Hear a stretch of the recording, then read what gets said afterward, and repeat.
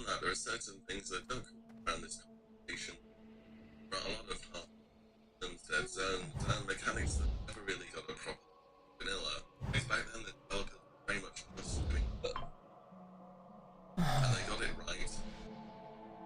And over the years I feel as though the two things would be better built up. There are a few changes which I think could be in a vanilla setting for a bit less obvious than hear about in Fatal Zone. I mean, these are less obvious changes which vanilla could potentially benefit from. You want a quick different free champion. Oh, I see what this is. And now they've just picked up a mobile ankle. Okay, my man Willie. Free champion. Reballogging into days during the event chase. Second to August 18. Must make the event July 31st. I'm downloading it right now, guys. With an extra gear and upgrades for points of double threat, dishing out massive AoE damage that ignores it. We can unleash debuffs to keep your Bot Rix has successfully joined the channel. And featuring rare extra gear to push further. The game I'm talking about isn't Raid Shadow Legend. To me, it has so many actions built around this a new team ever and experimenting with. Just see how overpowered of a setup you put together. And right now is a great time to get started. You can click the link in the description or send the QR code for exclusive. So pick one free legendary using a code. Get Alistralis, the Femo for Femo, the Shepero, Super Victory for Pelops and Victor, Traffic, Padre. Now log in for 7 days during the event and chase before the 31st. Add her to your for 2. And course, Okay. Epic Gogoa. And that's 3 of 3 legendaries and Epic getting started. So make the most of it while you can. Please many thanks to Raid for supporting the channel. But on back to WoW. Start off with something that almost every druid can that's having an item which does painting. You're a 10 game. That's the relic slot. It's your idols, Librams, and totems. They weren't even added into the game until patch 1.10, you know. That's right towards the end of the These classes as well. Eventually you get to that one. Big one. In there. And but it wasn't. That is kind of true. It is. I don't really play Paladin, those classes, but relics or something like that. I think TBC expanded a lot more on it. Vanilla, really. Much later on, dungeon raids we actually, point vanilla you have to get before you learn. Well, bits of jewelry or your shop. You see until end game before you get anything. Just feels a bit. To be honest, that's a pretty easy fix here. Game at an earlier level. Then these free classes appreciated. It's something that goes a bit beyond the run. That is true, though. I mean, yeah, he's right about the Jurgen's Blaster. Fire to Here as well. Then you missing the totem bag. You know the deal. You got as you get the totem bag. Actually need that totem bag to be able to use the totem. It's just this. For example, recent have their own race spells. That can very much impact which race you pick as a race. You like. You might pick Shadow Guard. That's the Devouring Plague. Facials are actually a really big deal in vanilla. Even if you're mega tryhard, but like even kind of casual, like you get a lot of things that are different, with, especially with priests. Yeah, Theoward, like dwarves are the only ones with blackout proc on Shadow Guard. Yeah, it's pretty crazy. Like there's a big difference playing priest depending on what race you are. Double inside of Theoward. Widely seen racial and vain. Kind of just you have to make the factions races. Thing you like about vanilla. Most of the second stuff is a race specific thing. I think he's talking about the specific like race class stuff. So priest, if you play like a desperate prayer, if you play a dwarf, if Theoward, get the night elf, you get star short, which is kind of useless. And devouring plague, stuff like that. Like it's specific class race things. Yeah, devouring plague on undead. Bathroom change that gave you. It's 50% off right now. That's not why 10,000 families switched. Shower falls cause over 230,000 serious injuries every year. Hip fractures, head trauma, loss of independence. Most of these accidents happen during everyday showers. Probably tried. The totems are each a little bit different, necessarily just visually either. They have different effects. The sitting bag actually with the relic slot things bonuses. If you're a good day, find a totem and they give you some to improve your fire Hello, spell. I am on. Yeah, so perhaps it will help banking identity. Even It's not a bad idea. I guess like it does sound pretty cool. It is definitely like a balancing issue then, like because I believe there probably would be a meta, but there's always a meta. But it's not a bad idea actually. Using the relic slot. be within. Oh, that's probably a bit too far. Basically, what I'm getting at is with this relic slot, quickly, with their actual totems instead of making items. It's something that goes way back to the development. That is regarding hero classes. The idea was that the later the character will begin specializing into something regarding a hero class. So, for example, Maytals specialize in Demon King, Warrior's Mountain King, and Death License. The idea never fully disappeared until hero class was added during later expansion, and used for inspiration expansion to pick up updates. The classic here as well. I feel like maybe I'm the odd one out here, but I think if they were to do it, would be way down the line. Like, not like anything at all remotely close to like a Prio or something, because it is. Today's Game of Classic, I think, is really good. Just kind of tweak the ones that are currently out, if that's what you want to do, and go from there. In-game class quest could be kind of cool. Like, that would be way down the line. I know this big topic at the moment for the classic players is the Ascension stuff.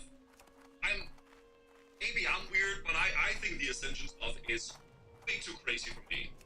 I haven't played it. I watched a bunch of people stream it. I watched videos on it. I like the idea behind all the classes, insane stuff they're doing, but it looks a lot to me like a fun server, just like a crazy custom stuff. Some people like that. Some people really love it. That's great. For me, that's not the classic stuff. That's more like just a. It's actually, if anything, it's leaning more to like a private server retail fee. But yeah, that's how I see it. I think it would be a lot cooler doing like some class specific quests or like something like that for more class identity rather than just busting out like a new spec for all of the things. But yeah, maybe down the line. The Mountain King would necessarily need to be an entirely new hero class, but potentially class a specialization. Maybe it'll take. I'd take nonetheless. I think for myself, if you're talking about a classic plus, I think going the way of like making a bunch of new classes and decks and everything to the get-go is quite insane. I do think classic relaunch, I think would be great personally. Take the current classes there are, pick up the ones that are not that great, you know, like the Boogan or the Elemental Huntsman, maybe Retribution Paladin, and tweak those up, make them a prevalent way without breaking the game completely, and just make new content in the world. Make new quest chains, make class quests, make some like, I don't know, new dungeons, new raids, maybe a new battleground. Like that is, I think would be great personally. I'm not opposed. Like maybe one day like a mountain like somebody with a talent or something. That could be kind of cool. That's a bit much, I think. At least in the beginning, right? Basically Turtle WoW. I didn't play Turtle WoW, but I love the things that I saw from Turtle WoW. Yes, I think it was great. I haven't had like an actual first-hand experience playing it. And expand on the already existing fantasy. Okay.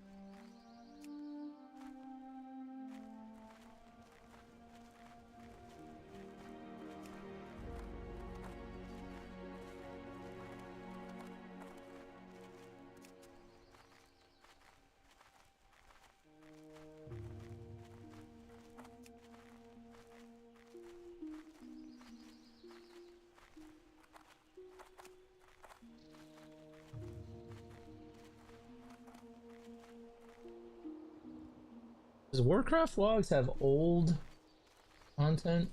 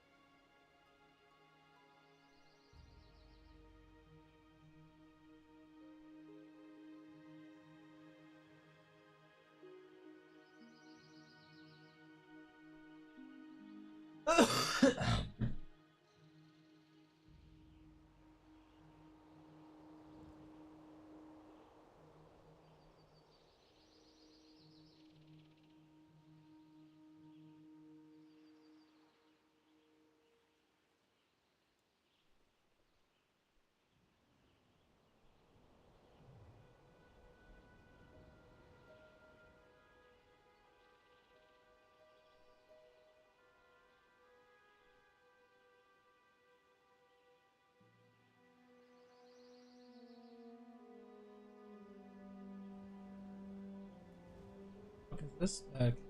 Outer Strip Melee Hunter?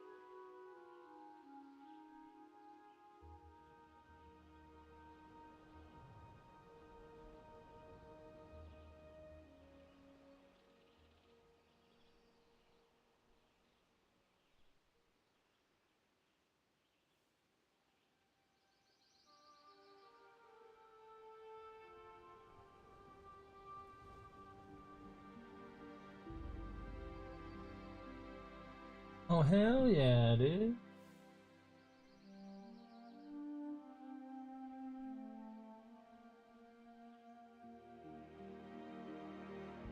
Man, Red is outperforming it?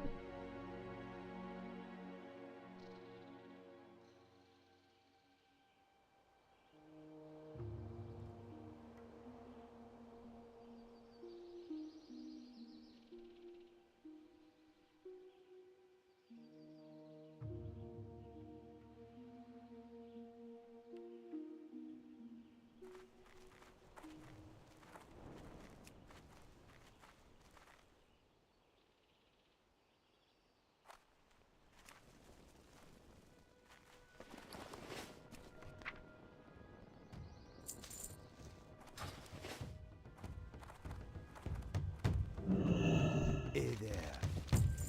Relax.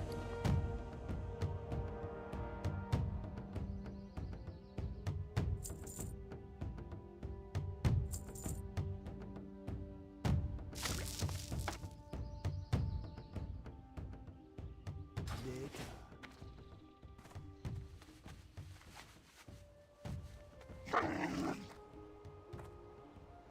I don't have 15 silk cloth anymore.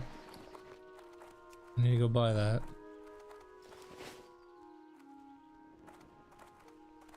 Loktar.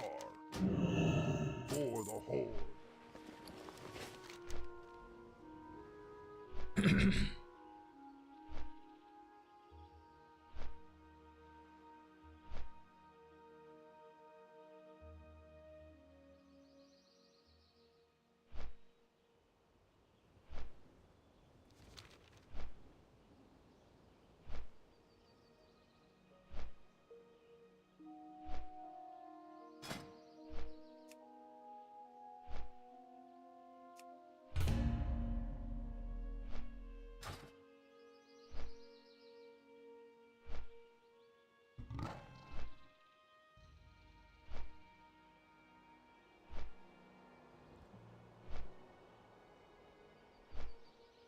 Let's skip that one. Is there anything meaningful from Sunken Temple?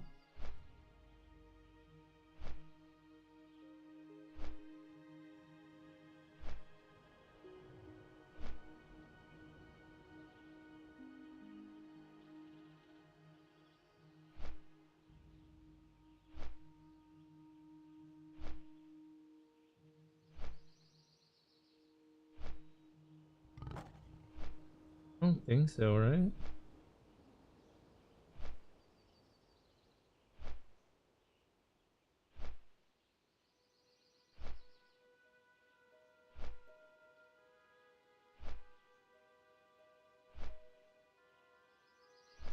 I mean, I guess I could just...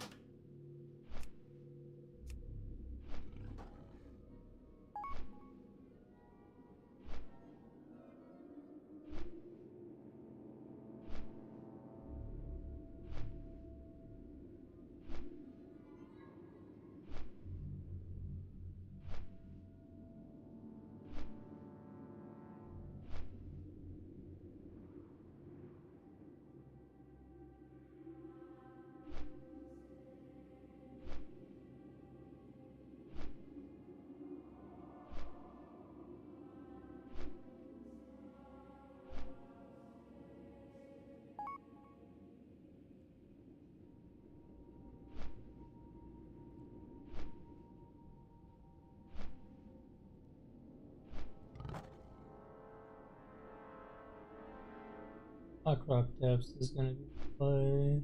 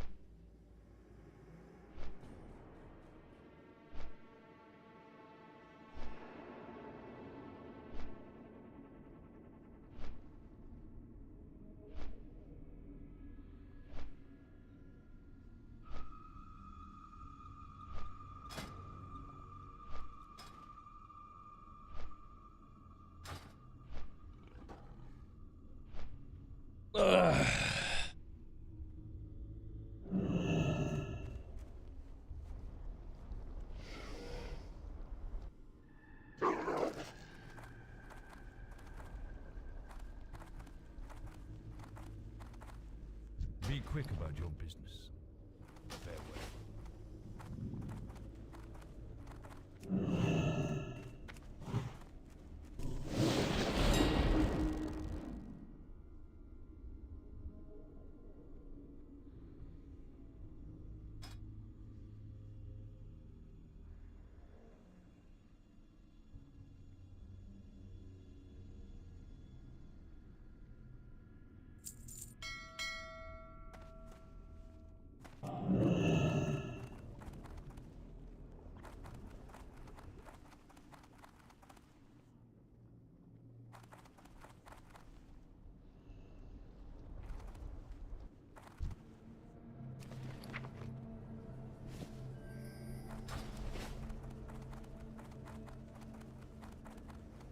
What is it?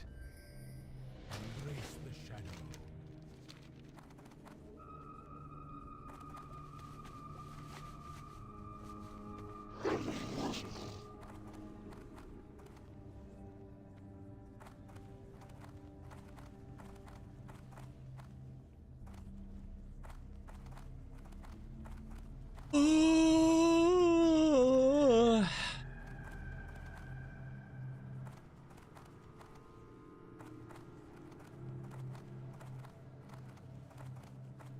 What is it? Yes.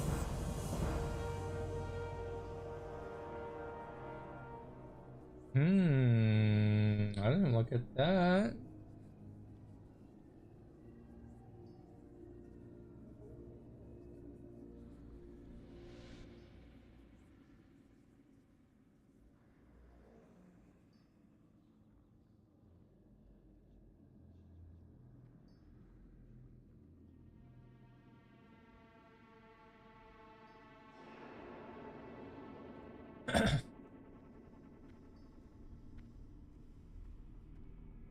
Oh yeah, dude.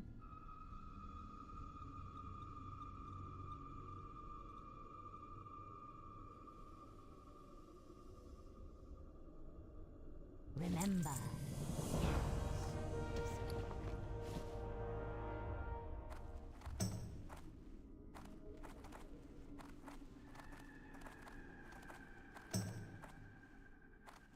I'm listening.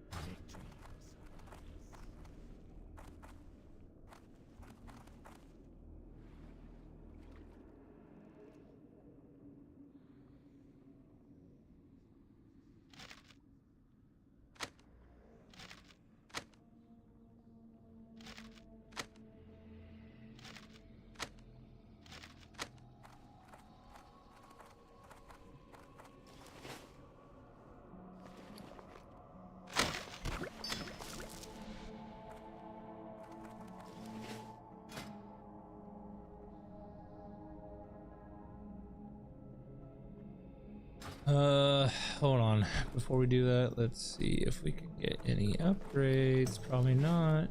Gold's not looking good.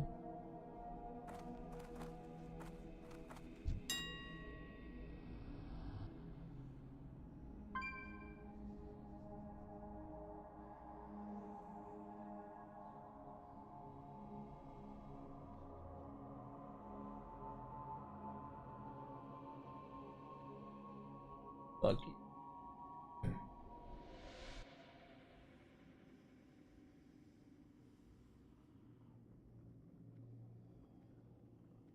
What am I even wearing?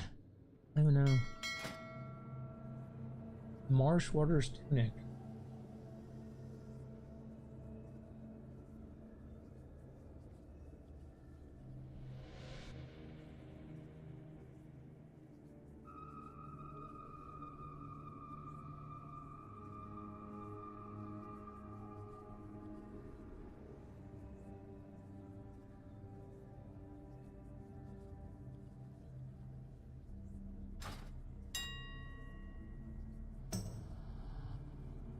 Way too expensive, man. Fucking stupid, bro.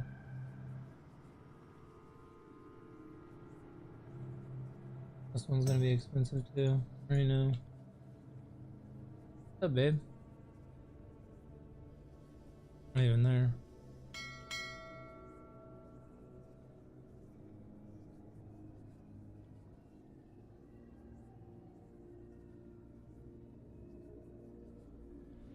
Oh. Yeah.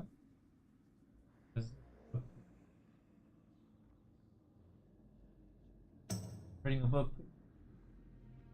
Make you awake.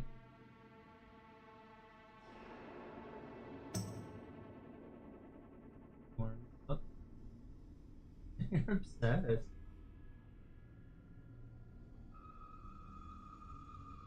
You're dying in my arms. Goodbye. Hey, this is at the point of no return. No, no. Oh, you shed it all over me, dude. You weren't supposed to stop me. You're heavy.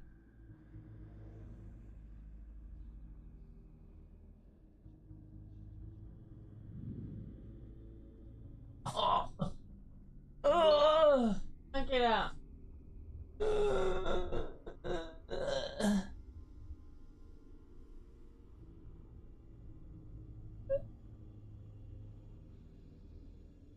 Ow. Oh, I'm sorry.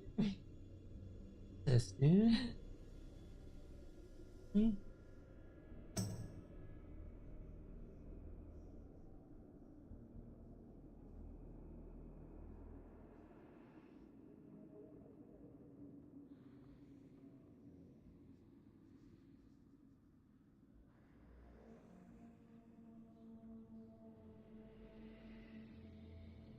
I haven't had one.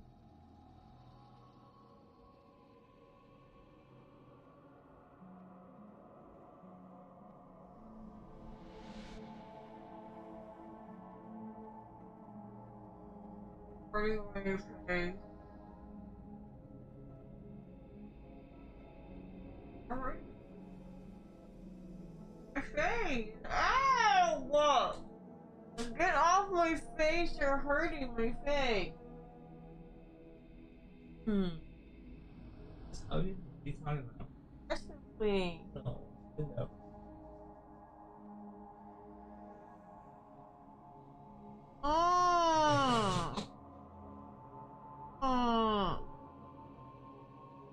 Your beard is stabbing me. I don't have a beard. Yeah, Oh, shit. it's stabbing me in the face. Ow! No, I don't have a beard. Now this scruff is stabbing me. Ow! Wait. Wait. Ow!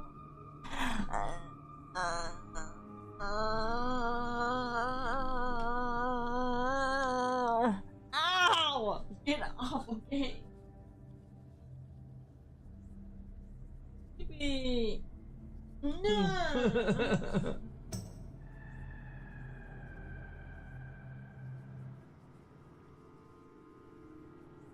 Ah! Fucking bitch. Ow. Ah. Get off. No.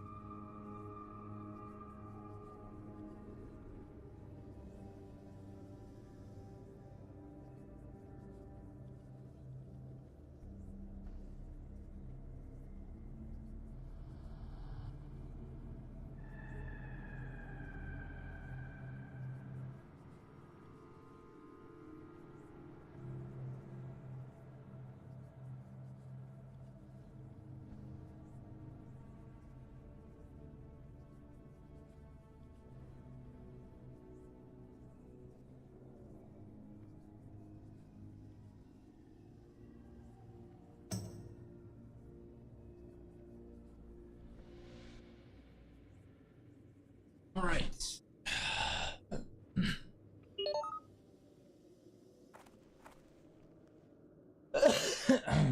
What other upgrades we may or may not have?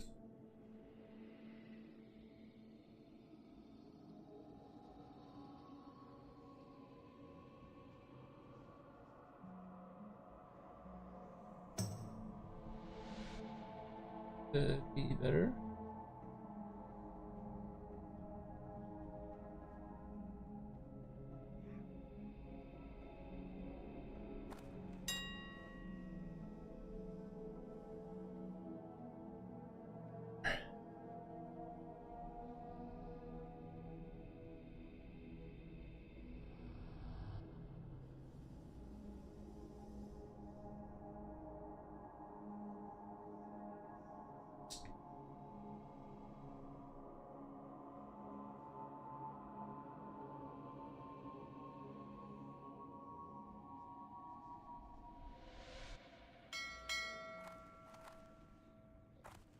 All right, not those.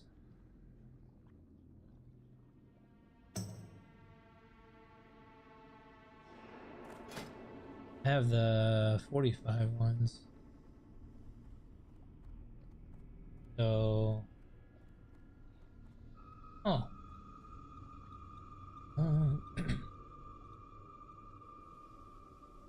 any PvP, roll drop. That's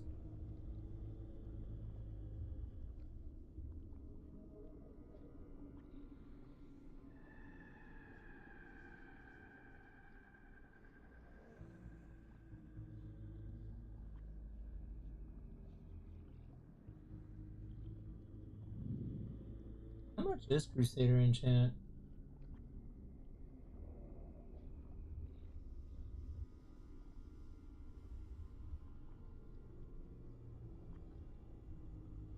Oh.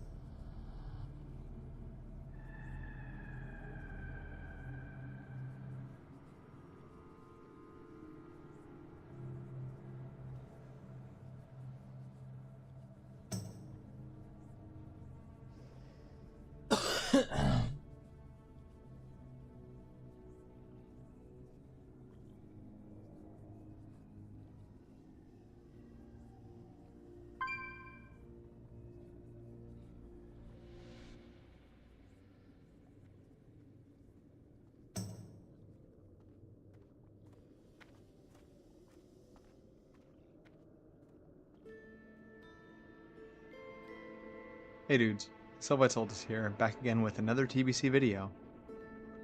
Today we're going to continue our Classes 101 series with one of the most iconic melee DPS specs, the dual-wielding, totem-dropping support kings of the game, the Enhancement Shaman. If you played Horde in Classic, you already know how amazing Shaman utility is, but in TBC, Enhancement goes from your Nightfall and Windfury buff bot to a melee powerhouse.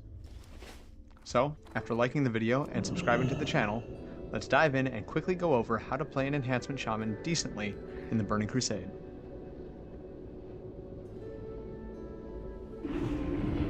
For PvE, there are two viable specs for Enhancement Shamans, 1645-0 and 245-14. Both are equally viable, but generally the latter will be better for beginners, so we'll focus on that one today. Start on the enhancement tree with 5 points in Ancestral Knowledge, Then put 5 points into Thundering Strikes and 2 into Improved Ghost Wolf. In the next tier, drop 2 points into Enhancing Totems and 1 into Shamanistic Focus for reduced mana on your shocks after melee crits. Put 5 points into Flurry, then max out every single talent below it. Improved Weapon Totems, Spirit Weapons, Elemental Weapons, Mental Quickness, Weapon Mastery, Dual Wield Specialization, Storm Strike, Unleashed Rage, and finally, Shamanistic Rage. Now that we're done with the enhancement tree, head over to the Resto tree and start with 5 out of 5 in Improved Healing Wave, then 5 of 5 in Totemic Focus. Finish this tree with 1 point in Totemic Mastery and 3 points in Nature's Guidance for additional hit. For your final 2 points, head over to the Elemental tree and drop them into Concussion for just a small bit of bonus damage on your shocks. All done. This build will maximize your hit from talents, making your gearing options much simpler later on. As an Enhancement Shaman, you are a melee support DPS class. You need to drop the correct totems based on your group's needs, interrupt enemy spells and purge debuffs, and deal significant melee damage. You also need to be ready to pop Heroism or Bloodlust at the right time in every encounter. Now that we've talked about your talents and your role, let's discuss your rotation. On a basic level, you'll want to do the following. Firstly, before any encounter starts, make sure that you have Wind Fury weapon up on both of your weapons, and drop the appropriate totems. Typically, these will be Strength of Earth, Mana Spring, Searing Totem, and Wind Fury or Grace of Air, depending on your group composition. Upon entering combat, use Storm Strike every time it's off cooldown. Apply Flame Shock and maintain the dot on the target. And finally, use Earth Shock as a filler whenever Storm Strike is on cooldown and Flame Shock is already up. This is basically all you need to do, but as you practice and improve, there are a few more steps that you can add on to increase your damage. For example, you could drop Fire Nova Totem periodically for large burst, and then swap back to Searing Totem while Nova is on cooldown. You may also hear something about Totem Twisting, a fairly advanced technique that involves swapping your air totems constantly between Grace of Air and Wind Fury, so that your group benefits from both buffs simultaneously. This complicates the overall rotation, and so I won't discuss it here further, being just a basic guide and all. But if you want to learn how to push your Enhancement Shaman to the limit, just know that these types of techniques exist, and feel free to explore them in other guides. Oh, and for AoE situations, simply use Fire Nova Totem, and then swap to Magma Totem once the Nova goes off.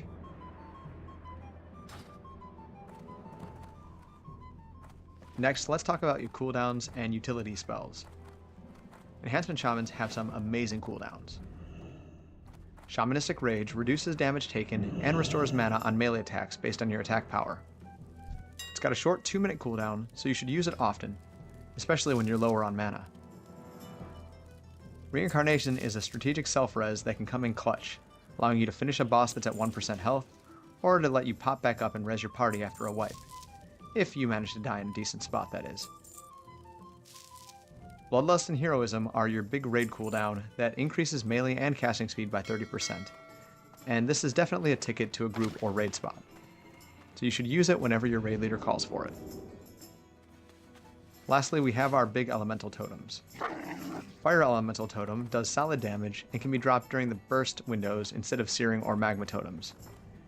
It has a very long 20-minute cooldown, however. Earth Elemental Totem summons an Earth Elemental that can do some damage and help to off-tank adds occasionally, but it has a tendency to pull things, so be really careful with this one. In addition to your cooldown spells, you've also got some great utility with various totems. Tremor Totem allows you to break fears, is a strategic self-res, but if you want to learn situations, simply use Fire Nova Totem, and then swap to Magma Totem once the Nova goes off.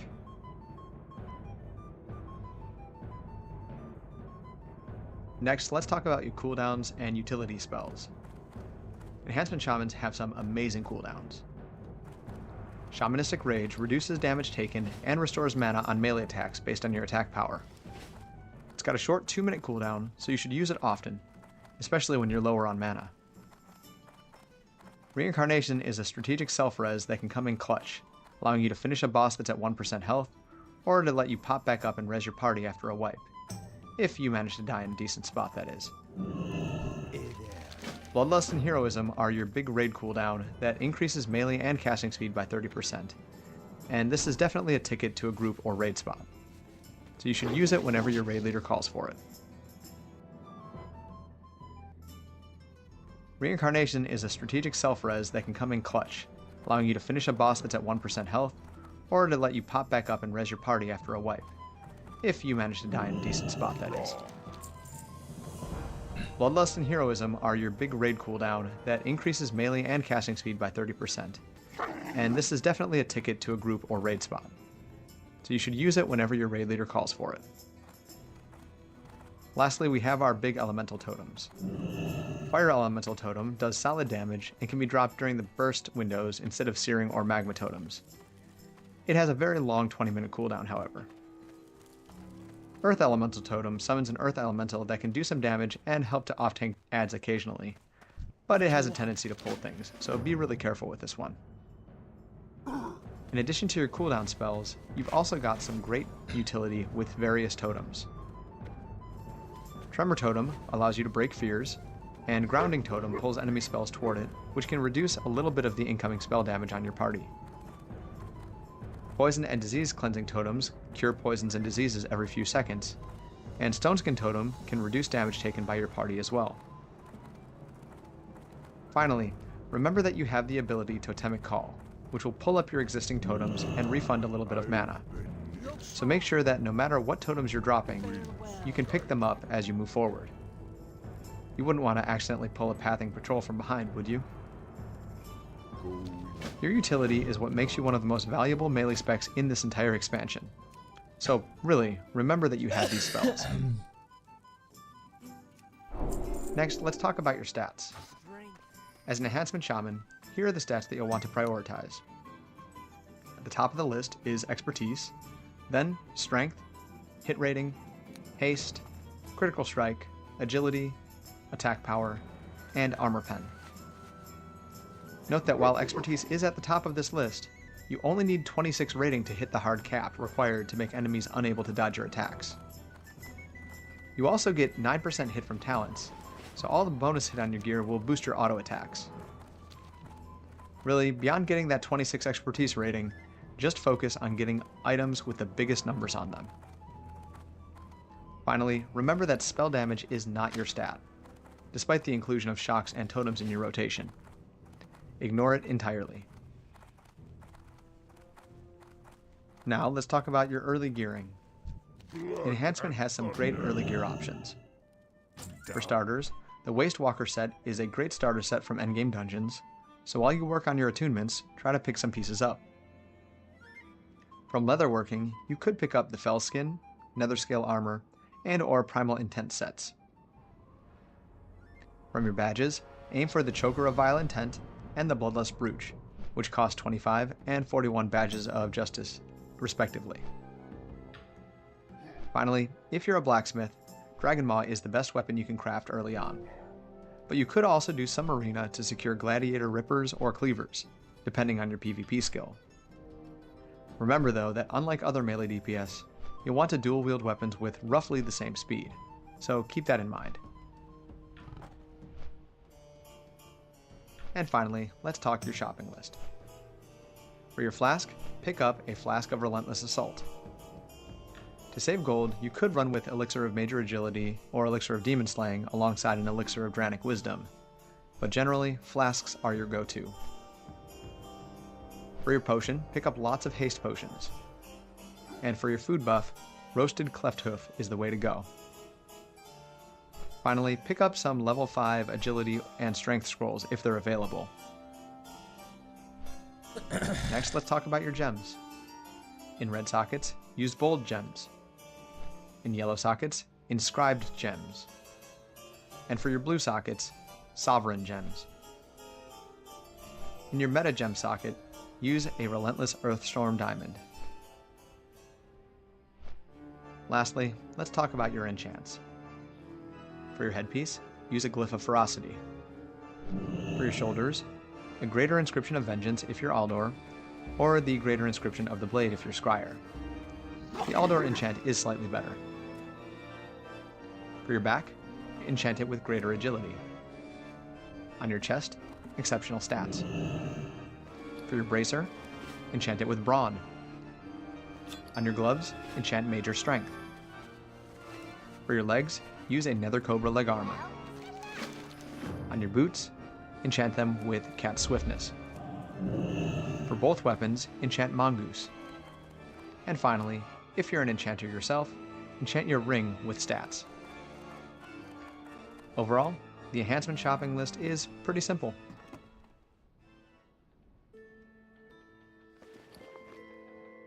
So, there you have it. A quick overview of how to play an enhancement shaman in the Burning Crusade. Basically, drop the right totems, use Stormstrike every chance you get, and cast the right shocks at the right time to pump out those massive Wind Fury crits and help your party. But what about you guys? Are you playing an enhancement shaman this time around? Or have you landed on a different class? Let me know in the comments down below. If you found this guide helpful, make sure to like and share the video, and subscribe to the channel for more quick TBC class guides and content. But anyway, that's it for today. Thank you all so much for watching, and as always, take it easy, guys.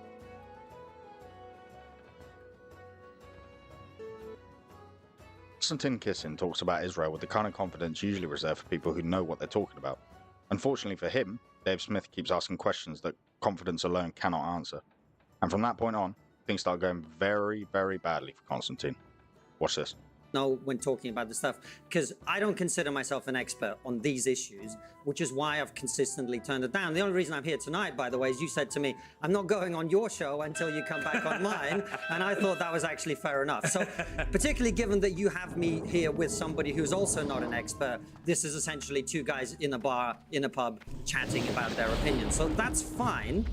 However, I think the reality is that an issue of this complexity and seriousness should not be addressed by a former comedian and a current comedian. I don't really think that's the right approach. But my point to Dave is something else.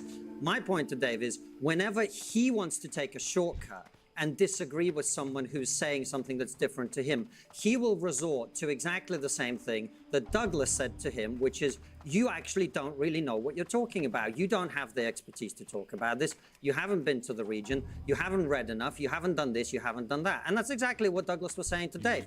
Now, you can agree or disagree with whether that's right or wrong, but the fact that Dave is violating his own standards seems to me to be pretty hypocritical.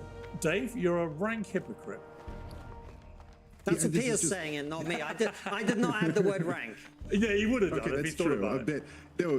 I'm sorry. There's for the record, I just want to say me and Rob Schneider made up. I've always been a big fan of his. We message back and forth, and we're cool. But no, I'm sorry. Obviously, this is ridiculous, and there's no hypocrisy here at all. It is if we were to come to a debate, and what I brought to the debate was I just said, "Shut up," and that was all I did. For the debate was just tell you to shut up, and I had no argument, and I didn't counter any of your arguments, but I just told you to shut up, and you were to say, man, that was a really ridiculous way to debate. And then I pointed out that you had also told someone to shut up once in your life.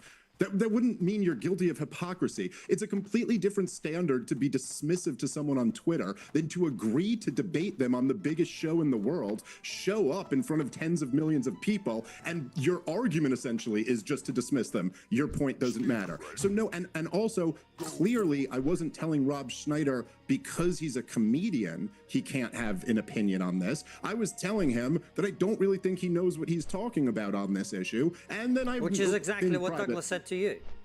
Yes, but he didn't back it up with anything. That's the point. And by the way, Konstantin, no one would have had a problem. The whole point was that Douglas had an opportunity to demonstrate his superior level of expertise and did not. And this is the overwhelming opinion. Well, I don't think that's quite true. I think on a lot of the subjects you debated, he actually did give very good reasons why he disagreed. Now, as you remember, I wrote an article at the time talking about that situation. I did concede that I thought Douglas should have lent more into the arguments. The way you and I have always debated has been on that basis, right? And I think that is true. But I don't think this argument about Twitter really works, because when you go on our mutual friend Joe Rogan's show, you're in front of millions of people. When you and I are exchanging, or you and Rob are exchanging arguments on X, we're also in front of millions of people. We're also having a debate. I don't understand what the difference is. So at this point, Konstantin is sounding pretty confident. But the problem is, Dave is about to ask the one question that confidence cannot answer and cannot mask. And from this point, things start to get pretty awkward. Millions of people. We're also having a debate. I don't understand what the difference is. You don't understand the difference between like dismissing someone on Twitter and agreeing to debate them and showing up with Rob nothing but made a dismissing series them? of arguments on Twitter to you in front of those same millions of people that saw you on Joe Rogan, and instead of addressing his arguments with counter arguments, which is the standard that you normally apply and you demand that other people apply to you, you instead basically said, shut up, Rob, you don't know what you're talking about. Pierce. Just because you read one book doesn't mean you know what you're talking about, which is exactly what a lot of people said to you, and you got very upset about it and pretended they were trying to censor you.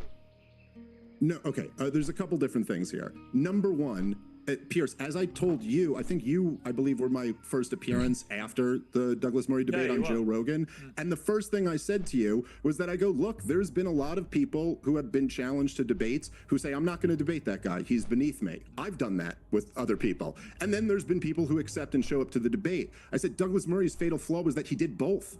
He accepted and then showed up and said, I'm above you. I shouldn't even be debating you. And it backfired on him. Now, as far as your I'm sorry, what was your second point there? I had another response to that. What was the other thing you said, Konstantin? I don't remember the sequence of the points that I made. What do you mean exactly? Well, I'll tell you what, I'm gonna save you both, because I think we've probably dealt with the element about whether you should be debating or talking about these things. You're an absolute blinder in the Middle East. Dave, to put it mildly, does not agree and thinks he should now be impeached for betrayal. So first of all, Konstantin, why, in your estimation, has Trump played an absolute blinder? Just to put this in context, I said this, I think, on Friday. I spent that week when these initial strikes happened in Washington, D.C. And the point that I was making is, I don't think that, certainly none of the people I met in Washington, D.C. with any insider knowledge thought that Benjamin Netanyahu had ordered these strikes without at least a wink and a nod from President Trump. So President Trump is doing something that from what I remember, he said it between 30 and 40 times on the campaign trail, which is Iran must not be allowed to get a bomb.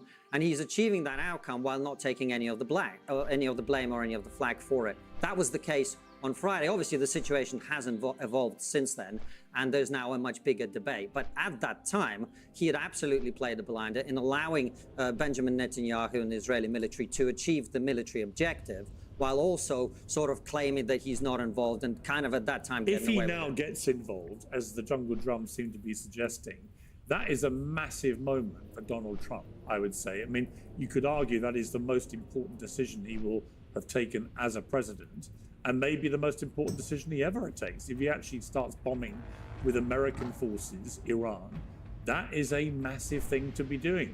Do you think it's, as Tucker Carlson says, something that could imperil his presidency? We are in the unknown, so nobody knows how this is going to play out. I think we should all be honest about that and be fair. What I think it really fundamentally depends on is what you mean by the word involved.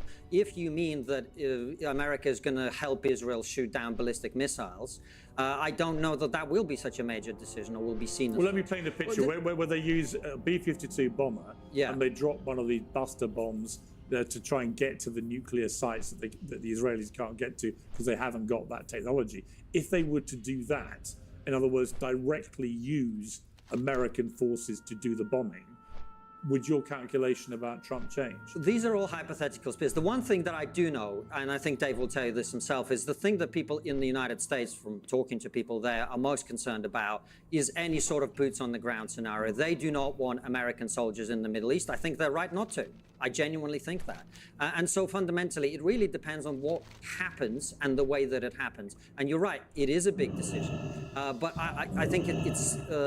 But, you know, all this stuff, I mean, Dave's calling for President Trump to be impeached over this, when this is something that he promised the American people 30 to 40. There's some brilliant insights there from Konstantin, that we just need to see what happens, and it will all depend on what happens. So obviously that is a very detailed analysis there.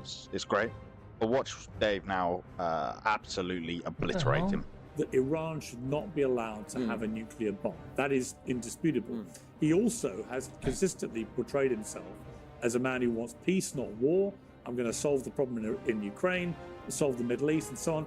This would go against all of his claims to be that person. And of course, the big debate behind all this is that Tulsi Gabbard, his own Director of National Intelligence, the IAEA director last night, they both said in very recent times, including 24 hours ago, in the case of the Atomic Agency, that there is no evidence that they've seen that Iran is anywhere near progressing to an actual nuclear weapon. Yeah. And I think that's the key point. So I like Tulsi Gabbard. We've had her on Trigonometry. I think she's a great human being, which is why I did her the courtesy of watching the full clip of her testimony that she gave. And what she says in that testimony is that Iran is not pursuing the nuclear weapons program, but what Iran is doing is enriching uranium to 60% and beyond, which is a clear indication of their desire either to actually make nuclear weapons or to move much, much closer to a position to be able to make them. As I think Dave would concede from all the nuclear scientists, what they're saying is you need about 3 to 5% enriched uranium for civilian purposes.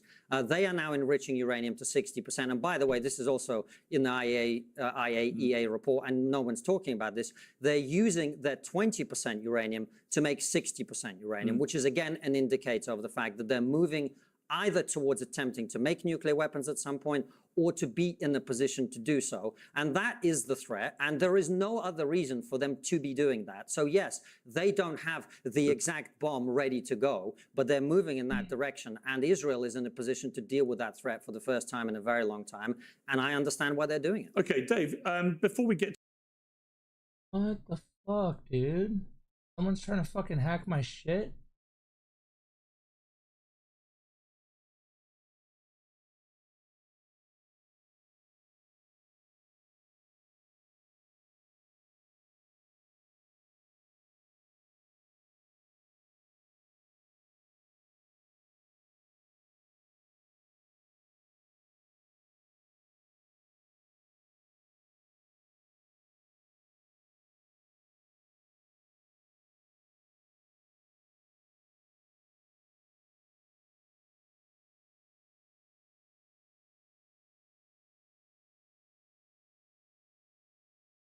Which email is this?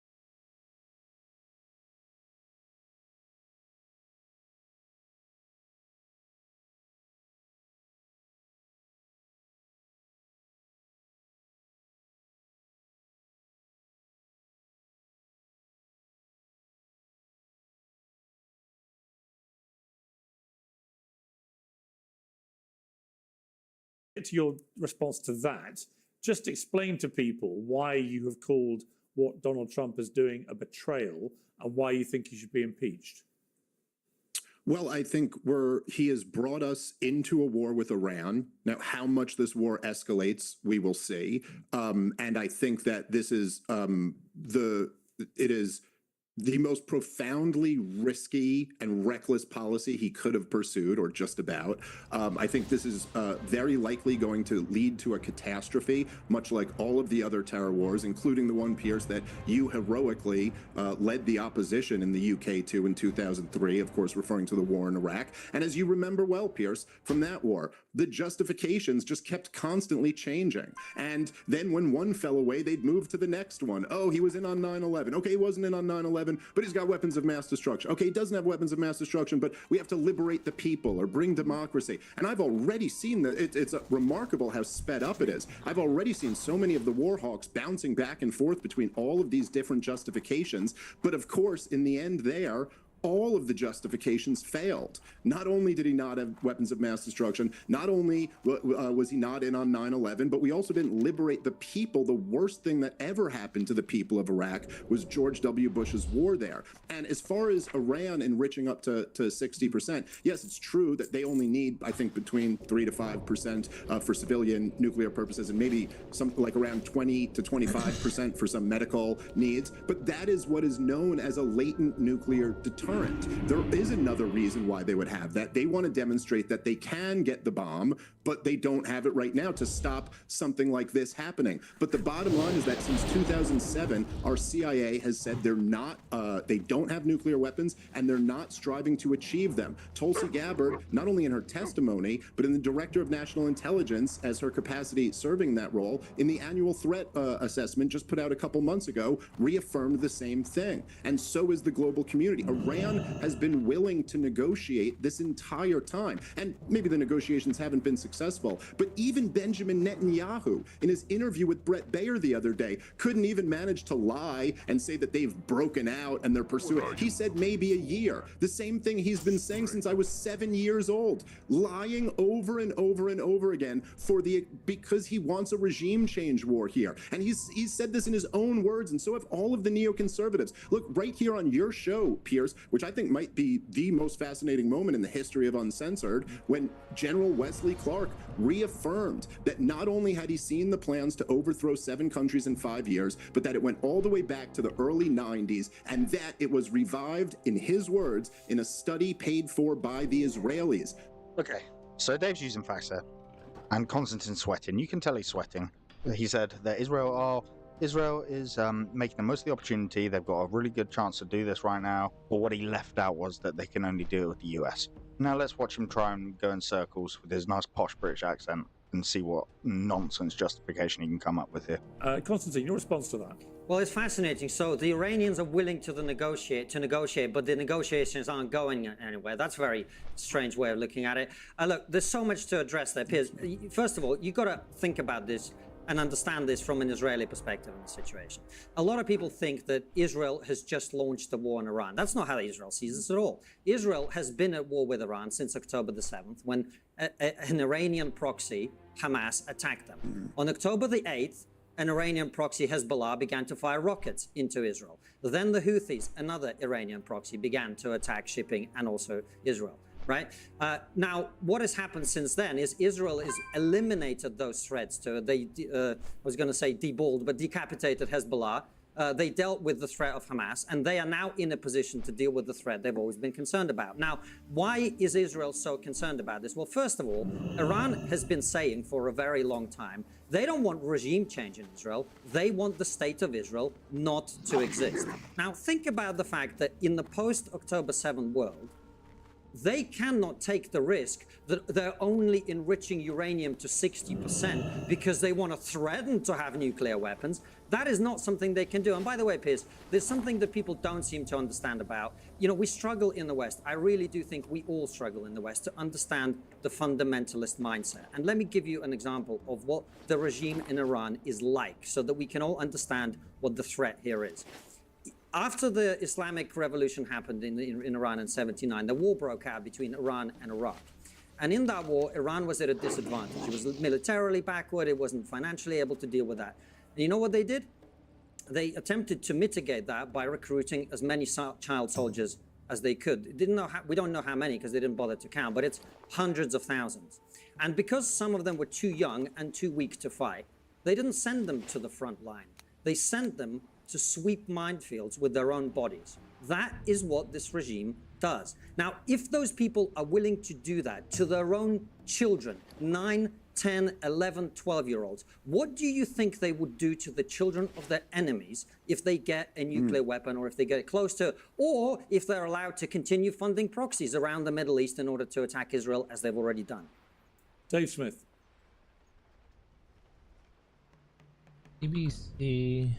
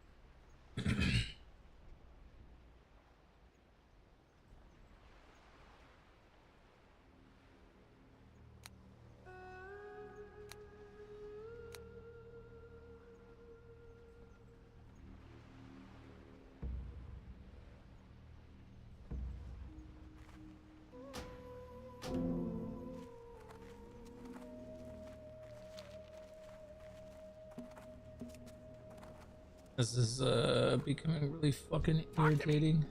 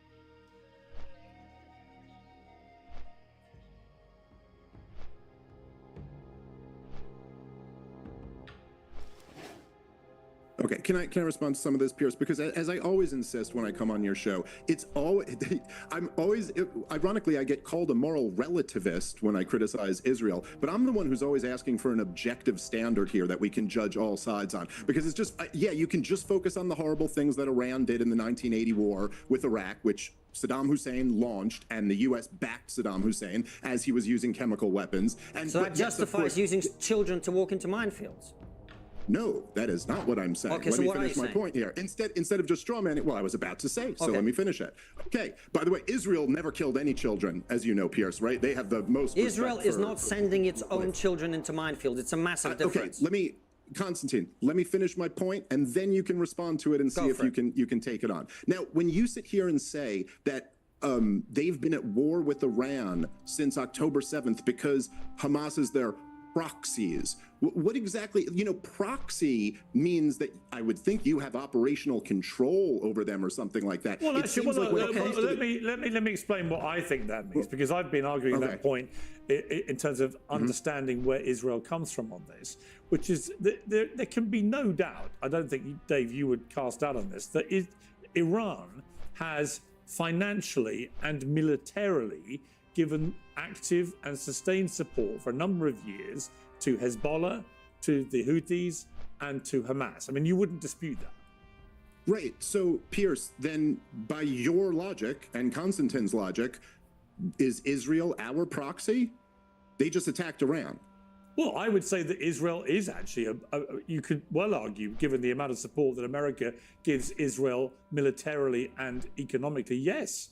I think, fine. I mean, look, But one then- person's but then ally let's- is another person's Can I make some points on this? proxy. But the point, hold on. Let me just. Yeah, so I think ally, proxy. Can they're I not- flesh they're not out that your different. Dave? I'm very happy to hear a counter argument. Can I just flesh out Pierce's point a little bit, if that's okay?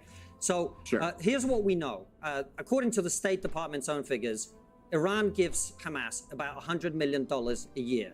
Latest figures. They've been funding Hamas since the early 1990s. Yahya Sinwar said in 2017 that Iran is the single biggest military and financial backer of Hamas's military wing.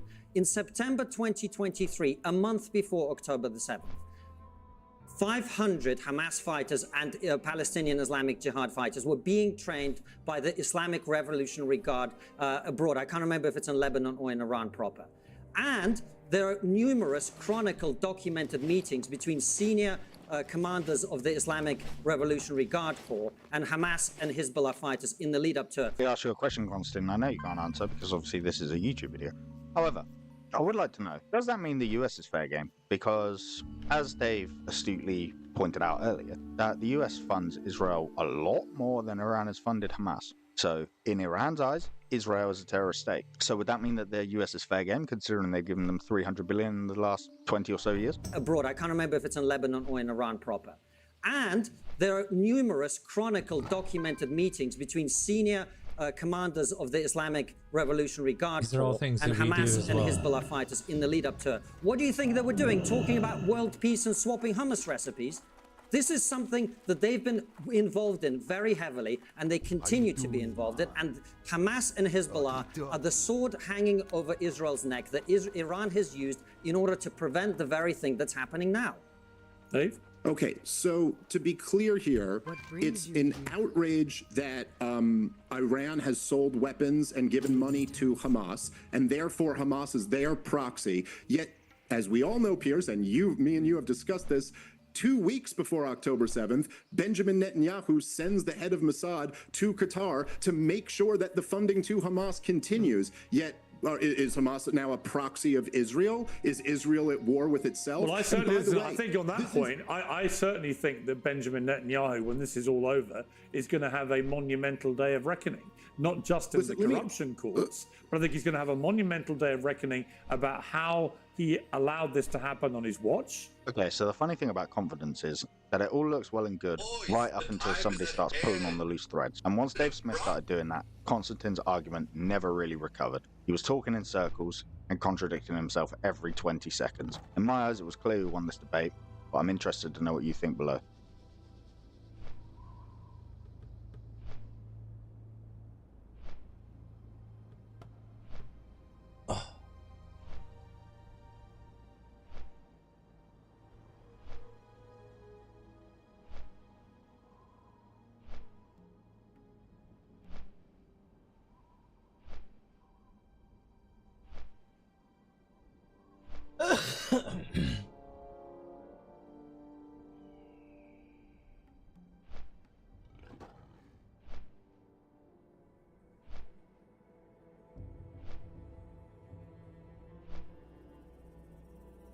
Your bop, so you get, let's say, disarmed on a blade storm or something, and then they can just bop you. You cancel aura the bop, and you just go right back to doing huge pressure. Then maybe the pally helps a little bit with damage. He has a Hajj, being able to kill the Hajj, and then charge, kick, fear, which, you know, 3 of those aren't even real interrupts, but they act as one.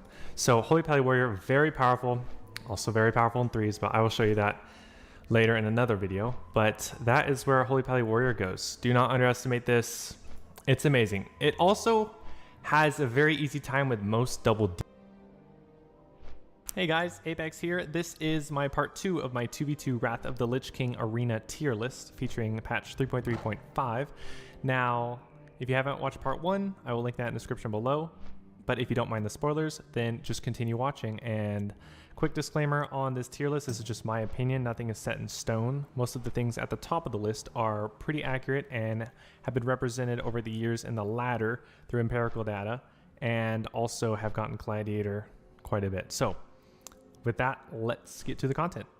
Okay, and now we are moving on to Ret/Prague Enhancement. Now, this one I didn't know as much about until I started playing it recently. I'm talking the last few months. And I remember running into it a couple years ago, and I was not playing as much of Wrath, but this comp, you look at it, you're like, wait, no MS? They don't really have much of a slow. I mean, they still have one, but it's not like a great slow. And yet this comp is actually very strong. They play much differently than a lot of double deeps, especially melee. And it can basically just do lots of damage, especially the Paladin. The Paladin's really the damage dealer, but with the Shaman's Purges, it allows them to kill Holy Pally teams, or just Pally teams in general, much more easily by taking out the Sacred Cleansing, or Sacred Shield constantly.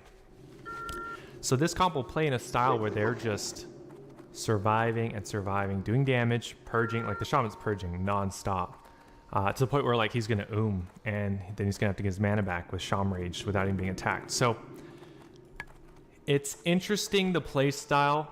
I've started playing it recently. It's very fun. I play the Paladin, of course, and you know, it's just a fun comp even, but it's very strong. I kind of want to put it at the top of the list, but it has one big weakness, which is it doesn't have Mortal Strike, and it can sometimes struggle with pure damage that some comps can have, where they can run over the Enhancement Shaman. The Enhancement Shaman is sort of the weakness in that the Pally can live through like really heavy, hard damage much easier than Shaman because of Bubble, because of the sacks, because of its ability to loss, and it can heal much more than the Enhance, especially if it's Prey. Whereas the Ret's going to have to throw on a shield, a healer weapon, really lost a lot, judge a lot, so he has his mana to do his Art of War, Flash of Light, instant procs. So it's one weakness. But it can just win. Like, let's say you're playing against a Holy Pally Warrior. You can just keep purging the Warrior over and over and over, or the Pally, get him to bubble, get the sacks out, get some of the cooldowns, maybe get wall, whatever. And if you can stay alive through that Warrior damage, then you're going to win, because once the cooldowns are gone, the damage that this comp does with the 1 minute lining up Hex, Repentance, and Hodge, even if you're not talented into faster Hodge, you can just do those 3 every minute. Now, Repentance does DR with Hex, but let's say you go Hex 10-second instant, into Hodge 6-second instant, 16 seconds, into your half Repentance, another 3 seconds, maybe it interrupts a cast, so it's another 19 seconds if it's all perfect. Then you have your Wind Shear, and maybe you're playing Blood Elf or something, and then you have Arcane Torrent. So this comp's very good, and that can reliably do that CC every minute. It's all instant. So I would end up putting this comp near the top. I'm still learning this comp myself as I'm playing it right now, but this comp's very good, very fun. I've also played a lot of this one. I think the Shaman version's a lot more fun, but this one's a much more faster paced sort of execution style, kind of like Mage Rogue. Like, this feels more like Mage Rogue, especially if you're Ret, but this will be played as Red as well, but I think the Prague version is much stronger because you do need that higher healing, and it's just kind of outlasting, and then you just win, after like 2 or 3 minutes, as you can just do that CC chain reliably. So that's where I put that. Very good. Then we have Ret Disc, or Prague Disc. Now, this comp is very lame to play against. And by lame, huh?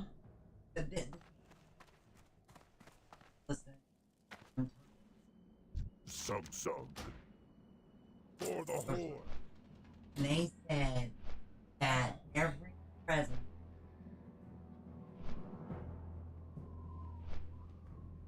and instead of having, they have the big.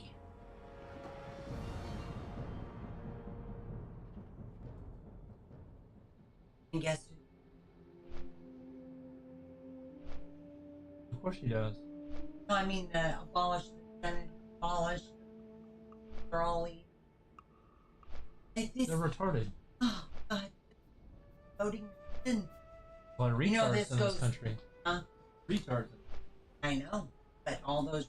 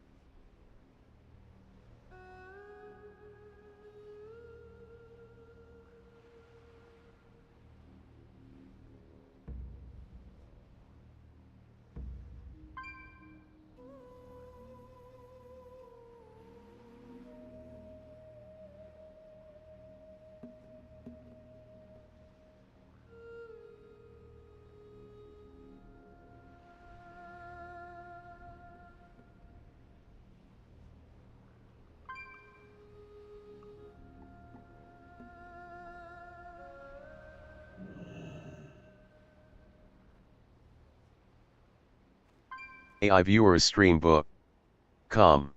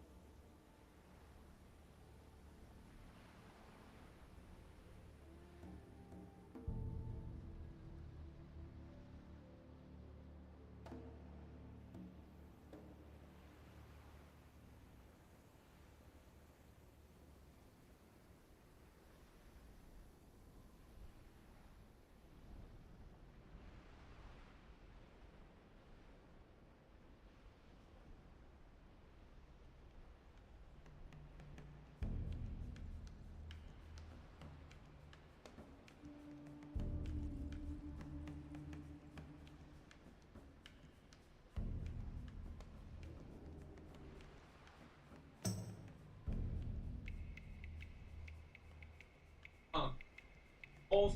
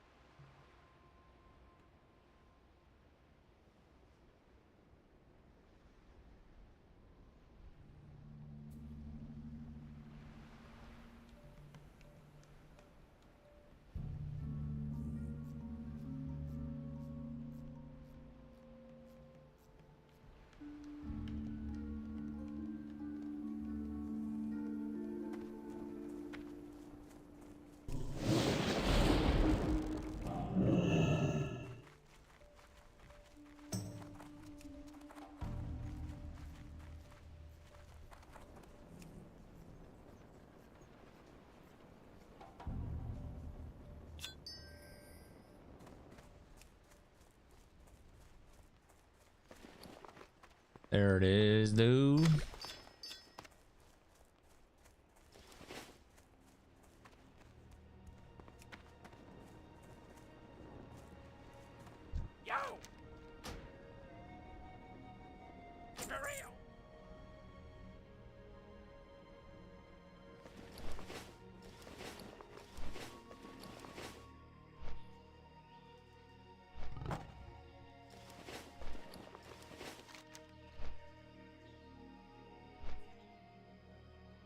A sample of air, fire, earth, and water.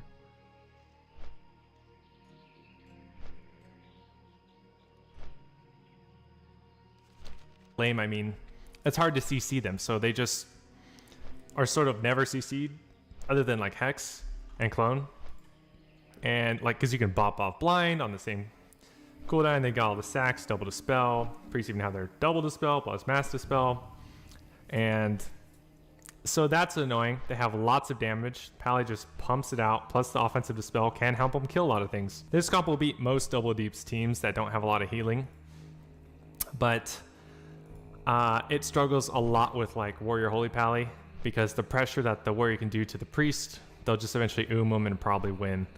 But it's pretty good. Its comp's very good. Don't underestimate it. It has a lot of long games, so if you want to play with a healer, but you don't want to have tons of long games, like steer clear of this. This one I didn't know as much about until I started playing it recently. I'm talking the last few months. And I remember running into it a couple years ago and I was not playing as much of Wrath, but this comp, you look at it, you're like, wait, no MS. They don't really have much of a slow. I mean, they still have one, but it's not like a great slow. And yet this comp is actually very strong. They play much differently than a lot of double deeps, especially melee. And it can basically just do lots of damage, especially the Paladin. The Paladin's really the damage dealer, but with the Shaman's Purges, it allows them to kill Holy Pally teams, or just Pally teams in general, much more easily by taking out the Sacred Cleansing, or Sacred Shield constantly.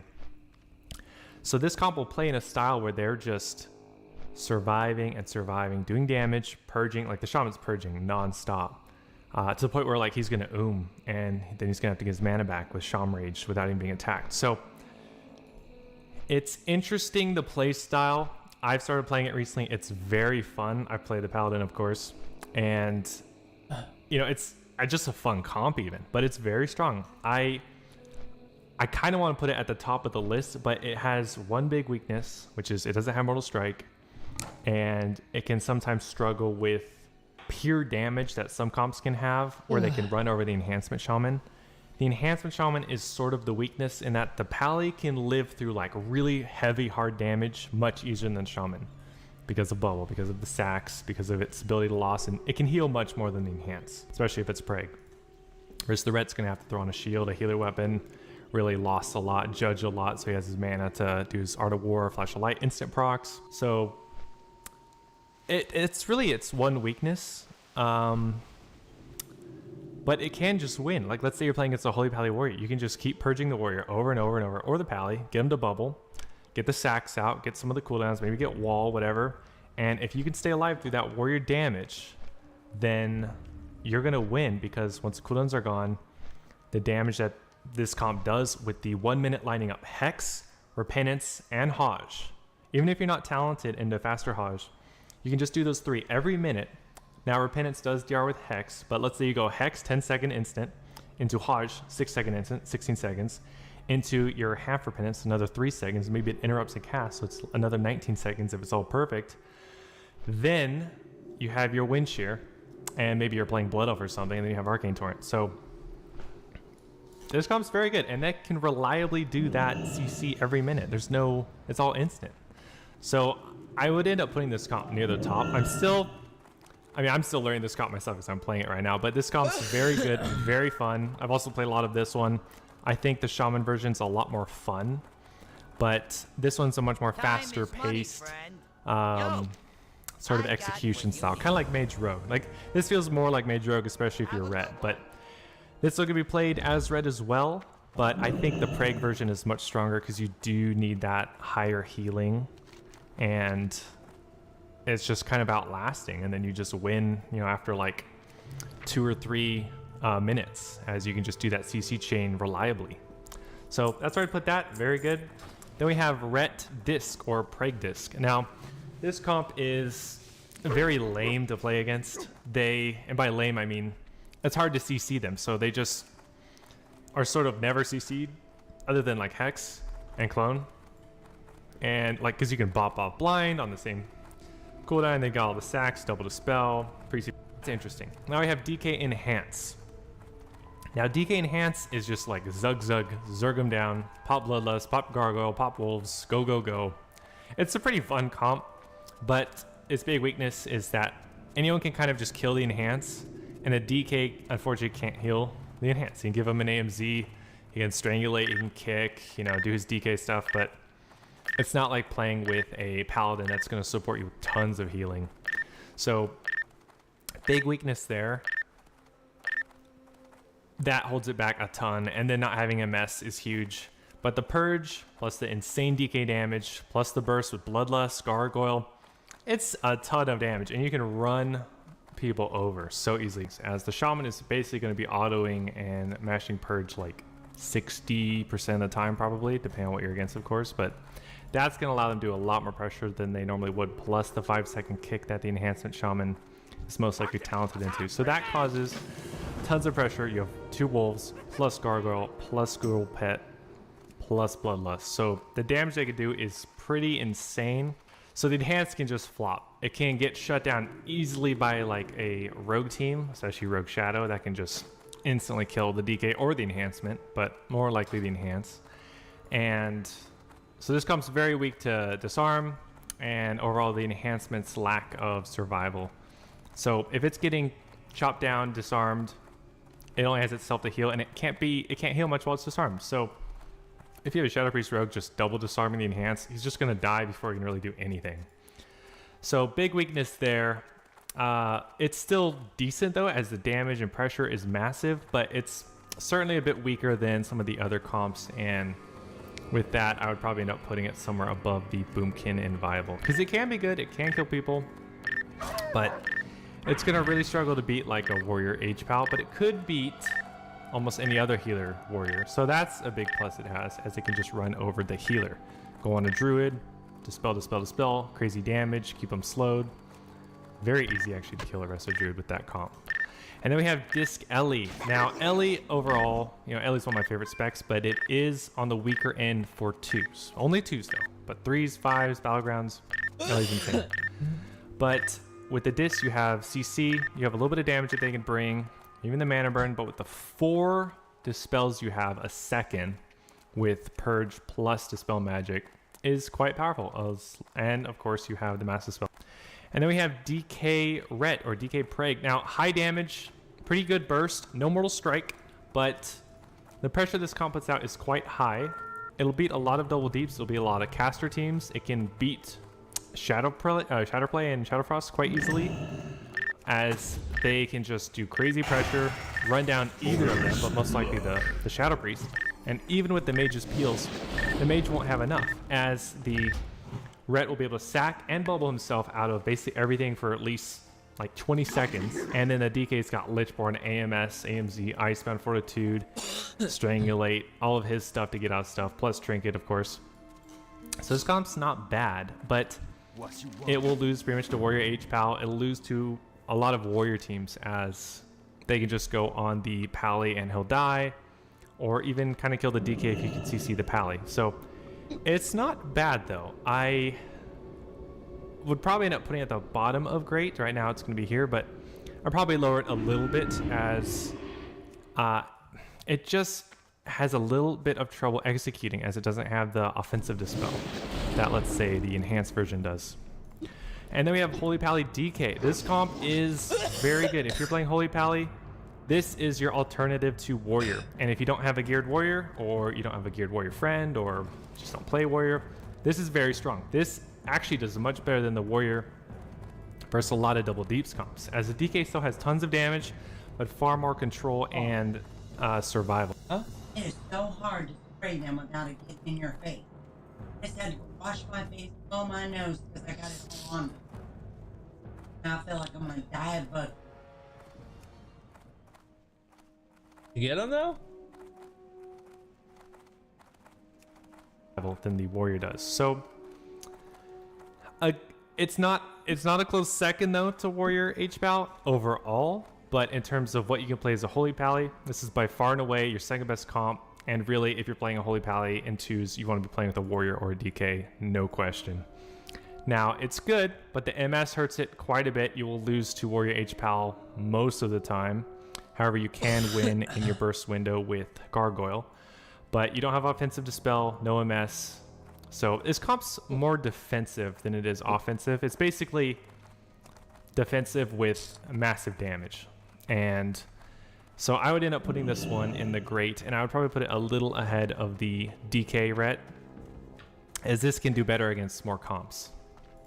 And then we have DK Disc. This one's far more offensive than the Holy Pally DK, but it's also way more vulnerable. So it's going to do better against the healer teams. It's going to have a much higher chance of beating like Warrior HPAL, but the priest can die so much easier than the Holy Pally can. It's going to lose to double deeps more often, especially double melee, but the DK's damage is quite nasty with the priest dispels and fear variant. And lastly, we have Disc Hunter. So freezing trap, scatter shot, silence shot. Maybe you're playing pet with the Ravager, so you can get the 2-second Ravage stun, which you can't trinket, by the way. And then you have Fear, Mind Control, Offensive Dispel, Mortal Strike, huge Hunter Burst, and all of the Hunter's tricks, which help you win a lot of short games against double deeps, as the Hunter has pretty good survival with, you know, Pain Sub to Tear, Double to Tear. Maybe your Night Elf, so you have Shadow Meld. Then you have Roar of Sacrifice, very powerful. Then you have your Freedom. So pretty good, but they can get out damaged heavily by, let's say you're against DK something, or like Lock something, or especially like any rogue team where they have disarms. Even Shadow Priest actually is one of the tough ones, but Rogue, Shadow Priest, those are probably two of the harder ones for a Hunter. But they can chop through mages. They actually have a really good matchup against Shadow Mage, so that's a huge thing helping them. And this comp is very strong. I would end up putting this one pretty much near the top. However, the Hunter has to be very geared and very good. If the Hunter is not good, it's going to be hard. And if his gear is not very good, he's just not going to have the pressure and damage in those CC chains to win. But it's still an extremely strong comp, and I would put it near the top. The reason I'm going to put it below the Disc Feral is the Feral has far more burst and throughput and survival than the Hunter does, and is way less cooldown reliant. The Feral can basically do all of its damage all the time outside of Berserk. With Berserk, the damage is really insane, and they're immune to fear.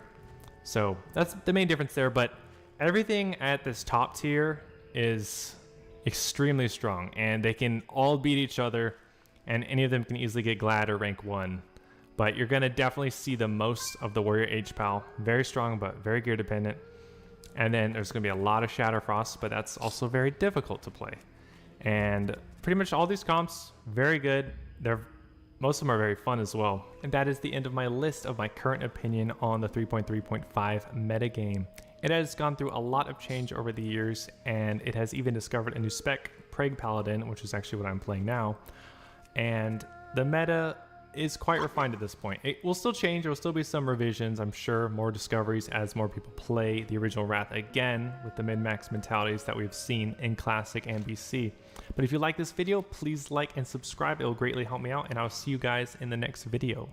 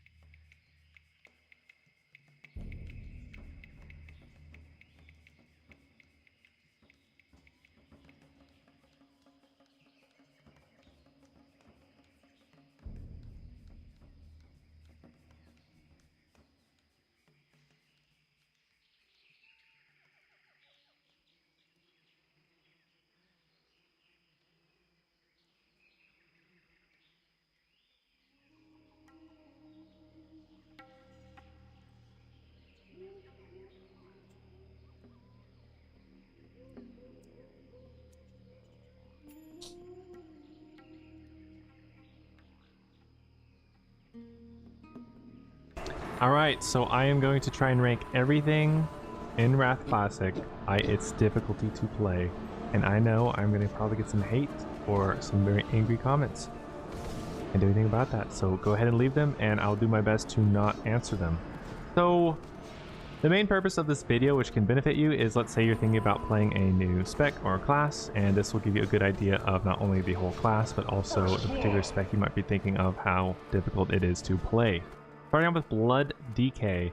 This is one of the easier specs, and I do believe in general for Death Knights, they have a little bit of a higher learning curve at the beginning, but once you sort of understand their rune system and how runic power and keeping the right things on cooldown and whatnot, they're not super hard, and Blood in particular is definitely the easiest spec. We have Frost Death Knight, and the main difference with Frost DK and Unholy DK, which is coming up, is that the Unholy DK will have to be microing the pet, which adds a higher level of difficulty, as well as in general just feels more fast-paced. But Frost does get more death runes, which makes it easier to do whatever you need to do, and less coordination needed for your own rune management. So I do think Frost DKs aren't super hard. I'll put them on the lower end of not difficult. And getting to the Unholy DK, they're definitely a little harder. You have to manage the pet, you have to manage him with the corpse explosion, and that's similar to a lock pet in a way, where you have to have this hub that will dispel people.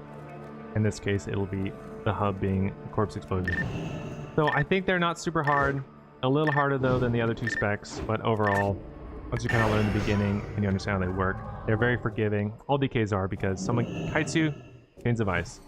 Okay, you're gonna get hit with something, AMS. Okay, Icebound. You have a lot of very forgiving mechanics and abilities. You have constant slows with your Desecration as well.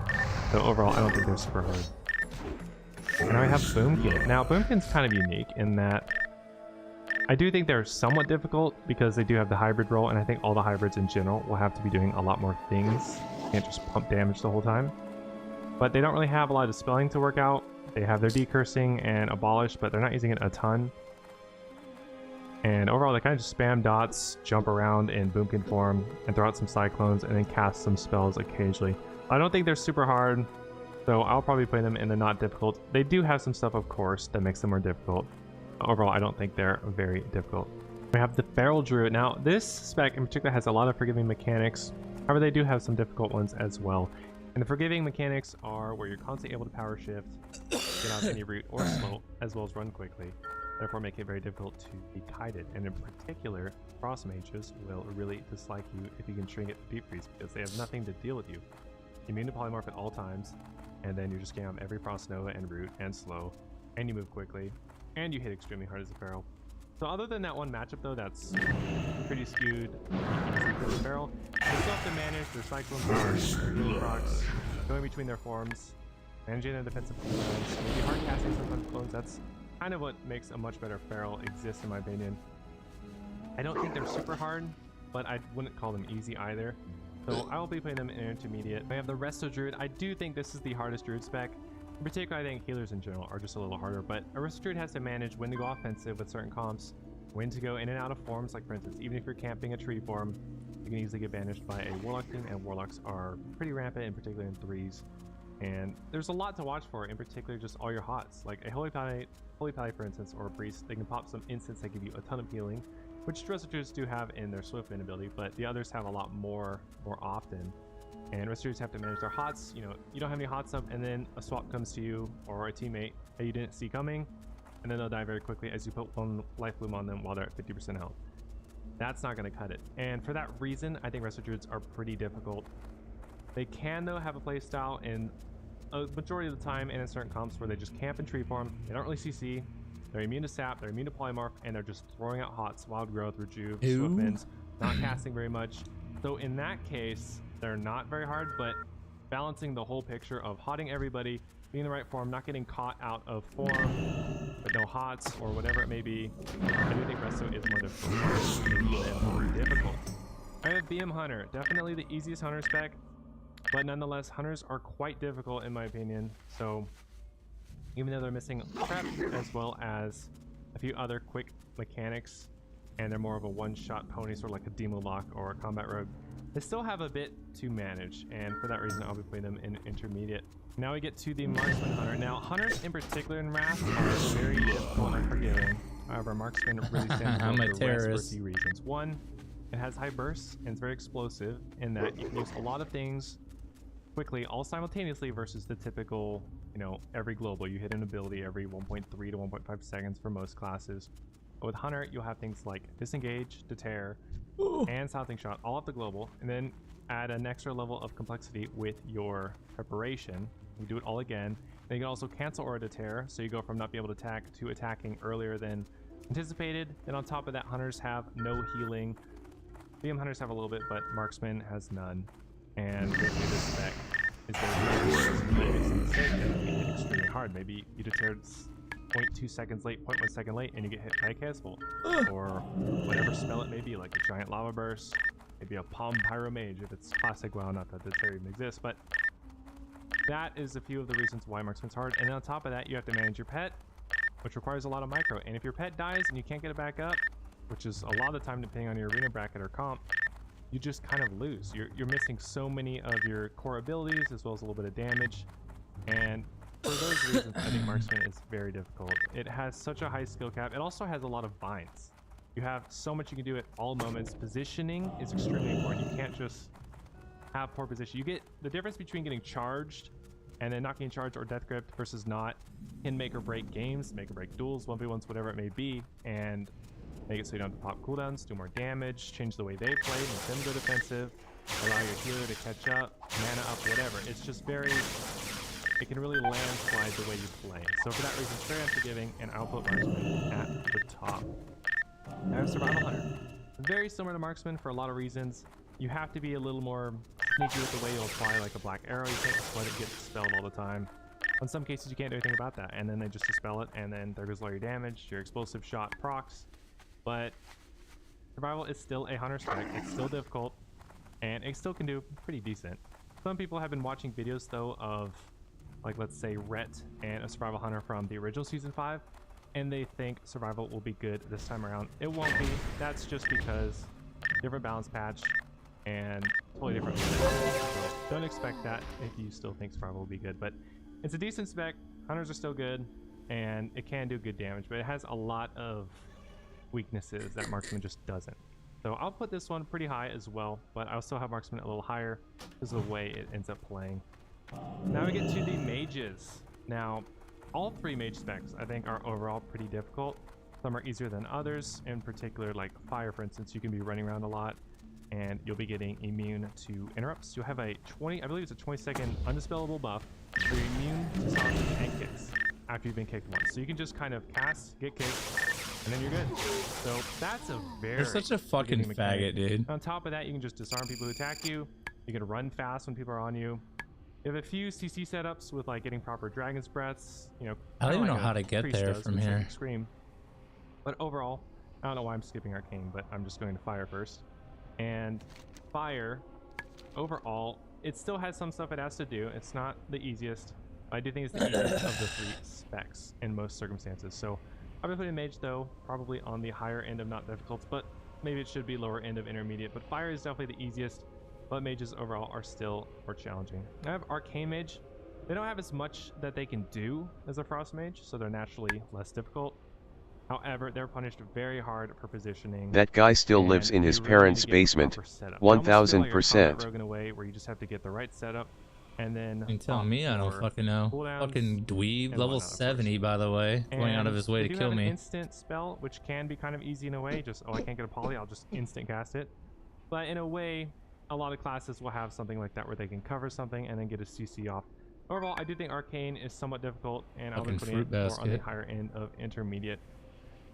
Now we go to the Frost Mage.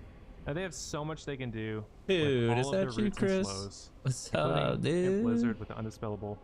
Dude, Blizzard, what you up to, dude? Frostbolts, you get the Frostbite procs, and there's just so much to do in general for them. Fucking Wrath is coming out in a few months, man. In a way, they're easy against some things, like let's say you're running just some melee, for instance. But if he's still camping you, he probably takes hormone blockers and drools. So much to watch out for. They're he's definitely a mouth breather. Also with mages, if they get kicked, they can't ice block. But there are some specs that can get kicked and then use their defensive skill. Mouth breather. But a Frost Mage, they start doing a Frostbolt, they get kicked, they might just die. And on top of that, ice block is mass dispellable and also Shattering Throw. So that's huge disadvantages for all the mage specs. Kind of wasted my. And also they have so much they have to do, in particular when another mage is in the game. That comes in where they're protecting their own buffs with slow falls, arcane intellect, dampen magic / amplify magic, and of course Sucks when you die here. I was hoping to die in is then having to throw out the next zone. curses, and When then you die spell here, stealing it another sucks. mage, that really adds a lot of complexity. And of course, just having a ranged instant silence that can kind of turn the game, as well as juking. You do have to cast a decent amount as a frost mage with your polys and frostbolts. Even though you have a lot of haste, regardless, you're still casting a lot, and that naturally will make it a little harder because you constantly have to be watching out for things and juking them, and having like enhanced shamans riding you, as well as a feral druid, BM hunter. So I think they're quite difficult, and I would put them very high. I'll probably just put them a little ahead of Resto Druid, but they're pretty difficult.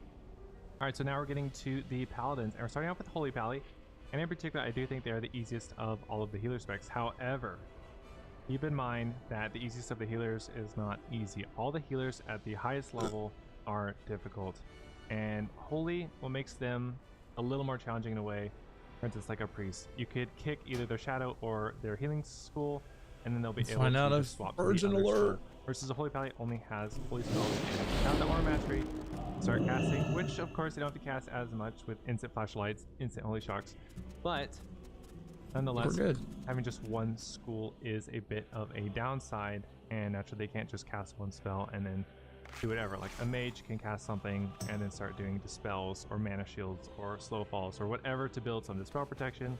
While Holy Pally is just like, I can't really do anything. Nonetheless, I'll be putting them in intermediate because I do think all healers at the highest level are more difficult. Now we'll go to Prot Paladin. Prot Paladins are very resilient. They can dispel.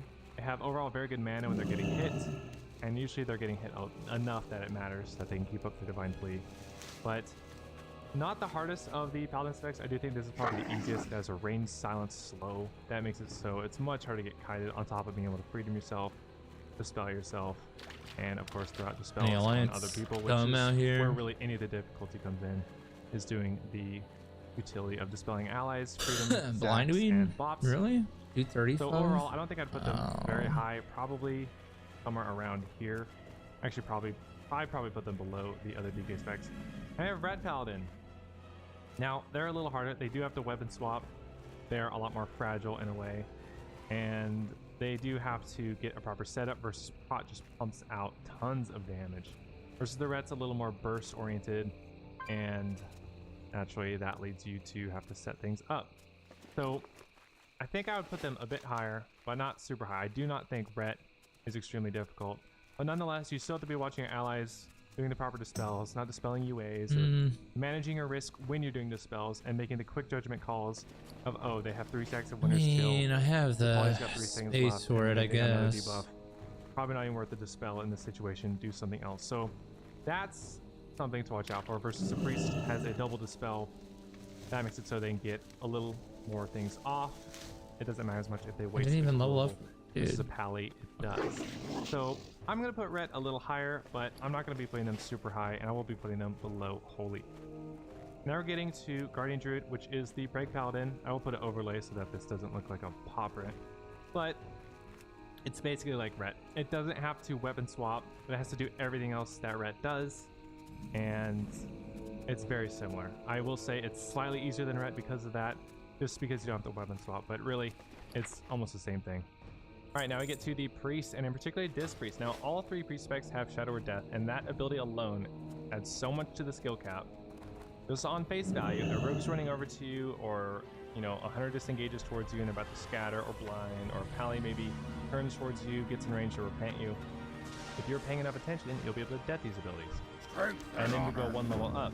Let's say they're paying attention to Oh my how much god, you're paying this attention, dumbass and quest. then you know that, then maybe they will do that to feint you, to then get a death blown so that they can use one of those. I don't have an abilities. elixir of then it water adds a breathing, mind but I don't game need at it. the higher levels of play, and it really adds a ton to the skill cap, and that's why someone like Hydra in particular was able to showcase how good he was above everyone else for so many years getting ranked 1 class. Put this So place as my I do think fucking this priest is home. pretty difficult. It does have one forgiving thing in that it has 2 schools of abilities. So you can pick on casting a heal, then you can go fear. I mean, instant cast AoE fear is also pretty strong, and that in a way is pretty forgiving. Nonetheless, though, they're pretty squishy. They have a huge trouble getting trained by There's a some shaman melee, trainer like here too. I forgot how warrior fucking. or a unholy DK, even frost DK, can be very annoying. Add that with anything That's a else, good and place. then you're in a lot of trouble. They have to really manage a lot of things as well between dispelling themselves and dispelling opponents, knowing when to go offensive versus being defensive, and actually having that kind of hybrid role versus like a Holy Pally doesn't have much offensive pressure ever, but they just play very defensively, kind of like a Resto Druid who's camping in tree form. So they're quite difficult, and I would say I'm trying to think of whether they're harder or not than a Resto Druid, but I do think Disc is pretty difficult, and I think maybe they're slightly more forgiving than Resto Druid in that they're not so hot dependent. They can instantly pop a shield, a palm, a renew, Sort of demon whatever, slaying? and get a lot of healing versus a Resto Druid. Just Might start attack with power one against hot, do a demons. Swiftman, the hot's gone, and then maybe they're purging you. Is it and you're just really getting these worth hots that do fucking- nothing. Versus a Disc Priest can get a It's lot of spell old? protection very quickly. Very I'll buy quickly, it get if like it- 5-6 I can buffs flip it. up on you in 2 globals. So I think Disc is probably just slightly easier than Resto Druid, but kind of depends on the comp. If you're camping in Resto Druid That- form that all is the something I turn don't and tree know form all the about time, this. that's the easier playstyle of 32 Resto. silver. And Disc rarely is in that playstyle. They're kind of having to balance offensive pressure with defensive all the time. Now we get to Holy Priest. It's just really poor overall. It's so fragile. I mean, Disc is kind of fragile already, but Holy is very fragile.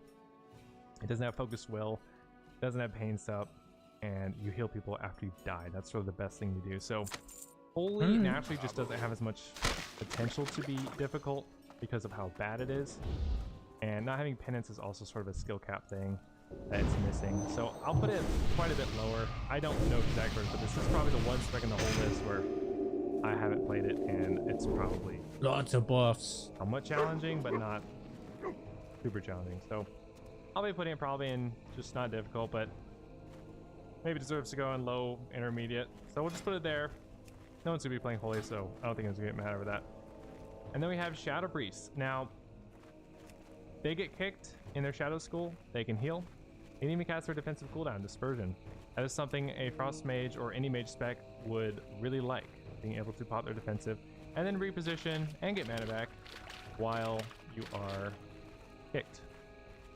Nonetheless, though, they still have to dispel allies themselves, opponents. They have to manage their mana. Oh, they have sparkle this offset time. or off Oh my heal. god. Right, now we get I used to to the hate Shadow doing Priest. this Now, quest all on hybrids have the added difficulty of being able to classic heal and knowing when to vanilla heal, by going because offensive, when you to be couldn't see dispelling them. versus going offensive for healing is a lot But of it quick looks decision like making you that can is see added, them and now, adds a few so layers that's- to the spec. The one thing or two things that Super Shadow has that Pog, makes it yeah, a I lot see them easier is everywhere. that, Holy shit. let's say you're casting Shadow School, you get kicked, you can not only pop your defensive, which also lets you reposition and get mana back, but you can also just heal or even do damage as a holy spell. Nonetheless, though, you still have to know when to be offensive, defensive, when to dispel, when to not, who to dispel, ally, opponent. Maybe your ally has 7 debuffs on them, and one of them is extremely important that you have to get it off. You have to make that quick decision whether you should even risk the chance of not getting it or do something else. So I do think Shadow is somewhat difficult. It's not the hardest though. And in particular when you're not having to add in any allies, which is, 1v1ing, which I'm not doing for this Do we list. go- but do we go for that's the where they're kill, really not too dude? hard, and I would be putting them, somewhere down here if we're talking 1v1 situations. Nonetheless though, we're not, and so I'll be putting them in intermediate. And they're really a lot like Ret Paladins and Prague. They're very similar, I think, and they have very similar playstyles. They both have to watch their positioning, but not super hard like a hunter does. So I'll be putting them right about there. They could go up or down. Right now I get to these shamans. Now, all shaman specs do have this ability called Wind Shear and Wrath, which is a 5 to 6 second cooldown depending on your talents, which is a very high skill ceiling ability in that you constantly have to use it. I mean, you can do this I don't at think least it's 10 high times skill a minute ceiling. doing it Like, on what are we cooldown talking if you're about, very dude? talented. So Wind Shear alone makes it so you have to have constant awareness of everyone around you, where they are in reference to you, because you have to be facing them when you do your Wind Shear. It's not like you can cast a Corruption and it gets the guy behind you. You have to be looking at them to get the Wind Shear, which includes loss, of course, as well as the range. So that adds quite a bit of difficulty in knowing where to position. And on top of that, then you have things like your Grounding Totem. That ability alone, to get the right spell, like if a lot of spells are going off, let's say you're against a DK and a Shadow, and you want to get like a Horror or a Death Grip, you have to time that in between all the other abilities, like an Icy Touch, or a Chains of Ice, or a Priest's normal abilities like Shadow Pain, DP, touch, and that will add a lot of difficulty. And on top of that, you have to manage your totems. You have to have your totems in a safe location where they'll also still help you. Like a tremor totem has to be near you to pulsate. And if you have it too far and you get feared out of range of the tremor, then that's not good. So there's a lot of complexity with the positioning of, in particular, the totems, but also you. And I think that adds a lot of difficulty, and that applies to all 3 specs. And they all play a little differently, so naturally it's a little different, but nonetheless, they also have the ability to go offensive and heal. They all are hybrids, as well as Resto just being a big healer. So starting off with Elemental, I'm going to be putting it probably somewhat high. I'm not going to put it in difficult, but I will put it pretty high in intermediate, as if they get kicked, they can't heal. They can't use most of their abilities unless it's like a lava burst. But their nature school is where most of their damage abilities, as well as their CC, as well as their healing is. Kick their. He's got Feral as intermediate. This guy is fucking psycho, dude. They also can't heal. Yeah, right. Feral has so many buttons they have to press. However, in Wrath, they did make it so shamans could get totems down while silenced. That was not something that they had previously, and that is a huge buff for shamans, and naturally lowers their skill cap slightly. So yeah, that's where I'm going to put Ellie. They have to know when to be offensive, when to be purging, when to be healing, setting up bursts constantly. They're a lot like Shadow Priest, but they have the added complexity of the totem management as well as the constant kicking. That's why I think I'll be putting them there. I mean, maybe Mage should go slightly higher, but we're just going to have them close for now. Now we get to Enhanced Shaman. Now, Enhanced Shaman is a lot like a Red Paladin over here, dude. that they constantly have to weapon swap. Not constantly, but depending on what comp they're against, they probably will. And that includes putting on a shield, maybe even a healer weapon, or is it just sitting with your 2 slow axes on, or whatever you're using. They do have a lot of pressure though, in that they're constantly on somebody and they can just be hitting them and really stop the opponents from doing a lot. Nonetheless, the Shaman still has all the complexity of totem management, grounding, constantly kicking. They will typically run the 5-second kick, but that will allow you to get 11 to 12 kicks per minute. There's a lot of disruption, and naturally they can purge as well, which they'll be doing a lot of the time. I do think they're easier than Resto and Ellie, but not by a lot. It's really not a large margin. So I'll be playing them probably somewhere around here. You know, maybe put Fire ahead of them, but there's not a huge gap here. Now I get to Resto Shaman.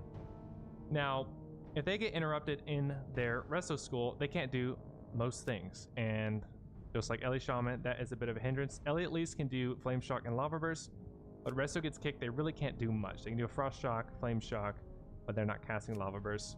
They'll probably just be putting down some more totems, but they have to really watch their positioning big time. They don't have to really go offensive almost ever. Their offensive version is basically just purging, which is a little easier to do that than to start setting up bursts and juking. So that's not as difficult. Like I would say a Resto Druid is probably a little more difficult. And also Resto Shaman's more forgiving in that a lot of its hots are very powerful and they last a while. Like an Earth Shield, kind of annoying to get rid of, and you can just put up Earth Shield and it lasts a while. Riptide, a long buff as well. Typically you glyph, I believe, for the longer Riptide too.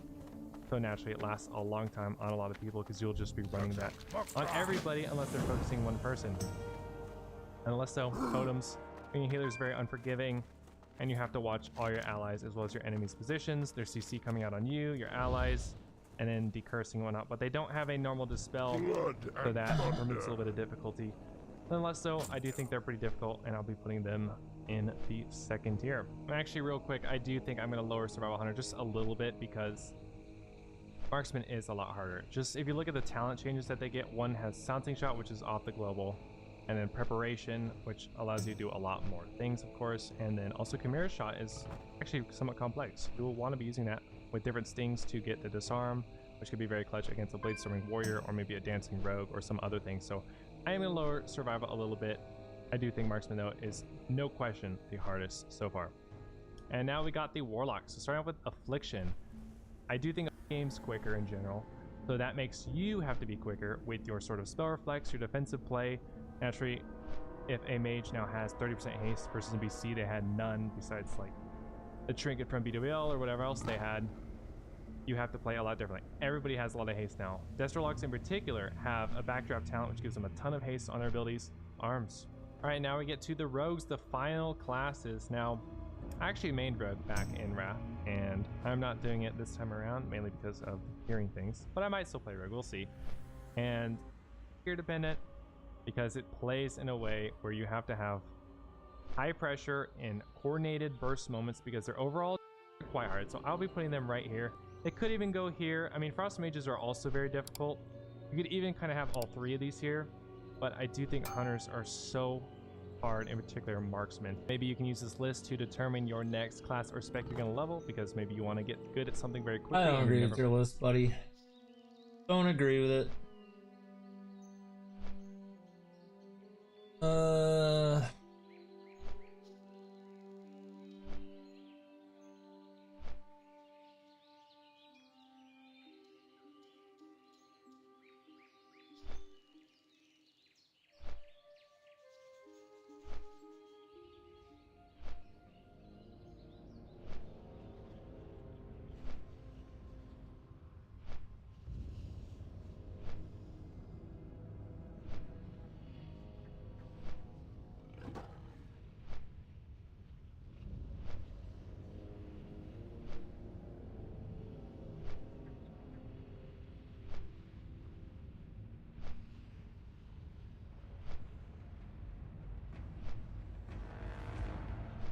So many mistakes, and the sub and the Shadow Priest have to play so. Hey everyone, it's Apex. It's been a little while, but I'm here with a Prague Enhanced guide, and I will be covering pretty much all of the tier 1 matchups, things to do against them, as well as some other matchups that you'll need to know about. I'm also going to kind of cover some of the differences for all the seasons, as I've of course played all of Season 5 pretty much, mainly at the end though, and then of course a good amount of Season 8, which are the two most contrasting seasons. So S7 will be most like S8, and of course S6 will be most like S5 and S7. So with all of that, let's get into it. So first, starting off with the Shadow Priest Rogue. Now this is your favorite tier 1 matchup to run into. This comp has an extremely hard time beating Enhanced Prague. I'm pretty sure rank 1s would probably be losing to like Duelist Prague Enhances because they can make so many mistakes, and the sub and the Shadow Priests have to play so hard and so well to even have really a fair chance. Like even if they play extremely well and the Prague Enhanced makes some mistakes, it feels like it's 50-50. With this comp, they're almost always going to go on your Shaman, or at the very least start on the Shaman. So you're going to want to start off with the shield on. They're going to sap the Pally. The Priest is going to stay back, so the sap's pretty much inevitable. And then the Pally, after the sap, they're going to pretty much open the cheap shot on the Shaman. You have to Trinket sack, or else the pressure is going to get too high. They're going to get too much going. Maybe get a Shadow Dance resap on you. So you have to Trinket sack at the very beginning. Now, there's one trick that a lot of people don't know about that you can do, and I've had some success with it, which is to do your bad sack first. That is not Divine Sacrifice, but the Hand of Sacrifice. You put that on your teammate, and then the Priest will try to dispel it, because the Rogue will be like, get rid of the sack so that I can blind. And then once the Priest gets the sack off with his dispel, then the Rogue will typically go right over and blind. So if you're watching for that, the second you see it get dispelled, you can hit your Divine Sack, the undispellable one, and then the Rogue typically will blind into it, and you don't have to use your Trinket, and you can save it for something else. I've gotten a lot of people with this trick, so I would recommend doing it. Overall, this comp's not too hard to beat. You pretty much tunnel the Priest the whole time. You can sometimes swap to the Rogue, but it's usually easier just to stay on the Priest, because sometimes like a Cloak Vanish could be too much of a reset, and then they recover, and then they can beat you once your cooldowns are gone. Just tunnel the Priest the entire game, do massive damage, just heal constantly. All right, and now Frost Mage Rogue. Now I underestimated this comp a little bit because in the original Wrath in S5, Frost Mage Rogue was vastly different, and S5 in general was just totally different because it was a completely different patch before all of the patches that made 3.3.5, which is what we're now playing on. Now this comp is very good, and in particular, it's a close matchup, I'd say, to Enhanced Prague in the first season, but eventually Enhanced Prague starts to eclipse it and will be crushing it by the end of Wrath, in particular S8. But in the beginning, I'd say it's probably a 55-ish% win rate, maybe close to 60 for the Enhanced Prague against them, because they can just kill you guys. They are very annoying. They can sometimes get easy resets with Invis, and saps, they can also catch you off guard at the beginning by going Invis and just getting a very strong opener because you think you're against, let's say, a Feral Rogue or maybe even a double Rogue. Now, pretty much the way you play this comp, you can kill either one. It's very easy to kill the Rogue in comparison to the Mage though, because with his Evo, his Blinks, all the roots, all that, maybe even getting a second block, he can be very annoying to catch. But the Rogue, you can get a Cloak blown, then he can't really escape after that Cloak's gone because the game's not going to last that long unless they get the resets, which in that case you already lost. So you can kill the Rogue, you can kill the Mage. If the Mage wastes his blocks while you're on the Rogue, you can get a nice swap to him, take him out. With all the purges your Shaman could do on the Mage, you can take him out easily. They're going to typically kill the Shaman, and they can CC you, but they can kill you, CC the Shaman, but typically they're going to be CCing you. They're going to try and deal with your sacrifices early, maybe get a reset, re-stealth, reopen without trinkets and whatnot, and just win. So you really got to be very cognizant of if they're trying to get cooldowns out of you, and you have to use them correspondingly. You can't just pop tons of cooldowns. Otherwise, they can just use invisibility to get a reset. Maybe they open on you with a Shadow Dance and they get like a trinket, or maybe trinket, lust or something, and then they just reset, reopen with a sap, and then they don't have to deal with that, and then they can kill you much easier. So you have to be very cognizant of what cooldowns they're using and match it with whatever you have, and you don't let the rogue get away. The paladin can stop the rogue from vanishing with a consecrate, but he has to be very careful and quick to react to that. Cloak of Shadows, you can maybe get popped early, and then it's very easy to stay on him, and you can just kill him because you have your dots, you maybe have Flame Shock.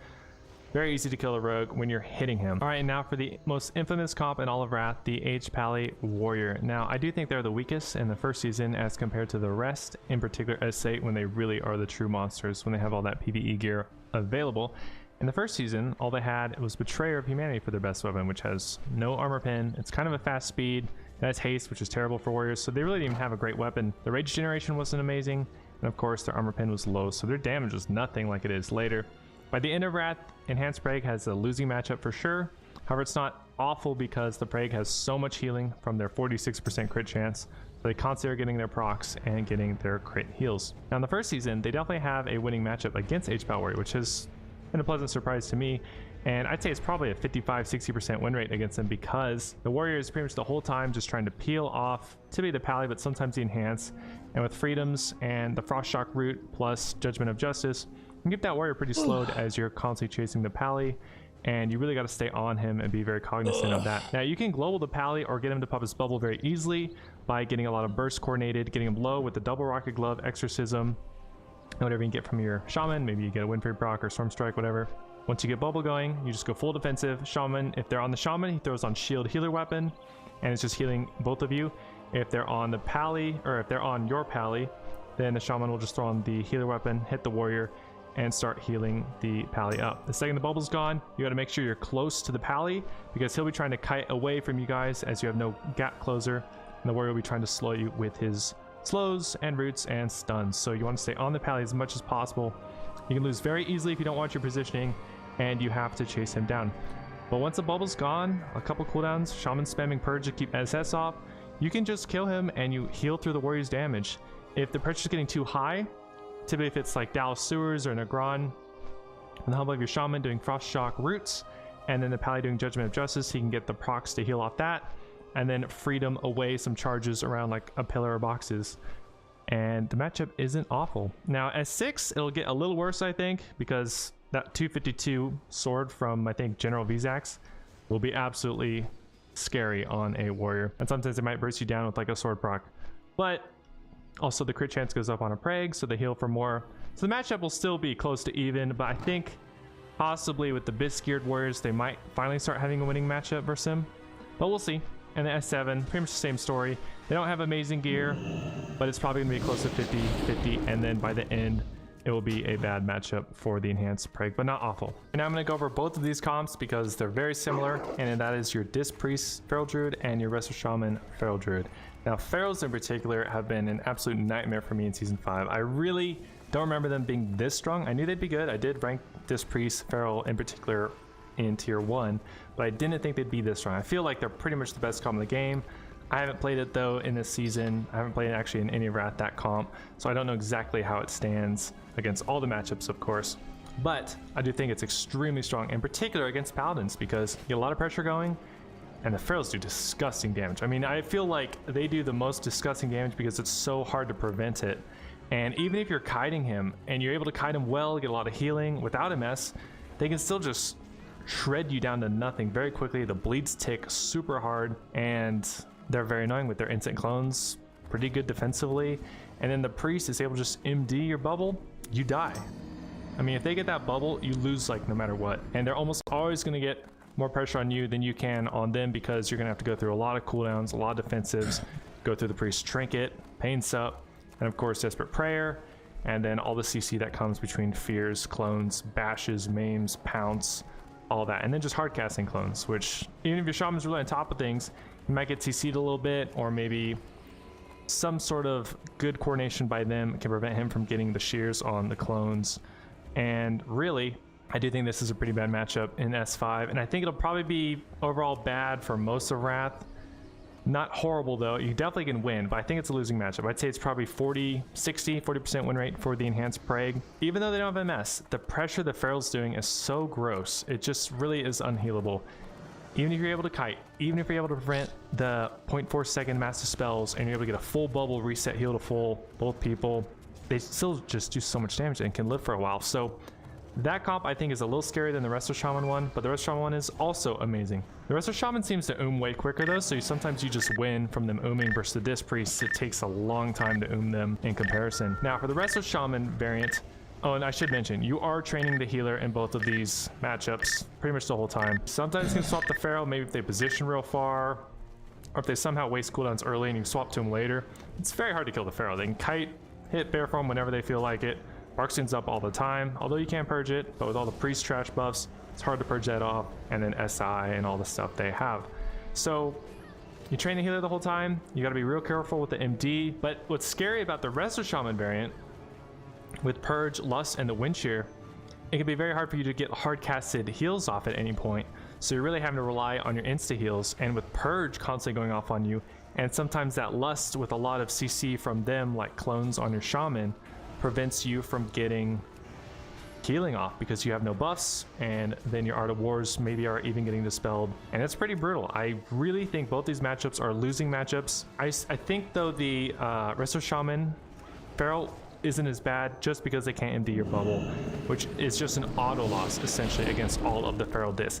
If you're fighting them, they're almost always going to get more pressure on you first, and they're going to get an MD, and if they get it and they manage to get your bubble within the first 5 seconds, 6 seconds, you're like a guaranteed loss, which is so easy. It's very easy to cast a 0.4 second MD, and even if you get kicked, you can cast again in 2 seconds. It's pretty easy to do that, so very easy to kill the Paladin with that comp. So overall, bad matchups, but not the worst compared to the Mage Priest teams. And now moving to the 2 worst matchups out of the tier 1 comps, which is going to be your Frost Mage Shadow Priest and your Frost Mage Disc Priest. I'm going to lump them both into one because you pretty much have the same strategy against both comps, and they play pretty similarly against you with both comps. So against the Shadow and the Disc version, they both play the same way. You're trying to pretty much kill the Priest the whole time. It's very difficult with all the peels that the Mage has. Blanket deeps into polymorphs that neither of you can stop. Of course, the Priest has Silence and Horror as well as Fear. All the roots are very annoying. You can't really go the Mage for the simple reason that if they have Ice Armor on, you're constantly getting slowed and rooted, and it's so easy for them to kite you, and then the Shadow can just pump massive damage. It's also much harder to kill the Mage if he uses his blocks right, because just one 10-second ice block stops all your pressure. Priest heals it up, there's no MS, and then they get more CC going, and you just lose. And then he might have another ice block. So you pretty much have to go the Priest always, unless the Mage mismanages his ice blocks and you can swap to him. So when you're telling these priests, they all play the same way. They're running away, max ranging you as much as possible, and the Mage is just doing rank 1 Frostbolts, Pet Freeze, Frost Nova, Cone of Cold, just everything to keep you slowed and corralled, polymorphs with CS coverage, and it's extremely annoying. This is the most frustrating comp to play against. I feel like this is an extremely bad matchup. It is the opposite of Shadow Rogue. You crush Shadow Rogue, but you get absolutely crushed by Shadow Frost Mage or Disc Frost Mage. I do think the Disc is slightly easier because you sometimes can live through them, but nonetheless, very difficult matchups. Comp is still good, but it does not feel anywhere near as powerful as it does by the end of Wrath like S8. In S8, basically Ret and Hunter has so much armor pin on the Hunter that they have like a 50-60% armor pin. Tons of crit chance. I think it's like a 50% crit chance. And the Ret, of course, does massive damage, especially if they have a Shadowmourne. So the burst they do is absolutely scary, and they can just get free wins sometimes with the burst. But in the first season, it doesn't seem to be that way. I only fought them maybe single-digit times this season, and probably lost 2 of those games, I'd say, out of maybe 8 or 9. It wasn't that hard. I'd say it's at least a 65% win rate, probably. And basically the way you play it, you just train the Hunter the entire time. He has the 2 hard defenses, which is Deter and then his second Deter. So during the Deters, you're basically just healing, you're hitting whoever else to get your Maelstroms and your auto procs for Art of War. And basically, if they're doing a lot of pressure on you, You can just bubble, heal up, no problem. They're hitting your shaman really hard, you can just hop him, and then that'll clear MS, and then you can both heal up a lot during that. Their pad, on the other hand, can't really hop the hunter because you can purge it off. You can also purge off the sack very quickly. So you can kill the hunter pretty easily, and you take out the snakes with the red aura, and of course magma totem / fire nova and consecrate. All right, now for another very common matchup, and I'm going to go over both variants of it. It is your disc priest with your sub rogue and your disc priest with your assassination rogue. Now this comp surprised me at how strong both of these variants were, especially the assassination one. I did think the assassination one was going to be decent, but nowhere near as good as it actually is. Let's go over first the sub rogue disc priest. You're pretty much the whole time going to be killing the priest, and sometimes you can go on the rogue. However, the sub can really shut you down, kite a lot, do his shadow step shenanigans. If you're on like Blade's Edge, you can't jump down to go after him because he can just shadow step you right as you go down. So sometimes you bait him to get him back up, and maybe he knows you're baiting, so then you can't really abuse that. That's very tricky, but nonetheless, the sub rogue typically only has good enough damage to take you guys out during the dance and CC chains, but you can avoid that by just constantly being topped off, throwing a lot of spells on either you or the shaman to get rid of the poisons, because the sub rogue only has crippling and wounds. So it's very easy to get it off when you have cleansing totem plus cleanse, and even the shaman throwing up some cleanses himself. Now you just really have to watch out for the fears though, because it's very easy for them to get stuns going, as the sub rogue in particular with dance, to be stunning both of you, silencing you, whatever. One of them or the priest usually just killing the tremors. And if they get double fears and your shaman can't trinket it, or maybe you have to bubble it, which might bite you later, and then that happens twice in the game where you can't get out of it, you can just lose. If they get a full fear on both of you, you can't get out, then you're gonna get full sapped, and then whoever isn't being attacked is going to die, almost always. They can 100 to 0 in a CC chain very easily. It doesn't have to be a long one. They have Shadow Dance, Priest, and the Rogue locking down one guy, killing him. You can easily kill in a double fear that you can't get out of. So that's the biggest thing to watch out for, which is inevitable. Eventually, they will get that kind of a CC chain on you if you don't manage to kill one of them. You can swap to the Rogue sometimes and kill him because he is very squishy, but Sub is annoying to take out. I do think, though, there is a winning matchup against Sub and Disc as Enhanced Prague, and it actually is going to probably get easier throughout Wrath as you get way more healing from Prague, which just makes it so hard for them to kill you. This one is definitely scarier than the sub disc as the Enhanced Prague. Basically, for the main reason that they have the Dispel protection for their poisons, as well as the 5 stacks of deadly poison. It makes it very difficult to get heals off, weaving in Dispels for the wound poison and the cleansing totems. It doesn't really matter that the sub rogue has more CC because the Assassination's rogue's pressure is so much higher because it limits your healing, and of course the damage is so high. You can kite the Assassination rogue though way easier than the sub rogue, which sometimes you have to stay alive, which means Judgment of Justice and Frost Shocks, while your shaman is basically tunneling the priest, and then you are able to kind of kite the assassination, get a reprieve, get the poisons to fall off like the 5 stacks of deadly, which makes it easier to keep wound off, and then get your big heals. This comp, I'd say it's probably like a 50-50 in the first season, but it's going to get far easier for the Enhanced Prague as Wrath goes on. I think this comp maybe in particular out of all the tier 1s is going to be way easier by the end and every season that goes on. That's my prediction at least.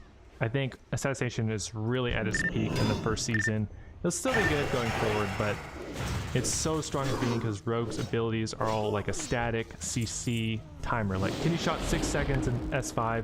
Can you shot it still 6 seconds in S8? The other things to really watch out when beating this comp is to just get a lot of pressure going on the priest early. Assassination Rogue won't be able to peel as well as, of course, a sub rogue with dance.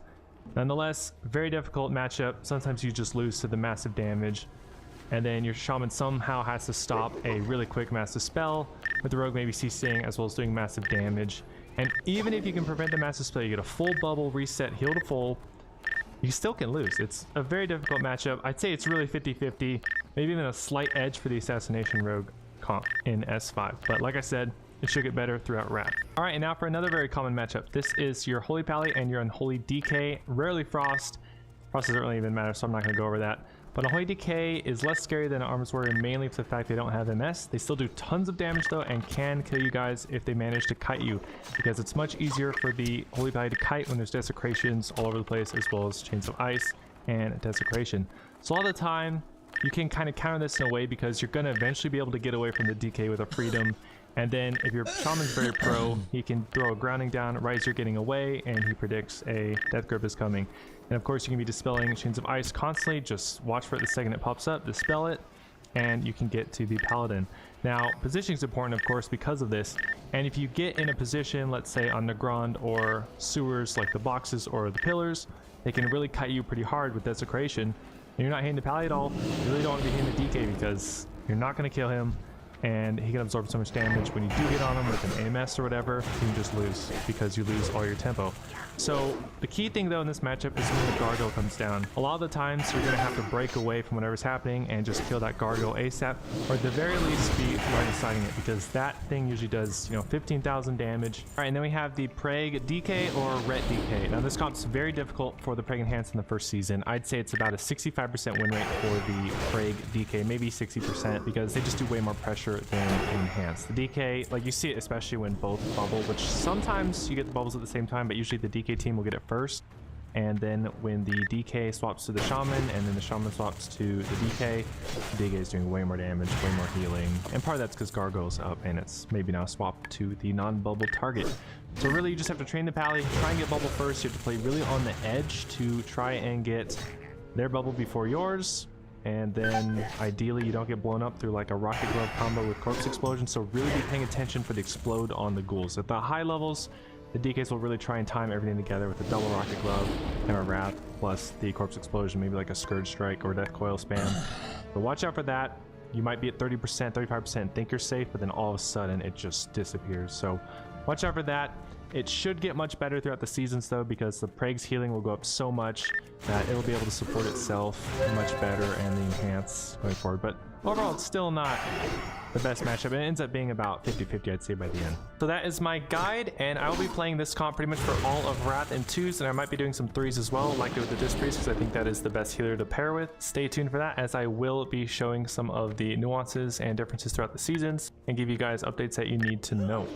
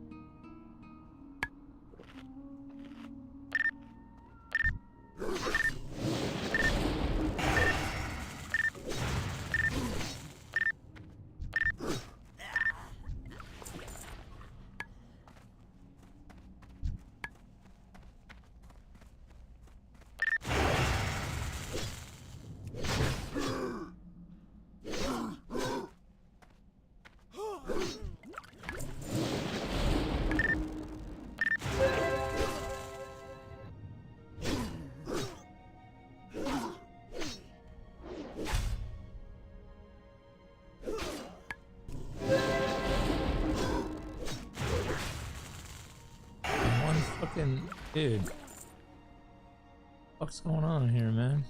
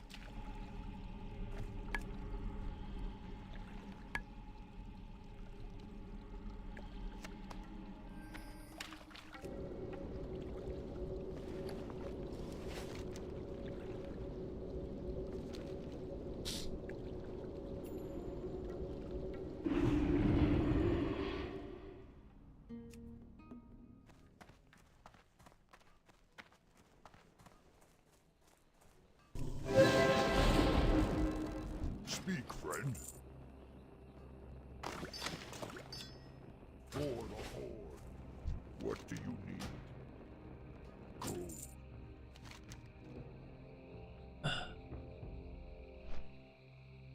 Booty Bay. Booty Bay.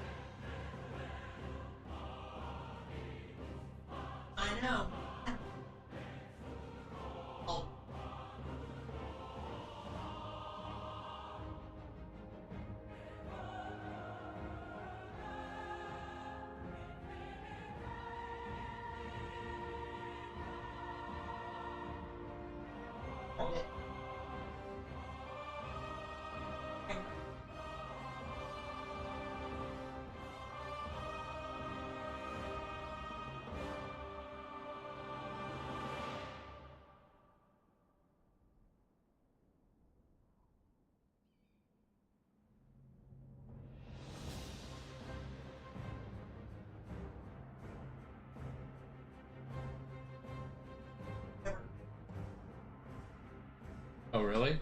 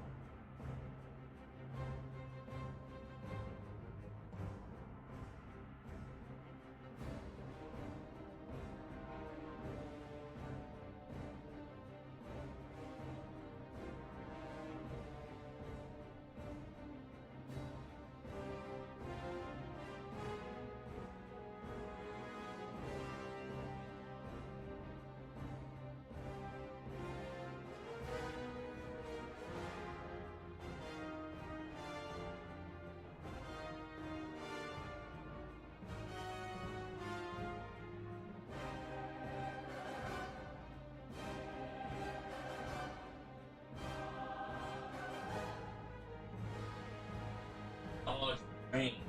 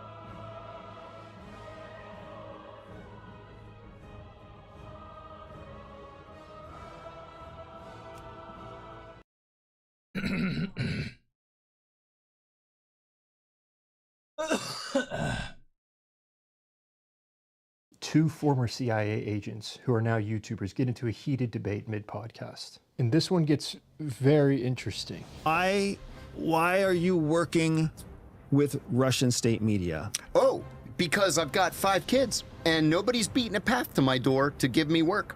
We've seen many people in this position being accused of this very thing. He does something unusual and just owns it, claims, look, I have kids to feed. The government threw me in prison for exposing the waterboarding program under Obama. That is exactly the foundation for how Russian covert influence operations happen. Aw, poor CIA. Andrew is kind of taken aback by this. Fuck the American government. What have they done for me? What have they done for my children? Do you really Besides violate my rights? Do you really not know the answer to that? Come on, man. He doesn't land a single blow in this entire interaction. This is a really interesting game being played here. I would be interested to know how people feel about this. I don't know what the right answer is. It was the CIA that put me in prison. What in the world do I owe the CIA? It was your decisions that put you in prison. It was the CIA's law-breaking that put me in prison. It was your choice to highlight the CIA's law-breaking to media that put you in prison. There we go. And there it is. That is the moment that Andrew lost this thing. It was your decision to highlight the CIA's law-breaking. When is it okay for a whistleblower to blow the whistle? Government, I think, or the agency maybe, would have been perfectly happy if I starved to death from lack of work or ended up at McDonald's. What the fuck is going on with my And shit? I worked hard to rebuild my life. The only people who offered me a job were the Russians. That seems to be John Kiriako's message. More information is good. I'm going to use the platform that's available to me. It's up to the people listening to think for themselves. Your children's, they live every day under the protection of the United States. They have all the benefits of American citizens. You get to enjoy, you're here on an American podcast, you flew on an American airline, you're staying in an American protected hotel. What do you think my children's memories are? The police officers driving around the streets right now, all of these people are contributing to the freedoms that you have. Oh, wow. All of them. Wow. And you're sitting here saying... You're a true believer. I'm a true believer in the fact that we have to serve the American dream. We have to serve the American purpose. That's what we're here to do. And that's exactly what I'm doing by opposing the American government. These two guys couldn't be more different in their perspective on this topic, which is what makes this interaction so interesting. You don't oppose the American government by making yourself a voice for Russian state media. Why not? Because you're not talking out about the American government, first of all. What you're talking out about is Putin's invasion of Ukraine. No, I talk about the American government every single day. So whoever you're speaking to, you are giving credibility and authority and you're loaning all of your hard work to Russian media for a paycheck. I don't see how that's a problem. Is it? Because if you didn't come from CIA, they wouldn't care about you. This everyday spy guy, Andrew, he's selling his toolkit, his courses to teach people how to use espionage. If they don't buy his course, they might be victims to espionage. You're making money off of working for the CIA as well. I created a 3-minute CIA-style quiz to help you unlock your secret psychological advantage and identify your hidden blind spot. This test was developed to help you weaponize your natural-born gifts and use them to get ahead of 99% of people. So you're borrowing the authority of CIA. That's what makes you valuable to Russian media. No, I'm able to expose crimes that I witnessed in the CIA, sure. And maybe that gives me a little bit more John cachet. Kiriakou, separate of CIA, would not be of interest to Russian media. So what makes John Kiriakou... That's not true. I would argue, so what? Our narrative is what determines how the world views us. There's nothing we can do about that. Yeah, okay. So... I was one of the government's leading experts on the Middle East. Without the government, you wouldn't be if I had been at the State Department, or if I had been in academia, I'd still be an expert on the Middle East. You're pulling everything from government, man. You're so what? Andy, I don't see how you think I owe the government. I'm not something saying you here. owe the government anything. I'm just saying that the ideals that you must have had in 1984, Yeah. 1889. 89, yeah. You must have compromised on those ideals. You must have at some point. I'm a patriot.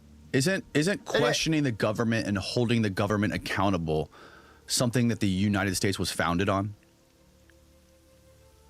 I don't know the answer to that. Of course it is. What? This is where it goes off the rails. This is the real question at the heart of this debate. How? Isn't that in the Constitution? If you've ever been curious about buying and investing in crypto, Bitcoin, stablecoins, USAT, or even gold-backed stablecoins, but maybe you felt like it was too complicated, Rumble Wallet is an easy way to get started. You can buy, sell, and manage your cryptocurrencies all in one place, and the app is super straightforward. What makes Rumble Wallet really unique is that you can use it to tip your favorite creators and support the Freedom First community that has been built on Rumble. Getting started is simple. Just download the Rumble Wallet app. Sign up with your existing Rumble account. No need for a new login. Complete a few security steps and you're set up in a few minutes. You can start with a few dollars, and with MoonPay built into Rumble Wallet, you can easily buy crypto using your credit or debit card or bank wire. So if you've been thinking about the advantages of crypto, download Rumble Wallet now. Click my link in the description or search Rumble Wallet in your app store. Download Rumble Wallet today and move your assets to where they belong, in your hands and in your control. Isn't that in the Constitution? I don't know the answer to that either. Can somebody flag where there's any mention of individual accountability to the government? Because I'm pretty sure that's why we are a representative democracy. It is our representatives who are supposed to do that. What if you do encounter something that is corrupt within the government and you are working for, say, the CIA? I'd be interested to know, who do you think is right here? Not us. What we're supposed to do is be really fucking good at what we do and vote in meaningful representatives to represent the constituents in all forms of government. It is not our job to meddle in government. That's the big red flag for me. Anytime someone is arguing for blind obedience no matter what, that is the death of critical thought. That's where he's going to lose this. We have an obligation forevermore. We will never be normal citizens. I think that's nonsense. You can think whatever you want to think. I really do. If you are a private citizen, your loyalty is to yourself. It reminds me of this quote, "That which I have alone protects me." I think there's some wisdom to that. I write about this in the book that's coming out soon. Is when you are in a career path and suddenly you are thrown out of it or thrown under it, you are on your own. So I can understand what that feels like. Within the confines of the law, of course, and the Constitution. But I don't owe the government anything. I'm not saying you owe the government anything. I'm saying that we have a responsibility, we have an obligation to recognize that we can become tools for our adversaries against the very things that we believe in, specifically because of our affiliation with government organizations. The team you thought you were part of is now trying to take you down, and you're fighting for your own, what feels like your own survival. And in those moments, that which you have alone is what protects you. I sit in front of a microphone every day, and I talk about what's in the papers. That's my job. It's a 2-hour news show. That's it. And then I get up and I go home. You talk about your opinions also. Yeah, my opinions aren't a secret, right? We all have these personal ideologies. I guess I'm sad. I'm sad for... But then where do you draw the line? Do you not give an interview to a Turkish outlet? If you're going to support an adversary, you can justify it however you choose. I don't support the adversary. The adversary offered me an outlet that I gladly accepted. At a bare minimum, your outlet generates revenue for an adversary. Ad revenue on a YouTube channel? Okay, I mean, you could make that argument. It's a government-sponsored radio. I mean, there's no advertising, there's no revenue stream. It's like Voice of America. If there is no actual money changing hands, I would be surprised, because there's always got to be money that changes hands somewhere. And you're also talking about... I'm not sure what that means. There's always money. There's always a funding source. There's always a donor base. There's always an exchange of value. Nothing is free. It's a government-funded radio network. Funded by which government? The Russian government. The Russian government funds a radio channel. Yeah. For which audience? For the American audience. For the American people. Yeah. Using the voice of a CIA officer. Yes. And you don't see a problem with that? Absolutely none. Do we do that in other countries? Of course we do. It's called the Voice of America. Influence campaigns. It's called the Voice of America. And they are there for influence. It's the same fucking thing that Tucker Carlson did with Vladimir Putin. So you think it's so? How do you so? What? I think, but what RT is paying for is for a channel of media exposure into the United States. Good. Maybe I can educate somebody. I'll take it. No. I'll take it. 7 days a week. I will take it. This does go to the freedom of speech debate. It's an interesting question, one that I do not have the answer to, but it's worth thinking about. The ideal outcome is more likely to come from people genuinely trying to pursue what they believe to be right.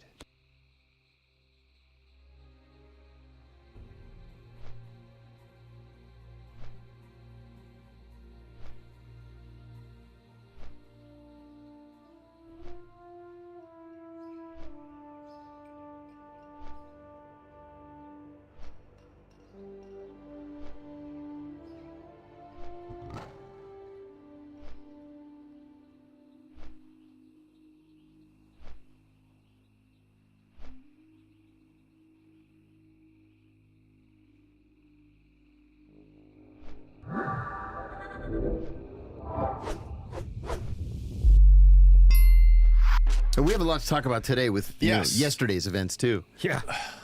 What was yesterday? Yesterday, the Secretary of Defense threw out the guilty plea. The plea deal. Yeah, the plea deal. For Khalid Sheikh Mohammed. Yeah. Oh, yes. Oh, yeah, we definitely should talk about that. Threw it out. Square one. After 22 years. Wait, what do you mean threw it out? Oh, he overrode it. It must be under UCMJ. It is under UCMJ. So now he's going to get executed? No. We don't know. We don't know what happens next. See, but this is the reason why they engaged in plea negotiations in the first place. Everything that they said that implicated themselves. Steve Timer. Sorry, go ahead. They said under torture. And so it's not admissible, even in the military tribunal. And there's a precedent for that from 5 years ago. So do you want to roll the dice? I mean, it's probably like a 0.1% chance of an acquittal, but you can't really convict them if you don't have any independent evidence against them. Everything you have came as a result of torture. So why don't we just come to an agreement? They plead guilty to 2,974 counts of murder, right? Yeah. And material support for terrorism. They get life without parole. And the only thing that they ask is that they do not want to spend winters in Colorado. I'm serious. So it was part of the deal that they won't be sent to Florence, that they get to stay in Guantanamo. And SecDef said that. You know, the only thing that really burned me yesterday. I mean, honestly, if you don't have a camera running, you should have a camera running. The cameras are running. We're the rolling. cameras. Oh, we are yeah, rolling. We're rolling. Sweet. Yeah. The only thing that burned me about this whole thing was that Mitch McConnell made a statement saying this is disgusting, this is sickening, this is blah, blah, blah, blah, blah. I went back to 2009. I found the original statement from Mitch McConnell saying, oh my God, we can't have them come to the United States. I've told you before that in March of 2002, we had captured so many Al-Qaeda fighters in Pakistan that we literally filled the Rawalpindi jail. They said we can't hold them anymore. Yeah, and the PACs came and said, look, the jail's full. You got to do something with them. I called CTC. I said, the jail's full. The PACs want them out. What do I do with them? They said, put them on a C-12 and send them to Guantanamo. I said, Guantanamo, Cuba? Why would we do that? And they said, oh, this is what we've come up with. We're going to put them in Cuba. We're going to hold them there 3 or 4 weeks until we could figure out if we should try them in the Eastern District of Virginia, the Southern District of New York, or the District of Massachusetts. I said, that's a great idea. So we put them on the C-12. You know, they stop in Oman for refueling. They go the rest of the way. And it turned out the White House had other ideas. And then, of course, the real high-value targets that we had captured got special treatment. But then as a result, you can't use any of that evidence. So even before the torture started, with 9/11 being an open criminal investigation, you want to gather that information so that you can try them and find them guilty and execute them as they deserved. But the agency blew it. And then Mitch McConnell And I looked up the vote. The vote was 93-5. So it's not just Republicans. Democrats were just as guilty. In the House, it was the Democrats that did it. It was Ike Skelton, who was a congressman from Missouri. He was the chairman of the House Armed Services Committee at the time. They joined together and they said, we can't have these dangerous terrorists on American soil. It's too dangerous. Because they had never heard of Charles Manson or Ted Kaczynski or the Blind Sheikh or, Jeffrey Dahmer. We don't have dangerous people in the United States. We can't have these Arab terrorists. And as a result, they've been in this limbo all the time since 2002. So I guess where I'm confused. I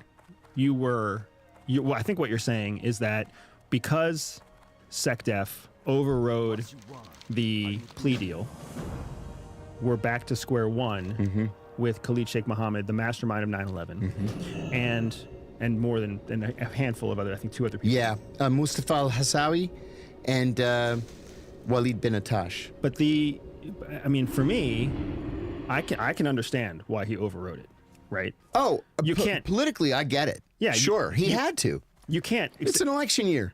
Well, you can't have the people who orchestrated 9/11 get off on a plea deal. Yes.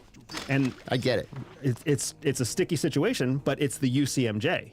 Yes. UCMJ is the military court of justice. Correct. Which is not the civilian court of justice. No, and while it is unusual to have a civilian, and of course Secretary of Defense has to be a civilian, it's unusual to have a civilian claim the authority to overturn it. He's within his legal rights to overturn For sure. it. Well, I agree with him overturning it because you can't have them, just like we said, you can't have these men get out on a plea deal. See, but what scares me, though... Election year or non-election year, But that's exactly what scares me, because if you can't try them because you can't use that information against them, then what do you do with them? Well, they're not American citizens. But they still have constitutional rights.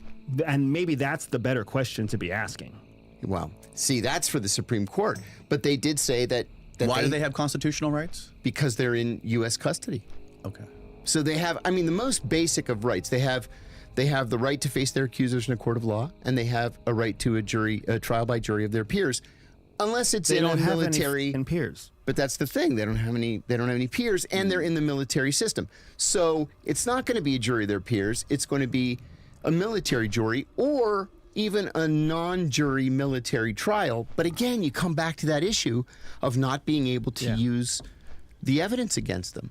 The CIA screwed that up. Because we can't use any evidence because they were tortured. They were tortured, and all the evidence they gave up and everything they admitted to was while they were chained to an I-beam or getting waterboarded. Technically, when they gave up that information, it was legal because it had been sanctified by a court. OLC. And then later that decision was overturned, and that's when torture became illegal. So their evidence was admissible, and then the policy changed, and that meant that their evidence is now inadmissible. Correct. According to certain lines of the law. And that's what sucks about not just this case, but many cases where confidential courts get overruled by civilian courts. Yeah. Which is exactly what our court system does. A court system in Virginia can come to a conclusion that a court system in the appeal court changes, that the Supreme Court changes. So it's just a sticky element of our judicial process. That's true. Yeah. It's a chaotic system. So, okay, that was kind of a shotgun start for this podcast. Yeah, right? Where's the lube, people? Where's the foreplay? So, for people... the least you could do is buy me a drink first. I love it. So I'm super excited to have you guys both in here together. I think this is the first time two people of, your status who have been involved in the Central Intelligence Agency, like you guys, have been together on a podcast to discuss these issues together. And I think you guys have a lot of the same views on most things, but maybe some diverging views on a couple topics. Sure. So to start out the podcast, can you guys just give like a brief 20, 30-second background on your involvement in the United States government and the CIA? Andy, you want to start? Sure. So I started with the U.S. government when I was 18 years old. I was recruited in the Air Force Academy, graduated from the Air Force Academy in 2003, went on to become a U.S. Air Force officer, nuclear missile officer, learned how to fly, then got picked up by CIA coming out of the military in 2007, where I spent 7 years working with the National Clandestine Service as a staff operations officer, certified, or who went through the FTC program, and then left CIA in 2014. Yeah, good. John? I was recruited into the CIA in graduate school, 1989. Started 1st of January 1990 as an analyst. Spent my first 7 years in analysis, all in the Middle East, served overseas, learned how to speak Arabic, then switched to not just operations, but counterterrorism operations in what was then the Directorate of Operations, now the National Clandestine Service, and specialized in counterterrorism operations in Athens and the Arabian Peninsula, then went to Pakistan after 9/11 as the Chief of Counterterrorism Operations, back to headquarters as the Executive Assistant to the Deputy Director for Operations, and then I finished out my career at the UN in New York. And then the end of your career, can you explain basically what happened to you at the end of your career? I went into the private sector. It's a long story. I'll make it very, very short. In 2007, I went public with with information on the CIA's torture program. The FBI investigated me for a year, determined that I hadn't committed a crime. A year later, Barack Obama became president and brought with him the lovely and talented John Brennan back to the National Security Council. Brennan asked Eric Holder to secretly reopen the case against me. I didn't know, of course. That's why it was a secret. And 3 years later, I was charged with 5 felonies, including 3 counts of espionage. 4 of those felonies were dropped because I hadn't committed espionage, but ended up going to prison for 23 months. Make no apologies for it. Proud that I did it. Somebody had to do it. Kind of regret the result, but, worth it in the long run. Right. To start, I wanted to sort of like lay a foundation here to have, can I get each of you to describe what key values underpin your stance on America, democracy, and CIA's role in the world? Gotcha. So I'll go first. I believe that America is not perfect. The United States is not perfect, but it is by leaps and bounds the best of the government, national, civilized options that exist today. And for that reason, I believe that anything we can do to maximize American superiority, maintain our status as the #1 superpower in the world, is an imperative that we all have to work towards. Because if we are not the superpower, somebody else will be. CIA's role in that is to serve at the behest of the chief executive, the president, to execute operations clandestinely around the world, whether it's technical collection or human collection, that benefit national security policy, which is aimed at American superiority, which is intended to maintain our status as the only superpower in the world. My personal values, my company values remain very steadily in that vein, because that's where I come from and that's what I've seen to be true. John? I don't disagree with any of that. The DDO, when I was working for him, said something once that was so simple that it's sort of become a mantra of mine. The who? The Deputy Director for Operations. Okay, got it. So he said that the job of the CIA is to recruit spies, to steal secrets, and to analyze those secrets, to allow policymakers to make the best informed policy possible. It's really that simple. And I agree with that. That's what the CIA should be doing. But at the same time, my driving, how should I say it? My driving belief behind that is that it has to do it within the confines of the law. And I'm not talking about foreign laws. The job of a CIA officer is to violate foreign laws, right? You're committing espionage, you're convincing foreign nationals to commit espionage, or in some cases to commit treason for you because they like you, or because maybe they're ideologically pro-American, or maybe they're doing it just for a couple of dollars, or to get their kid in college or whatever. But we need to be guided by the rule of law in the United States. there was a period. There have been a couple of periods over the course of the history of the CIA where we've gotten away from that, and it has never turned out well. The definition of laws, the definition of rule of law is a flexible definition. Well, it depends on who's president. Yeah, you're right about it that. It depends on the court system. It depends on the judge. It depends on what's been voted in and what's been voted out. It was legal once to beat women. Mm-hmm. It was legal once to keep black people from voting. Children working in the mines. Right? So it's not. It's about much more than legality. It's about much more than following the letter of the law. It's about constitutionality, I would say. Because look at it this way. In 1945, 1946, we executed Japanese soldiers who had waterboarded American POWs. In 1968, on January the 11th, 1968, the Washington Post ran a front page photograph of an American soldier waterboarding a North Vietnamese prisoner. That soldier was arrested, convicted of torture, and sent to prison for 20 years for torture. And then all of a sudden, in 2002, torture is legal because John Yoo and Jay Bybee say it is. But the law never changed. The law was never amended. Congress never voted on any change in the Federal Torture Act of 1946. So, we changed. The definition of torture also changed. Well, or it was never fully defined. They elected to change it. In fact, it was defined because not only were we signatories to the UN Convention Against Torture. Steve, is that a bald spot? No, Danny, it's a solar panel for a sex machine. Steve, you need Hims. Hims works for a wide range of scalpy scenarios, and all from the comfort of your couch. It's simple, it's doctor trusted, and you'll regrow your flow in 3 to 6 months. I don't know about another product to put on my scalp. I feel like I'm getting old. You don't have to rub it in your scalp. They have chewables, oral, spray, or serum options. So just pick what works for you, bro. The process is simple and it's done 100% online. All you gotta do is answer a few questions and they'll ship it right to your door. Wow, they have hundreds of thousands of subscribers. Maybe Hims can give me my confidence back. Start your free online trial today at hims.com/Danny. That's HIMS.com/DANNY for your personalized hair loss treatment options. Again, that's hims.com/Danny. Results vary based on studies of topical and oral midoxanil. Prescription products require an online consultation with a healthcare provider who will determine if a prescription is appropriate. Restrictions apply. See website for full details and important safety information. Go check out hims.com. It's linked below. Now back to the show.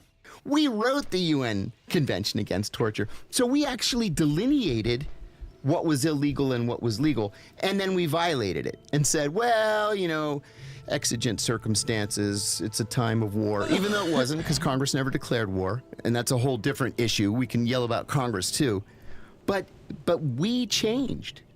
And so it was, as you mentioned a moment ago, 5 years later, we said, oh, you know what? Maybe we shouldn't have done that.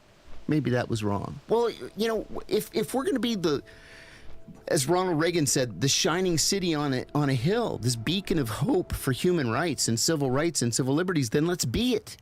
We can't be it when it's convenient for us. We can't. We're getting ideologically. We're getting ideology confused with practicality, and that's the thing that sucks. It sucks because you can't always stick to your ideals. You just can't. And America is a country that's built on ideals, but America is also a country that's 9 years old compared to the rest of the world. Sure. Right? We're juveniles. We're children compared to what society has been in Central Europe, in East Asia, and Latin America. So, yes, we came on the scene and we were big heavy hitters, and we came out of World War II as the dominant superpower, especially with the fall of the Berlin Wall. Mm-hmm. And all we've really had to stand on since then is our ideals. But we don't live by our ideals. No, we don't. We talk ideals and we execute something totally different. And all the time. We've always been that way. Yes. Parents are that way. Bosses are that way. Yeah. That is the way the world works. So we can't. My point with that is that we can't say that we're violating our own ideals. We always violate that's what winners do. Winners violate. They change the rules. But that doesn't make it. If you've got a congressional mandate, for example, to write a human rights report every year for every country in the world that we have diplomatic relations with, and you tell them, look, you can't. I'll give you an example. My own personal example. I had to go to the Minister of Interior in Bahrain and say, Your Highness, you cannot kill a 15-year-old boy because he marched in a pro-democracy demonstration. You can't do that. I'm going to have to report that to Congress, and then Congress is going to have to weigh whether or not to suspend military sales for 12 months. But then you've got the CIA station chief going in saying, don't pay any attention to the human rights guy. We want you to open this secret facility over here where we can take people, nobody's going to know about it, and we're going to give you $100 million or $50 million, whatever. Okay, what's he going to do? Sure, there are practicalities. Realpolitik is a real thing. But we can't pretend to be one thing and then be the other. We have to choose. And if we want to be the bad guys, okay, that's a policy decision that can be made, but then we have to change the law. We are 100% able to not choose. We don't have to choose. But then what do you do about the legality of it? The legality of it changes. The legality of it is what you put in motion. The legality of it is absolutely flexible. The idea Not that according to the there's Supreme Court, it's not. the Supreme Court is fucking flexible. Different justices of different beliefs make different decisions all the time. They even choose what the fuck to what to look at and what to send back down to the lower courts. Like, you can't possibly actually believe that we are the system that we tell the average American we are. No, of course not. So I'm then saying that we can't should even strive to be, though. No fucking way, dude. It's chaos otherwise. No, it's not. It's chaos to not try. Oh, I think that's nuts. It's chaos to not try. All you have to do is convince people that It's you're chaos trying. to not try. Yeah, What do you mean by that? say that what we're striving for is too much, so we're not going to try anymore, is to give people no goal. People without a goal are lost. People who achieve a goal are lost.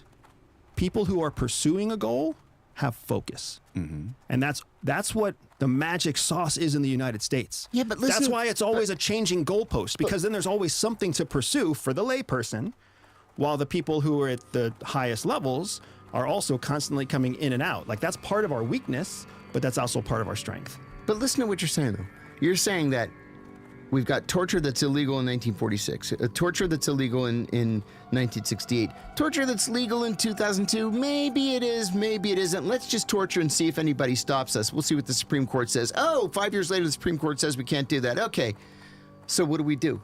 We just tortured these guys. They can't go on trial. They can't be punished until they go on trial. We can't just chalk that up to American greatness.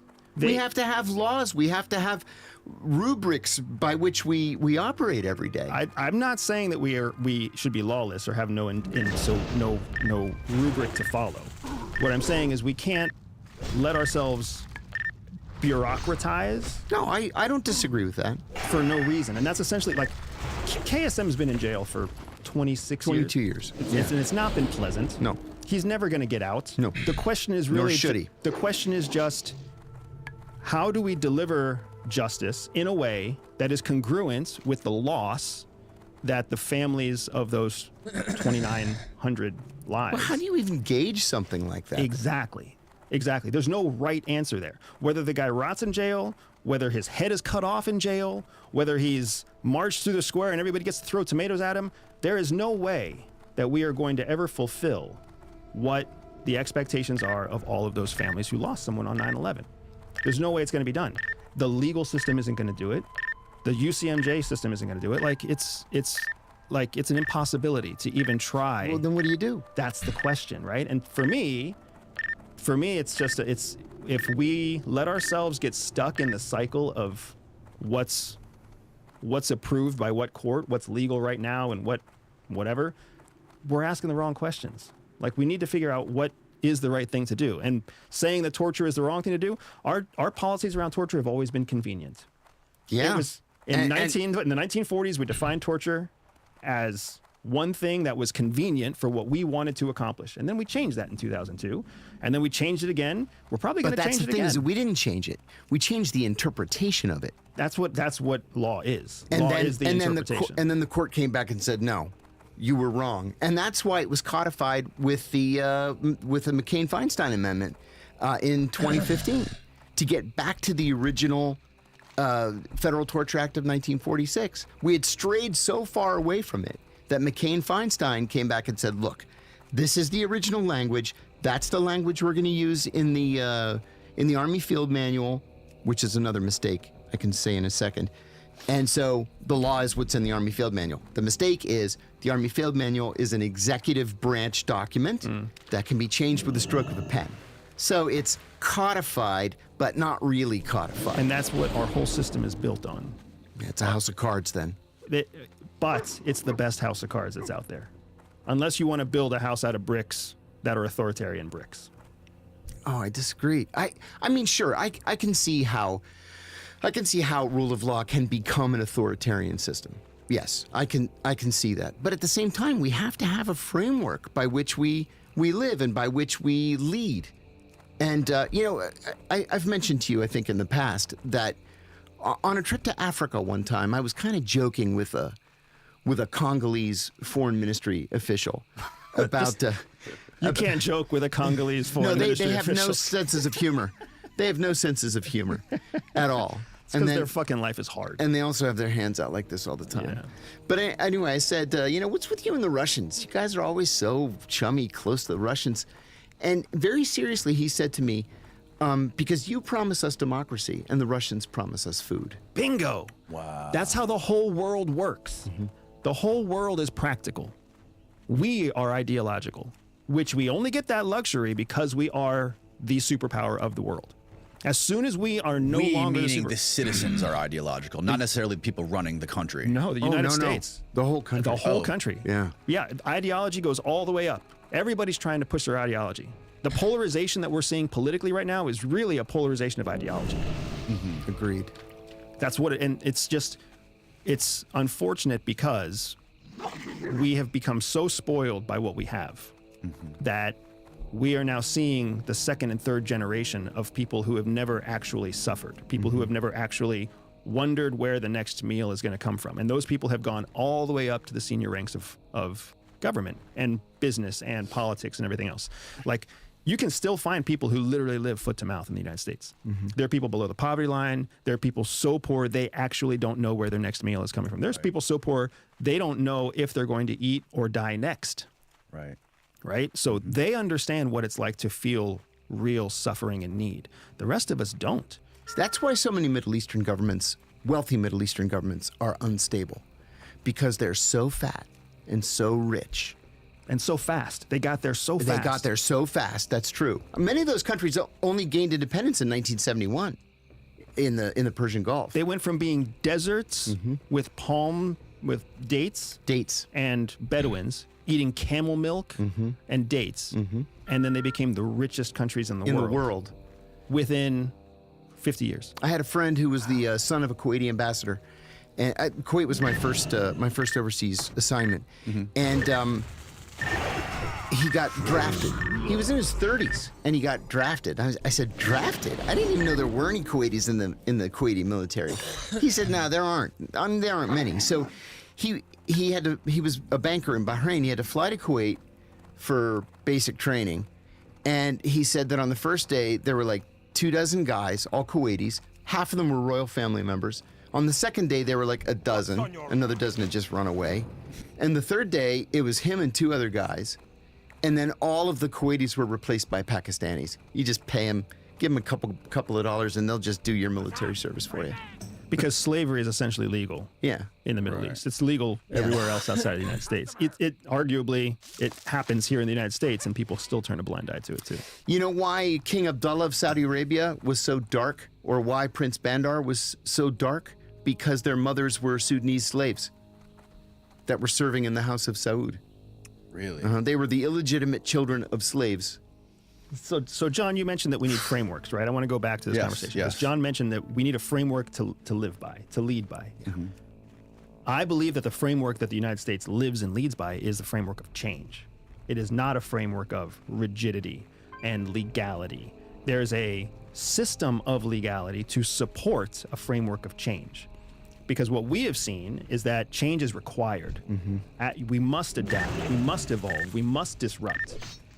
If you're so tied into a legalistic system that you can't change it with the stroke of a pen, right? Essentially what you're saying is the chief executive, the president, who is voted into office by the people of the United States and delegates and et cetera, right?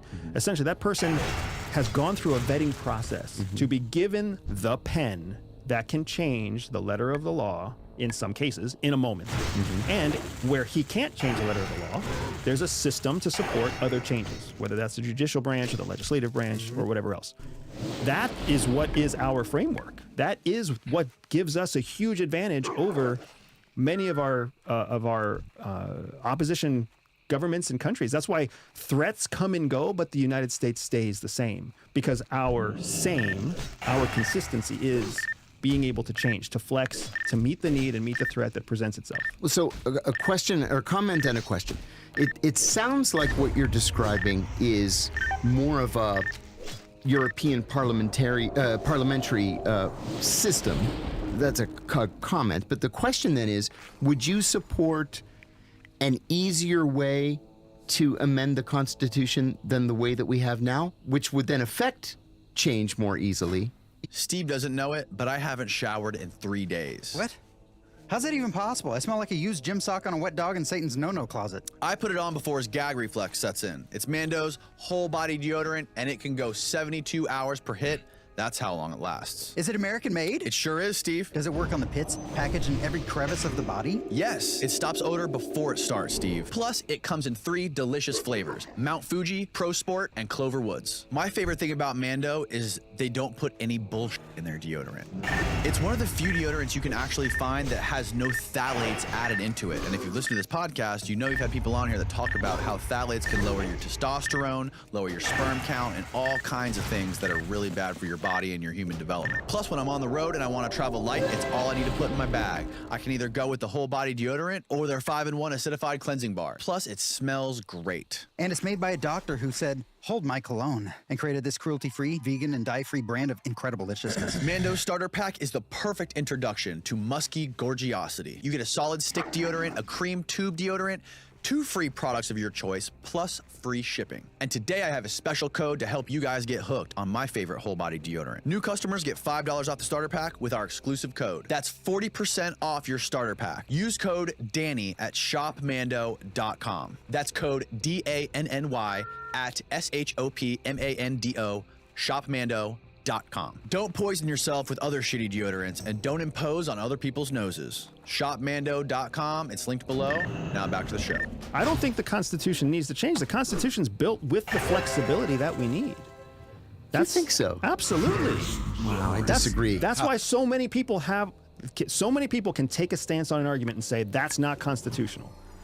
Other people can stand on and say we are making a change that is constitutional. Like that healthy debate, that change, that argument about how it's interpreted is the gift that our forefathers gave us that I don't think they realized they were giving us, right? By writing a constitution that's so short, that needed constant amendments. You're saying the Constitution's open to interpretation. Everything is open to interpretation. The whole judicial system is open to interpretation. Judges and attorneys can interpret a law a different way. And you are the one, as the citizen of the United States, who sits on the receiving end of however they interpret it. The judge that determined that this man should go to jail, a different judge in a different court on a different day could have had a different conclusion. His whole life would be different. That's a good point. Right? We either like that or we don't like that. And you know, with the current makeup of the Supreme Court, it argues in favor of what you're saying, that corporations are people. Yep. Number one. Number two, a president has the right to effectively commit murder so long as he does it in the course of his official duties. Number two, I mean, who would have ever thought even a year ago that we would have a conclusion like that coming from the Supreme Court? But I suppose it does matter based on the personal ideology of the members of the Supreme Court or the courts of appeals. Or the objective overall, right? The mission overall. What is the vision that we're trying to cast? If the United States' vision is truly to lead a democratic revolution in the world and make everybody democratic.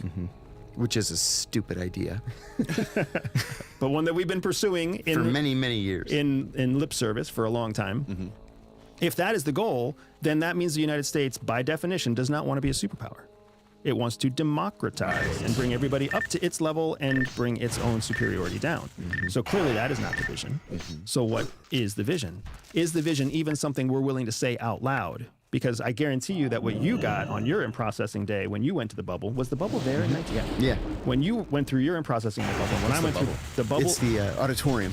It's got a dome over it. Oh, okay. Yeah. That's CIA. It's one of the few things that you can see even on Google Maps at CIA. That's you can right. see the rounded auditorium right in front of the old headquarters building. Oh, wow. Interesting. We call it the bubble. Okay. Yes. When I went through there, like, day one of in-processing was signing up for health insurance. Yep. We got a pseudonym that day. We got our first fake name that day. I did too. And then swearing in your oath of office. And then a rabble-rousing speech about American primacy. That's right. That's what we got. Yeah, that's what we got. And then briefings by the head of HR, the head of security, the head of this, the head Don't of that. cheat on your time and attendance. And whatever. Yeah, don't use your government credit card. Don't use our internal systems to research yourself or your girlfriend's boyfriend's family. That's right. So going back to cutting a little bit deeper to the point you were making about the executive branch, and basically being that a stroke of a pen can change a law, and that can be in our favor, geopolitically, throughout the world. Let's go to the current election that is going down right now in the United States of America. What is each of your guys' view on the current election and like how Kamala got put into office and what's going on with Trump? And what do you think about the idea, which most people believe, that there was a deep conspiracy within somebody in the government to take out Trump, take him out of the election? I wouldn't say most people think that. I Most would say people that online some think people that. think that. Most people online are fucking stupid. But amen. So John, I'm going to let you answer first because I already have a feeling we're going to have a lot of overlap. So go ahead. I think we will. The deep state. You can call it the state. You can call it the federal bureaucracy. The truth is that, sure, in places like the CIA, NSA, FBI, even DOD among civilians, or not even just civilians, but even flag officers. You got people who've been in those organizations 25, 30, 35 years. We had an NIO for warning, a National Intelligence Officer for warning, when I was there, 42 years. He had an age waiver. People don't get sharper. No. The more years they're in government. No. It's not like it is in public sector. That's right. That's exactly right. So they know that they can wait out presidents. Presidents come and go every 4 years, every 8 years. These guys are there for decades. If they don't like this president, they just ignore him. They sit on their or thumb. they slow roll him. Yeah. For 4 years, they'll sit on that. They'll do nothing. They'll do very nothing. little. Do nothing, and the president's going to go away. Number one. Number two, what we've seen happen so far this year is not really as unusual as many Americans think. Look at 1968. Look at 1976. But in 68, you had Lyndon Johnson, a very unpopular president, drop out after the start of the primaries. Granted, it was early. The only primary that had taken place at the time was New Hampshire. He got 67% of the vote, said, "Oh my God, I'm going to lose," and then dropped out. Eugene McCarthy was the one that got the 33%. As soon as Johnson dropped out, everybody else jumped in, and Robert Kennedy Sr. sailed to the nomination. He had enough delegates to win it. The night of the California primary, he's shot and killed in the Ambassador Hotel. The Kennedy family asks George McGovern to stand in for the Kennedy delegates. About half remained with McGovern, but Hubert Humphrey, who was vice president, who nobody had voted for, became the Democratic nominee. Okay, so not too terribly different. 76. You have not George W. Bush, you have Gerald Ford. Gerald Ford was the House Minority Leader a year and a half earlier. But the vice president, Spiro Agnew, was indicted on bribery charges, and so he resigned to go on trial. Richard Nixon picks Gerald Ford out of the House of Representatives, makes him the vice president, and then in August of 74, Nixon resigns. So Ford becomes president not having won a single vote. Not one American voted for Ford for either president or vice president. And here he's the president of the United States. So this is the system that we've given ourselves. It's not the prettiest sometimes, but it's the system. And it tends to work for better or for worse. So it's not so terribly, it's not a coup like Donald Trump says it is. And, you know, he wasted millions of dollars in advertising, he said the other night on Fox, because he thought he was going to run against Joe Biden. Okay, well, you know what? You're not running against Joe Biden. So toughen up.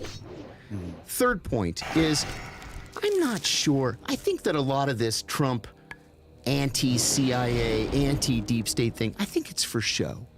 Because Trump had the opportunity to essentially dismantle the CIA.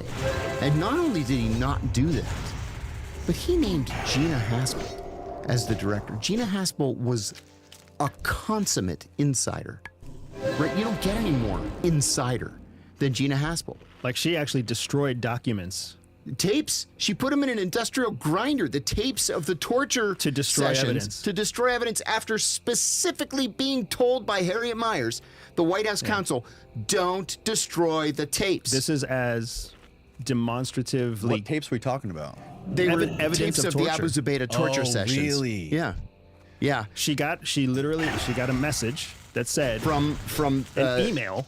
Yeah, it was an email from Jose Rodriguez. Yes, Mr. Rodriguez. I worked under Mr. Rodriguez. Yeah, I did too.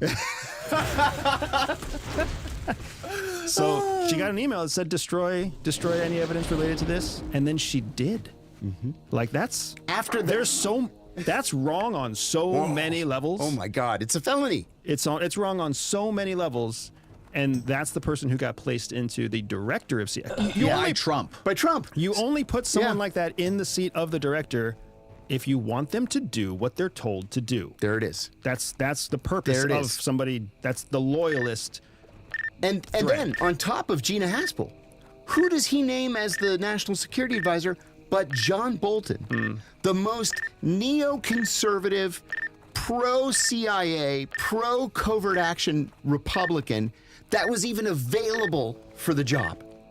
So if Trump wanted to really put his stamp on the intelligence community, he had everybody fooled because he did exactly the opposite. So there's a couple of other things to keep in mind, right? Neither of the examples from history that John just went through are memorable to any of us. That's right. Exactly. That's right. Because those candidates, those politicians, the outcomes did not change. They did not move the needle of history. That's right. Right? Interesting. Second, you've also got to keep in mind the institutional demands that exist inside the Democratic National Convention, the DNC, right? And the representation of the democratic process in the United States. Joe Biden, according to the laws of, or the system of the transference of power, he can't nominate someone else. Like, he has to demonstrate his faith in the democratic system. So when he steps down, there's only one person that he can actually endorse. That's exactly right. And I'll add that's something. His vice president. If he were to endorse anybody else, that's basically saying, Scandal. I don't believe in the democratic system. Yeah, scandal. Because if he's shot, or if he has a heart attack, or if he's lost in some tragic accident, guess where the country falls? Just like it falls to her anyway. So he has to follow that process just to demonstrate his loyalty to the democratic system. That's right. And I'll add one thing. The Republican Party is far, far more likely to nominate an outsider than the Democrats are. The Democrats have made their system so that it is impossible for an upstart or an outsider to win the Democratic nomination.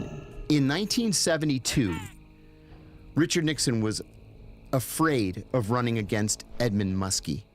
Muskie had been the senior senator from Maine, and he was the chairman of the Senate Foreign Relations Committee. Everybody loved Ed Muskie. He was the vice presidential nominee for the Democrats in '68 with Hubert Humphrey.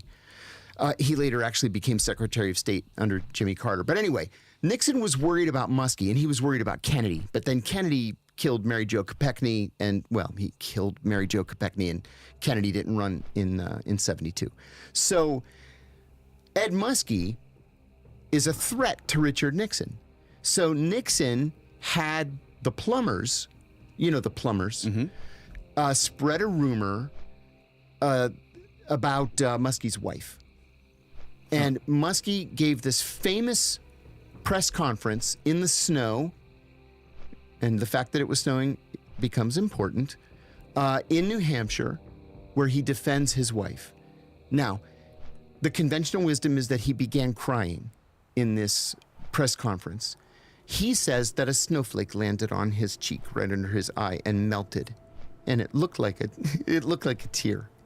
Okay, you look at it, he's clearly crying because he's so insulted that his wife was insulted. They called her a whore and all kinds of stuff. And everybody's like, oh my God, Ed Muskie's a crybaby. We can't nominate him for president. And so he drops out of the race. Then you've got Eugene McCarthy saying, hey, remember me? I got a third of the vote against Lyndon Johnson 4 years ago. People are like, yeah, but you're kind of a closet communist and you're a hippie and we can't do you either. And so George Wallace is like, what about me? I'm a Democrat. No, you hate black people and you're a racist. We can't nominate you. And all these Democrats are jumping in. And then George McGovern, all of a sudden, starts winning delegates.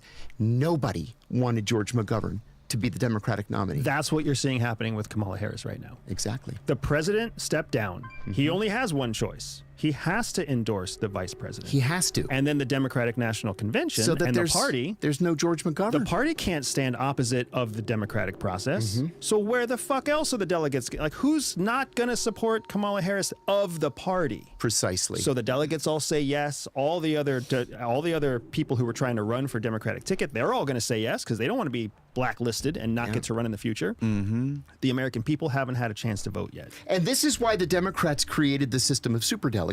Right. After 72, they said there will never be another George McGovern. We're going to make these superdelegates so every Democratic elected official at the federal level and every Democrat in the state party apparatuses will automatically become Democrats, and they will, by their very nature, endorse the party candidate. So Kamala Harris was already nominated, yesterday, I think it was, or the day before, in a Zoom call.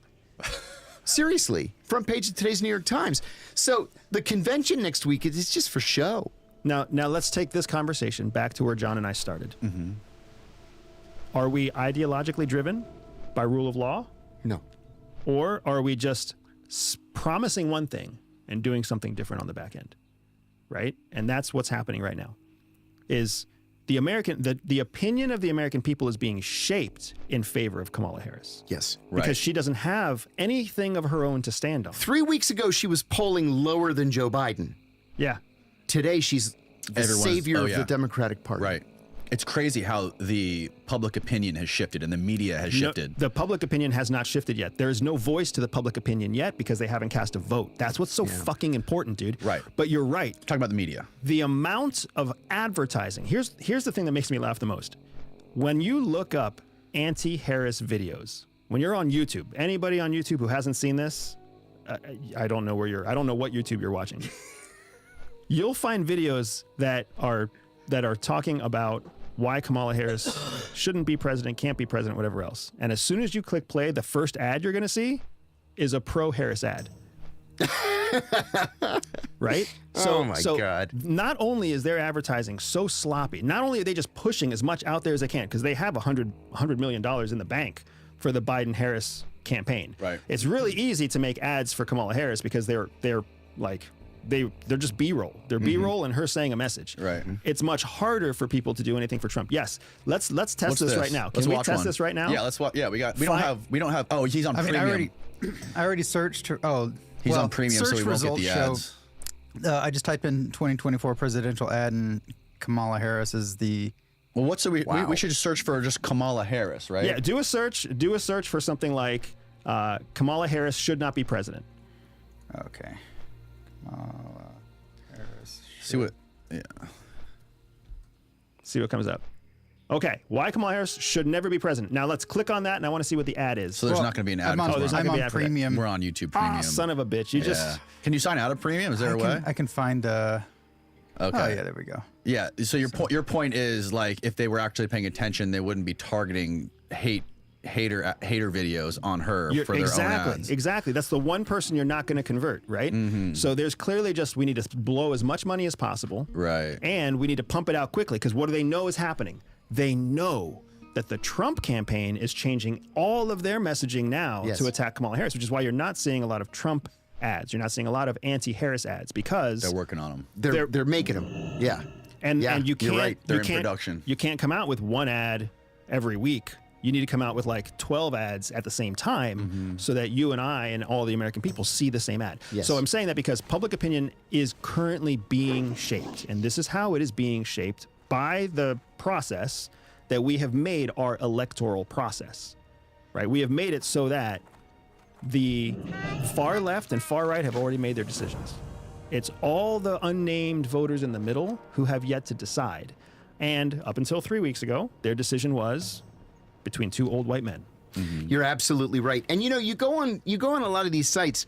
I do this every year just for fun, just to see what the result is going to be. The Libertarian Party always has one of these Q&A things where they'll ask you about all the major issues of the day. You click on what your position is, and then they'll place you on a graph to show you, are you progressive, are you conservative, are you libertarian, are you statist, and they'll tell you which candidate you most closely align with.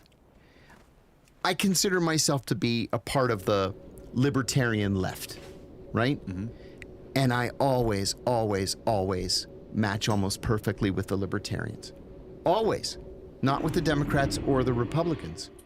And then second is like usually, the Greens or something like that. But everybody should do that. I remember asking my own mother. Voting your conscience? I know, right? Everybody should vote their conscience. Well, you know what they say, the lesser of two evils is still evil. It's true. It's true. But all of that is to say that what you're seeing right now, Americans are interpreting the support of delegates and the support of delegates, the support of donors, the support of whatever, the influx of donations. They're interpreting that to be support and unity behind a candidate. Right. It is not. No, it's not. It is a practiced behavior expected of you to survive inside the Democratic National Convention's system. If you violate their system, you will be taken out of that system and you will not have a chance in the future. And interestingly, the Democratic system of nominating a candidate is far less democratic with a small d than the Republicans. Yeah.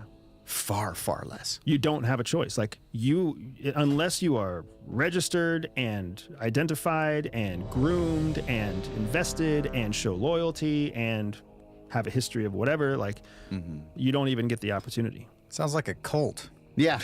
Yeah, it does, doesn't it? Yahtzee. John, you made a point earlier that Trump seemed to be pro-CIA, working with the CIA when he was president last time. Yeah. Do you think that he is going to be sort of pro-establishment? Do you think he's still on that trajectory ever since the assassination attempt? I think probably less so. There have been rumors lately that if he wins, he's considering naming Rick Grinnell as the CIA director. Who's that? Rick Grinnell is an odd character. He's a fundraiser. He's openly gay. He was nominated, not even nominated, he was ambassador to Germany. The Germans hated him, threatened to expel him. There he is. And now there's talk that if Trump wins, he'll end up as either National Security Advisor, Director of National Intelligence, or CIA Director. Yeah, I've met Grinnell a couple times. He's teaching a class over at George Washington University right now. He's not a guy that I'd necessarily like to hang out with, but I could think of a lot worse people to be considered for a position like that. So the other thing to keep in mind is don't mistake Donald Trump wanting to have the CIA as him being pro-CIA. That's a good point. It could just be pro-capability because when you're the president, CIA is in your back pocket. Yeah. The branch that CIA falls under is the executive branch. Right. So it's like the toy that sits on the shelf that you play with only when you want to. Whereas if you throw away the toy, you don't ever get the toy. But with CIA comes a whole suite of capabilities. That's right. And a whole building of people that can't say no, because without you, they have no purpose or job. Right. If anything, the massive attrition that CIA has been experiencing since 2016 when Trump won the election was when people really started waking up at the agency, started waking up to the fact that we serve the president. We don't serve the American people. We don't serve the democratic process. We serve at the behest of the president, the pleasure of the president. So wherever that person goes, we follow. And some people didn't like that. I think most Americans don't understand that. CIA is one of those very, very unusual organizations where serving at the behest of the president actually means something. I remember when I first got hired, there were old timers still talking about a station chief in the Middle East who had been fired by Ronald Reagan because he was living in sin with his girlfriend. That Reagan had made a trip to the Middle East. There was a dinner at the COS's house. The COS's chief of station. Chief of station's house. The chief said, like for you, Mr. President, to meet my girlfriend. Oh, are you visiting? Oh no, Mr. President, I live here. Oh, you're fired. I don't allow my people to live in sin. You can't do that in the rest of the civil service.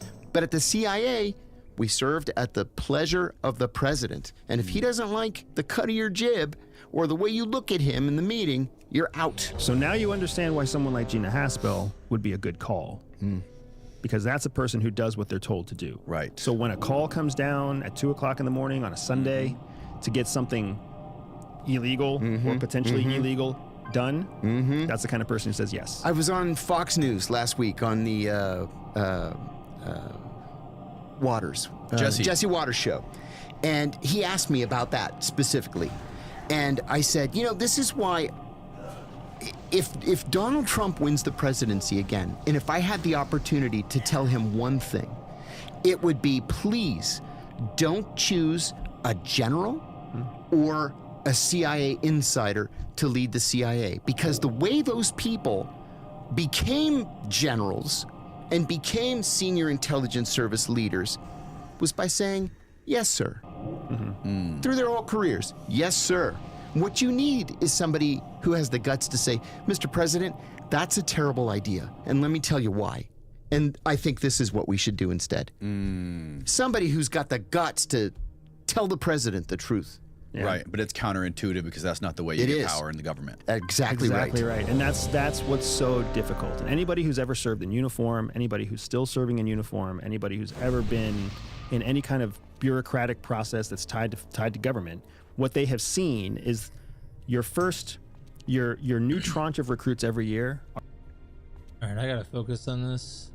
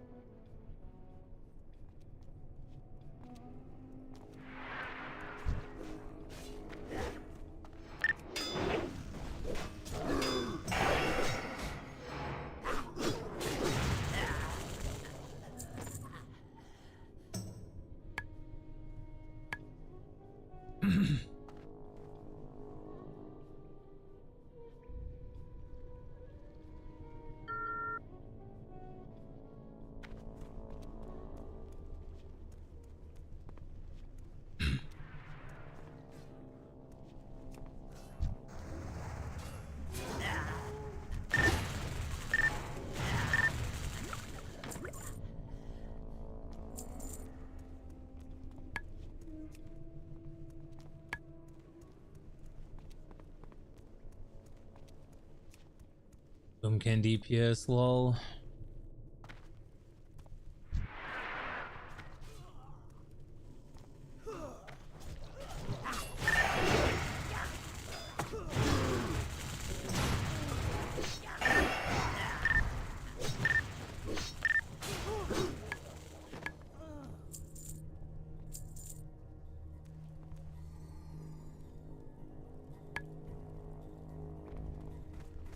That's annoying.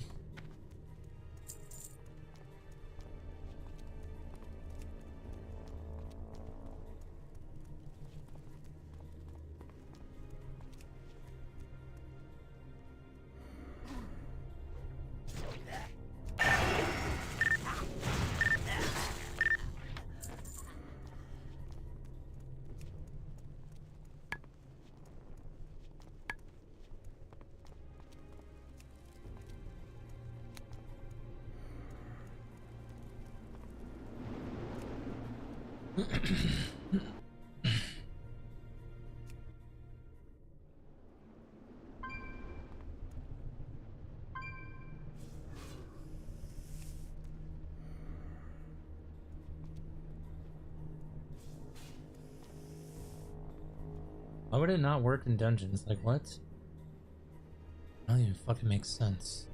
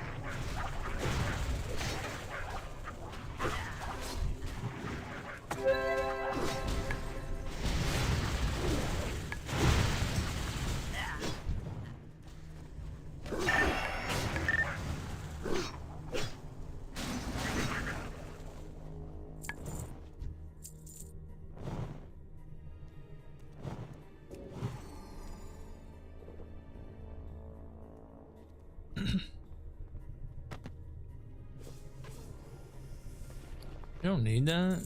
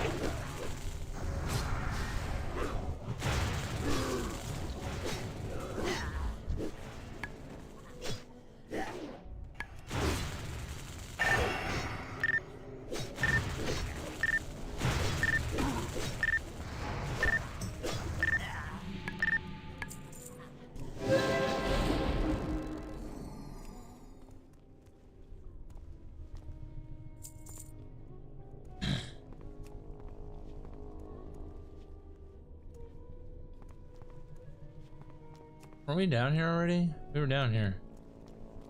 Huh.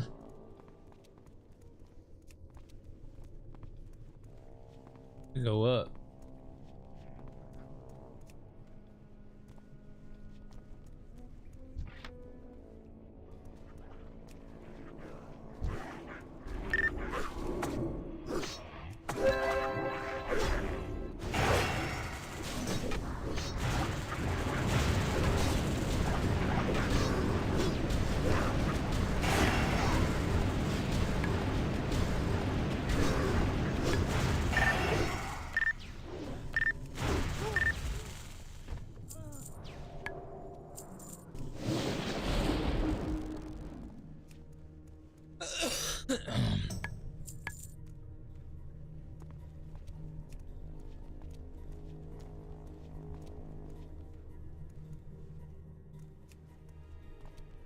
Fucking hate this dungeon, honestly.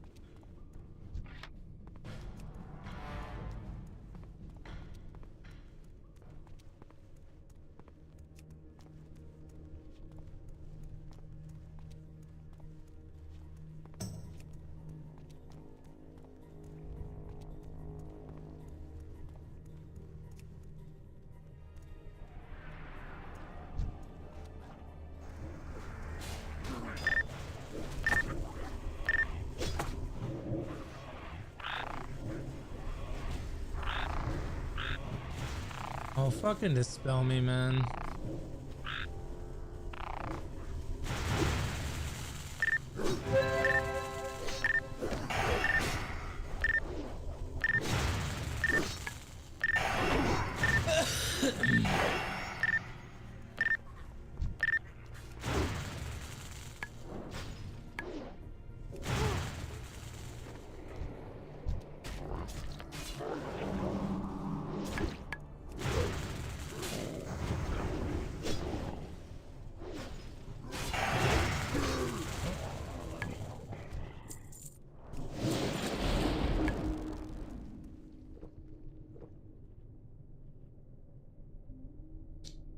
Fucking healer sucks, of course.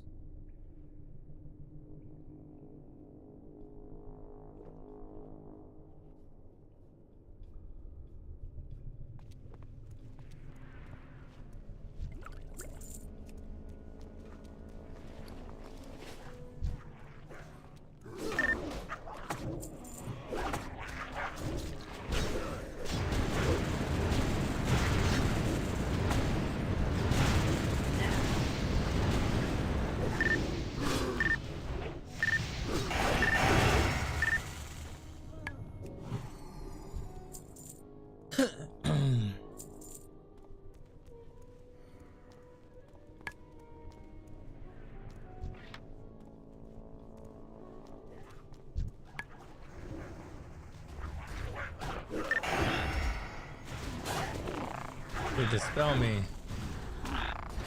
Fucking dispel me, you fucking noob. Dispel.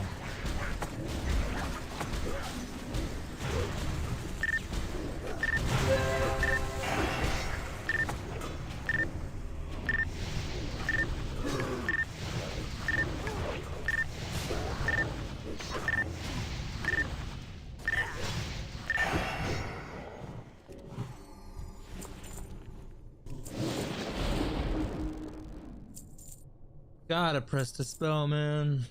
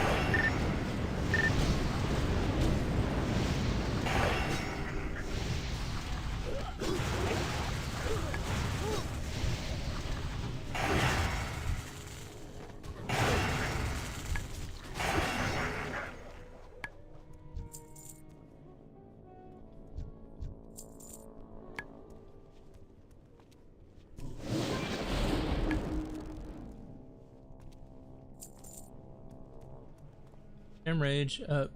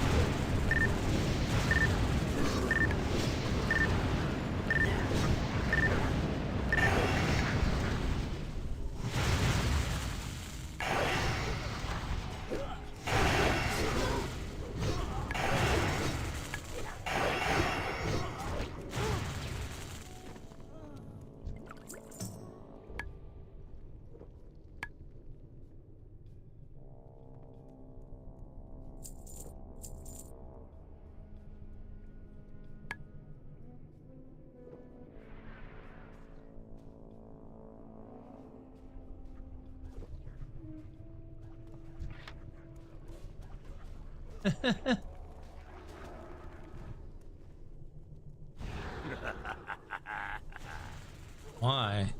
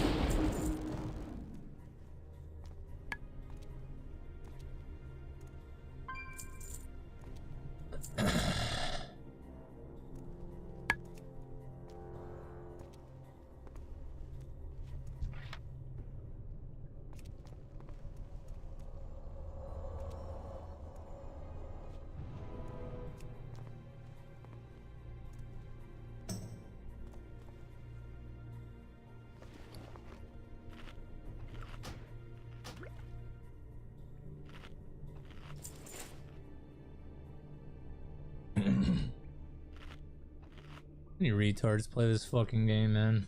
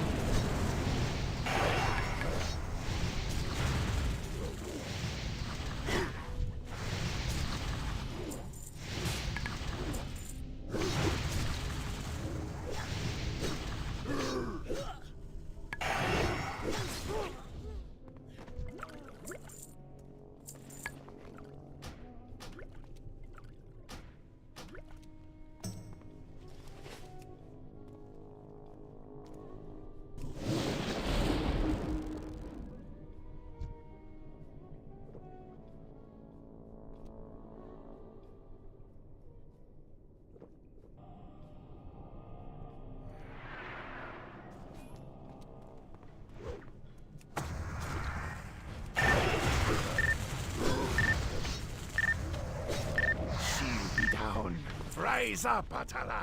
Rise up!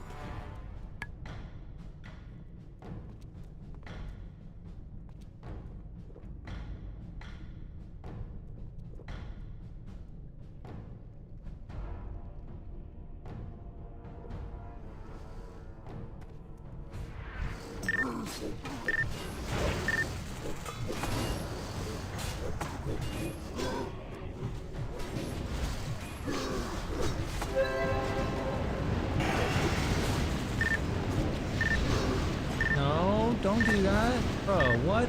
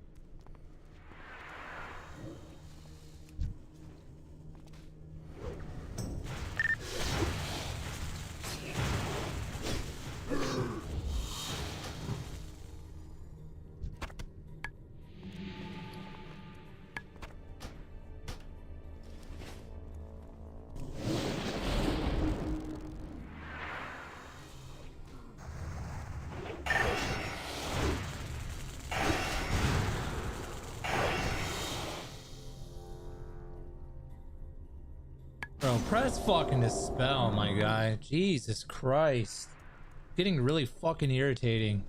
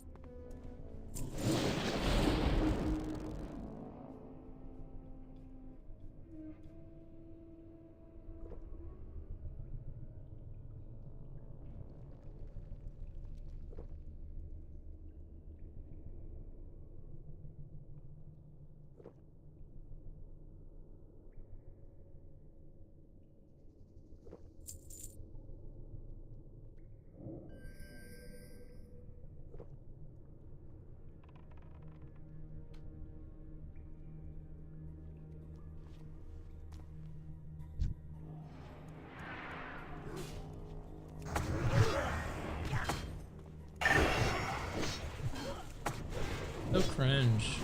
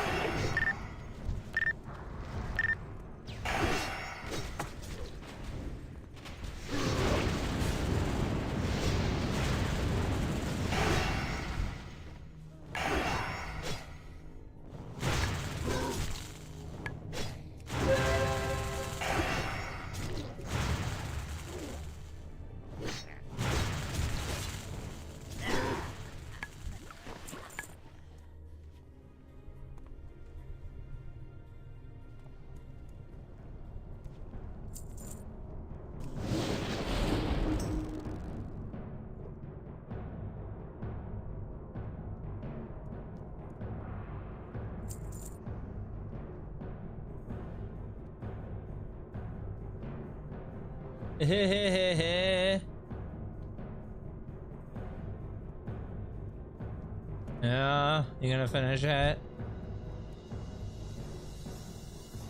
Full story, bro.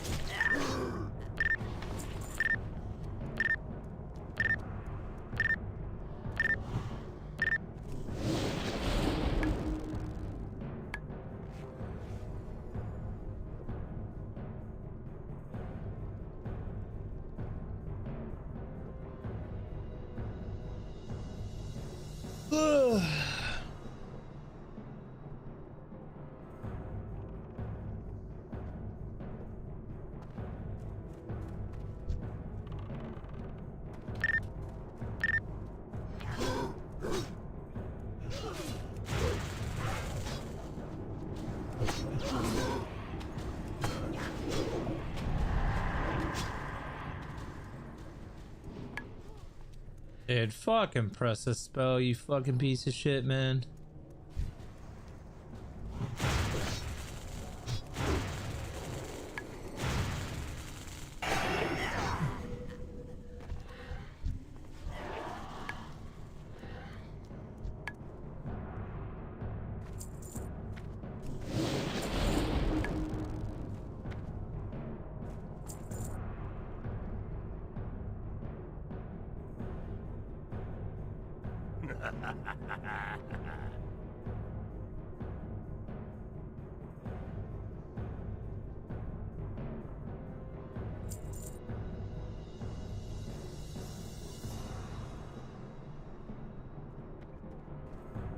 The Soul Flayer comes!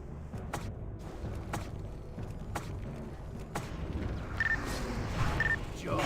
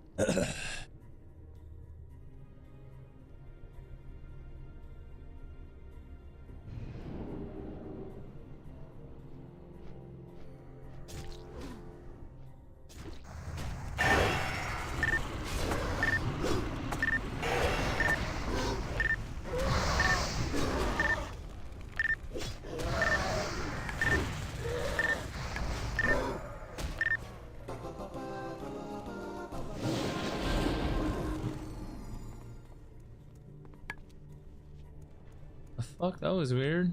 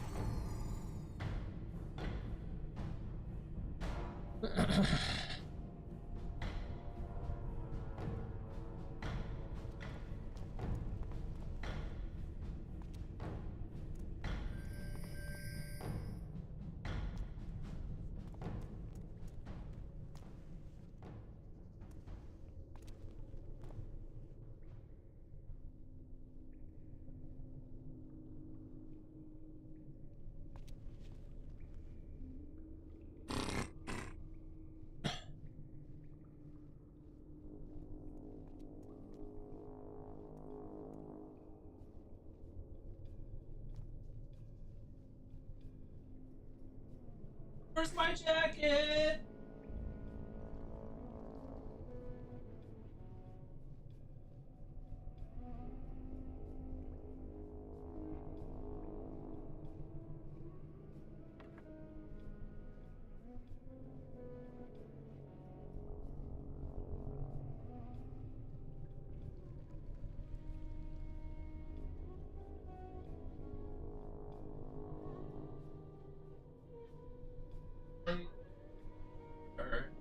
TBC. Kisming.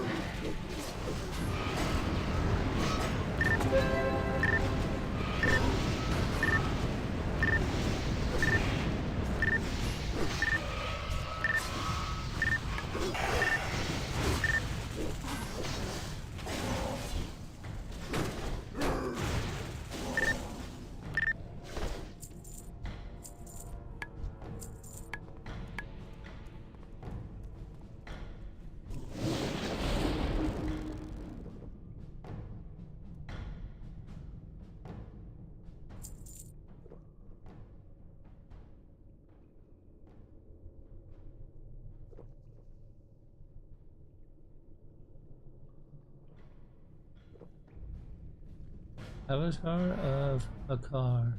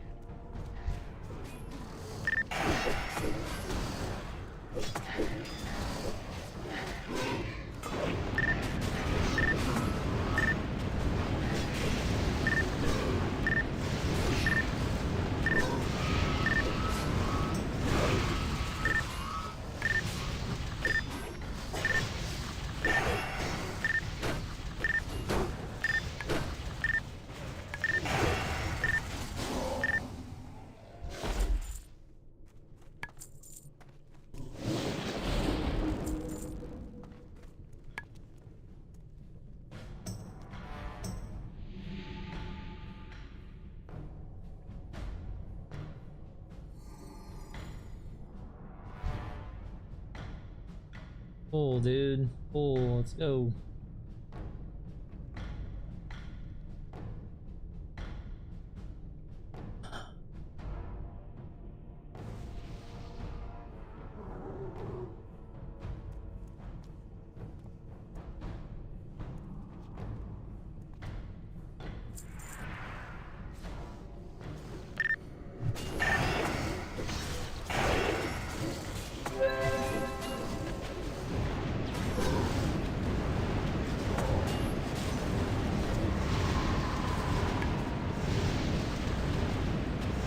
Bro, press the spell, man.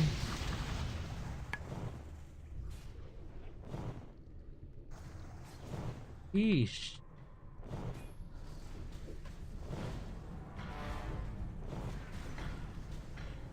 God.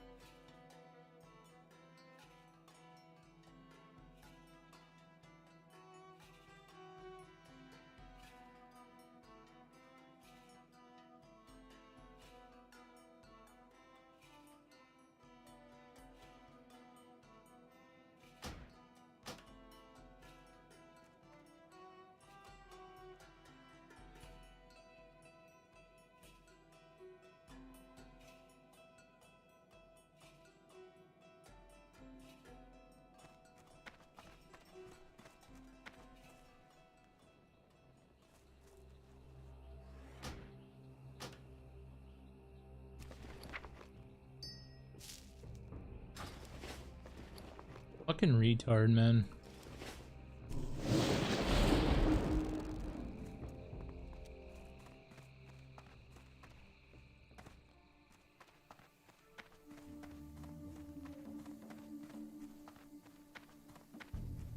Strength and honor.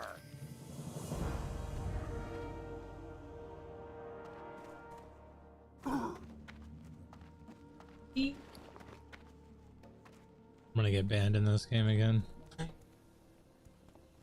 Some fucking faggot ass nerd was pissing me off, so I put him in his place.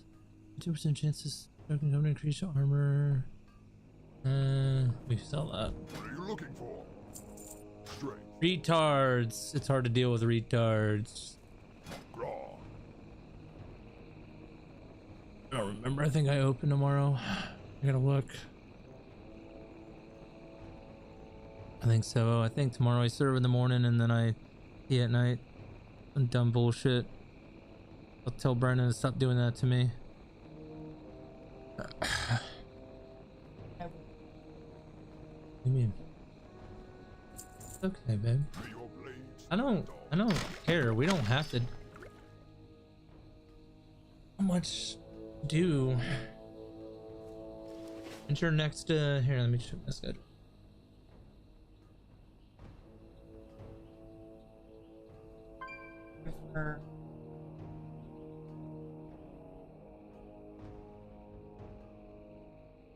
Once I start fucking managing, it's gonna be fucking a double Saturday. I don't know what opening key duties means on Monday. No idea what that means. Or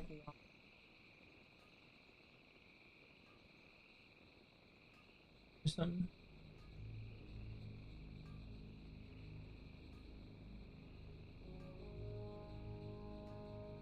How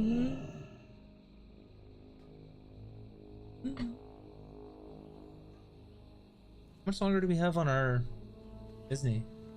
You want to go to Disney? You want to do something different?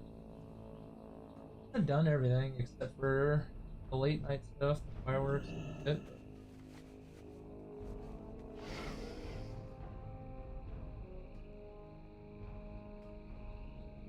It's cold. No, I'm fucking cold.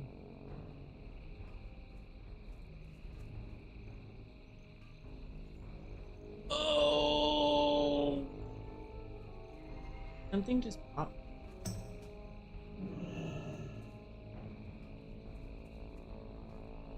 Your hands are cold.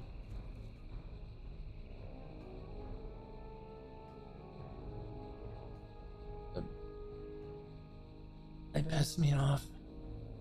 Dumbass. Intersect quest.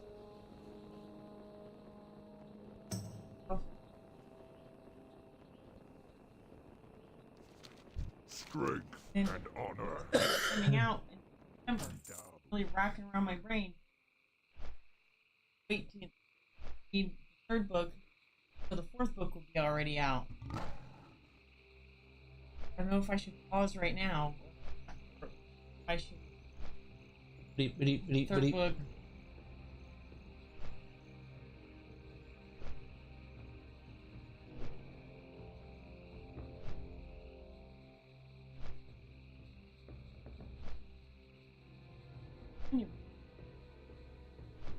Now.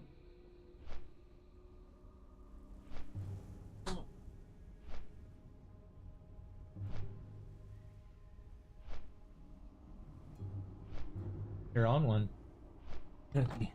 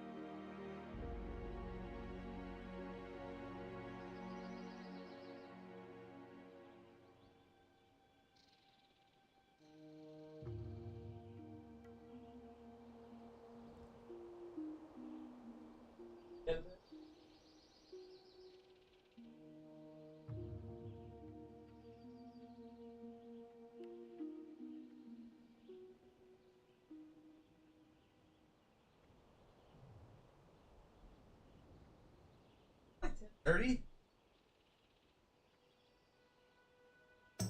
10 o'clock, you're never gonna want to get up in the morning.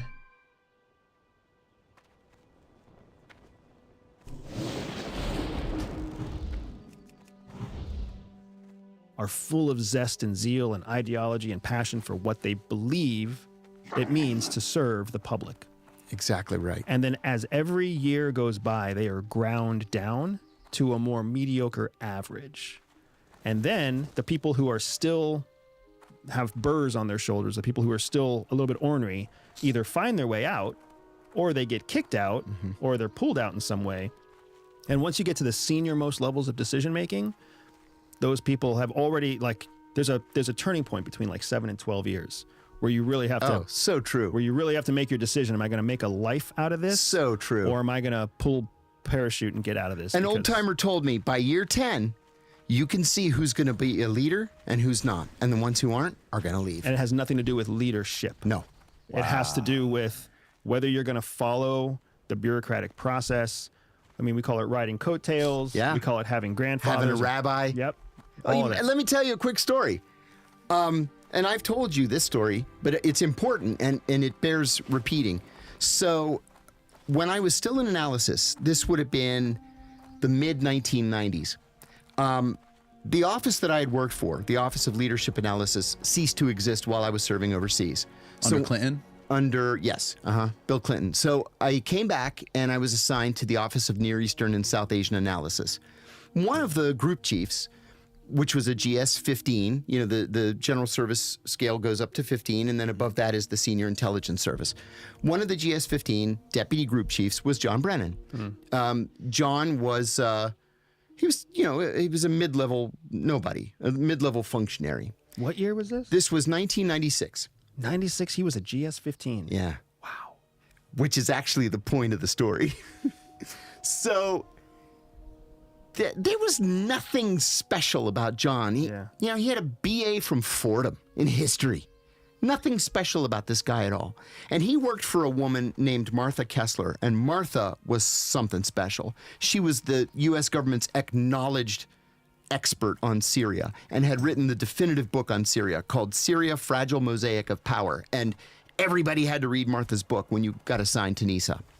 So Christmas of 1996, I remember this like it was yesterday. He goes to Martha and he says, Martha, I've been your deputy.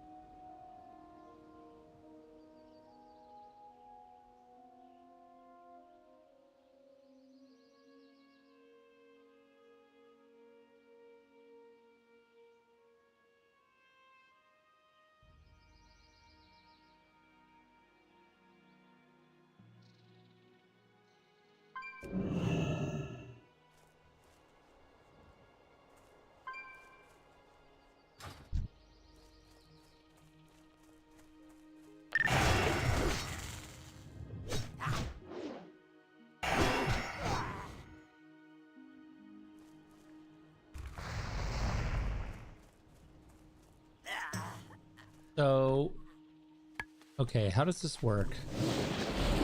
So,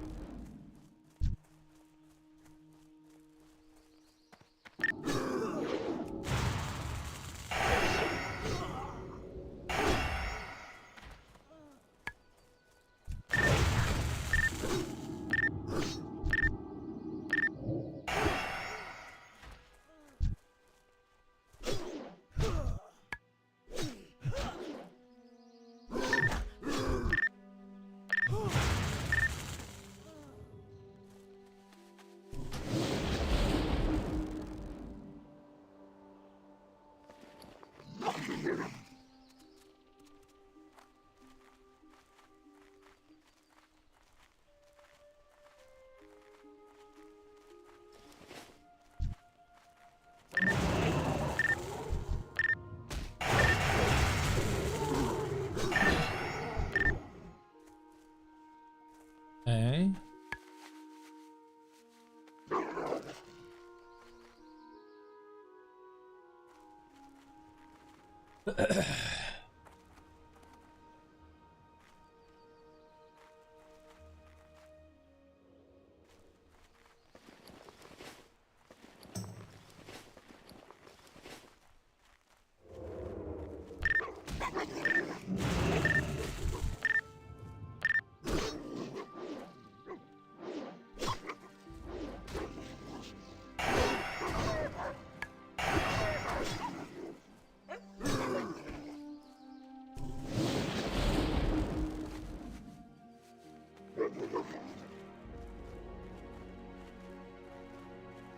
Okay, I'm understanding it now.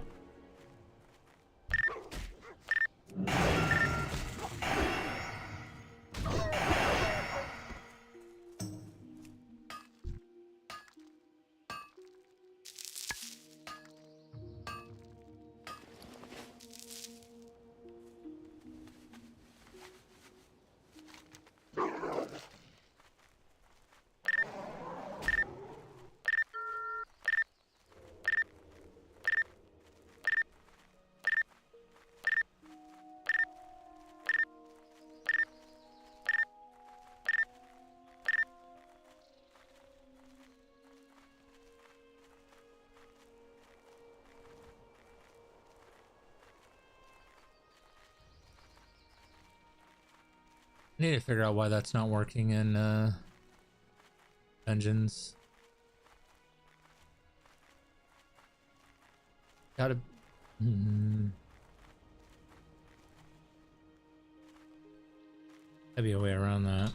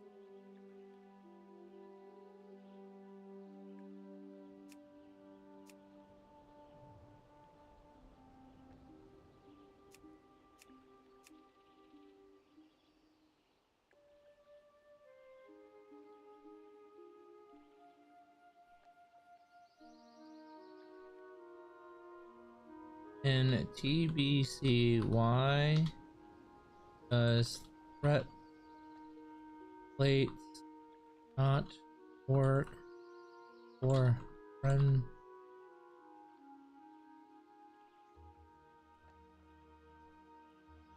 units in dungeon?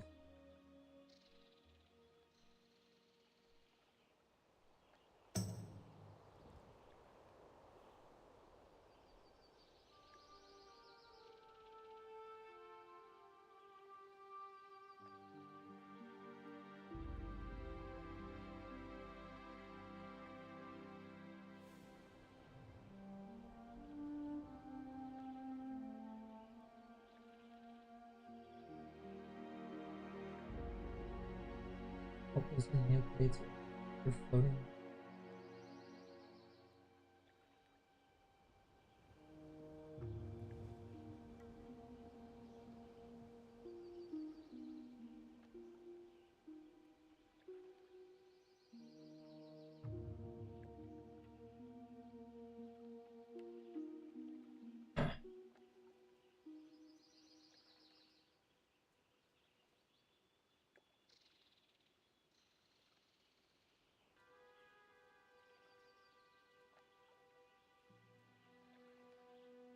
It shows default buffer plates for party, cameras, and dungeon.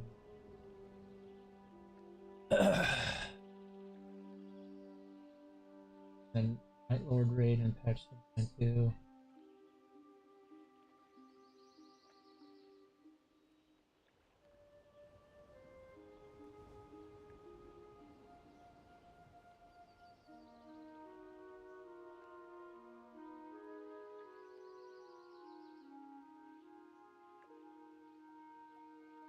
That's fucking gay. PD for whatever it was, 4 years, 5 years. I think I'm ready for the Senior Intelligence Service, and I want your blessing to apply for XYZ job. She said, I don't like you. I've never liked you, and you will never be in the Senior Intelligence Service. In fact, you're fired. So at the agency, you're not really fired. If you're shuffled. Yeah, you're shuffled. So if they tell you you're fired, you have 6 weeks to walk the halls and find another job. And if you can't find a job in 6 weeks, then you're fired. Okay? It's Christmas time. The normal job turnover is in the summer. So there are no jobs at Christmas over vacation. So Brennan is going office to office to office looking for a job. He finds one opening. It's in the President's Daily Brief, the PDB staff. And for analysts, you know, if you're serious about analysis, you're going to end up in the PDB staff eventually, either as a briefer or as an editor. They have one opening, and it's for the lowest level. It's to brief the lowest level person entitled to a PDB briefing. And that is the National Security Council's Director for Intelligence Programs, who at the time happened to be George Tenet. So, you know, John is this short, squat, ugly, pock-faced dude. And George is a short, squat, ugly, pock-faced dude. Tell me how you really feel, John. Yeah. Both chomping on cigars. I won't get into their personal lives, but they're equally disgusting. So Brennan goes down to the White House, introduces himself to George. They immediately hit it off. Now, George had just had a heart attack, so he promised his wife he wouldn't smoke. Well, there used to be a kiosk at the corner of 17th and Pennsylvania Avenue. It's not there anymore. And the guy sold magazines and newspapers and cigars and gum and stuff like that. So they would do the briefing at the White House, walk over to the kiosk, smoke a cigar. George would go back to the White House and John would go back to the agency. Next thing you know, George is named Deputy CIA Director. So he calls Brennan and he makes Brennan the Deputy Director of the Office of Near Eastern and South Asian Analysis, Martha Kessler's boss. And he calls Martha in on his first day and he says, now you're fired. Ooh. And so she was gone. She packed up her shit and she left. We never saw her again. Next thing you know, there's a realignment. And I mean, he was only in the job for like 6 weeks. There's a realignment and they merged a bunch of offices and there was a more senior guy who took John's job. So George made John, he says, listen, you're going places with me. So I'm going to make you station chief in Riyadh. Direct line of communication between the director of the CIA and the king himself. And he's there for like 5 years. Well, this also gives him operational experience, which he had never had. So then he comes back from Riyadh. They make him the executive director of the CIA, the third ranking officer in the entire CIA. And then from there, he becomes the head of the National Counterterrorism Center, the first one, by the way. Then he becomes the Deputy National Security Advisor for Counterterrorism. Then he becomes the director of the CIA. Wow. Does, And now does he's a anybody CBS remember? voice. Yeah. Does anybody remember Martha Kessler or know what she's doing? There's some really important lessons here. Yes. Right. That are absolutely worth highlighting. One, this is the way our government works. What is true in CIA is true in Department of State, is true in Department of Energy, is true in the Department of the Interior, the DNI, the DHS, FBI, and everybody who's in those worlds knows it. And everybody who's not in those worlds thinks that somehow we promote from within based on meritorious service and outstanding accomplishment and outstanding achievement, and that the American government gets this reputation in movies and books that somehow these organizations are super elite. Right. We are not. The most talented people leave or get forced out because the only way that you climb to the top is by becoming a company person, by acknowledging and accepting and being grandfathered and godfathered. It's not based on your meritorious service. It's not based on what you accomplish. It's based on who you know and the politics within each building and your ability to work within those politics. And this is a fantastic example of the director of CIA when, like, the leadership of that role fired a recognized expert that could actually move the dial to benefit American national security interests. But out of personal spite, sent her somewhere else. There's a famous quote by Gamal Abdel Nasser, the president of Egypt. I actually printed it and I had it hanging at my desk, and I was able to verify that he actually said this. It's not apocryphal. He said, "The thing about you Americans is you never make clear-cut stupid decisions. You always make complicated stupid decisions, which makes us wonder if there is something to them which we are missing." Right. And it's because these are the people making the stupid decisions. So and that's a great quote, because you also have to look at it through the eyes of Arab culture. Arabic culture, whether it's Khaliji or otherwise, is so calculated and so careful that there's an intent and a purpose behind everything, right? They're very, very, these are people who had to survive in the desert. So they're somehow both hospitable and ruthless. There's a level of patience, and then there's a point where you cross that line of patience. And they never show you, like, they're expert negotiators, because they never show what they're actually thinking. When they see us through their eyes, they think that we must also be expert negotiators, experts at hiding something. And when we do these nonsensical things that seem stupid, they think it's just so smart they can't figure it out. Yes. Yeah. When it's really just stupid. It's just stupid. I remember when Saddam Hussein began pulling out of Kuwait. George H.W. Bush said the clock is ticking. February 2nd, we're going to start bombing. And then on the 1st, Saddam started withdrawing from Kuwait. I remember Yasser Arafat giving a press conference and just saying, "Genius. Genius." Because he figured he can't be actually withdrawing, right? There has to be some incredibly deep military strategy here. No, he was just withdrawing. Yeah, I think China may have figured it out that we're just fucking stupid sometimes. Good point. Right? Because as soon as we left Afghanistan, they swept right into Afghanistan and started signing deals and everything else. So it's not like they thought there was some kind of long-term strategic play there. They were like, "Oh, nope, America's just leaving behind half a pie, and we're going to go eat the shit out of that pie." That's right.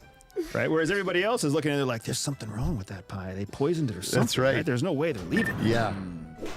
Yeah. Oh, yeah. You've hit that on the head. So it's frustrating because, when from the outside looking in, we see that happen for these internal services. And America doesn't know that that's the truth of it.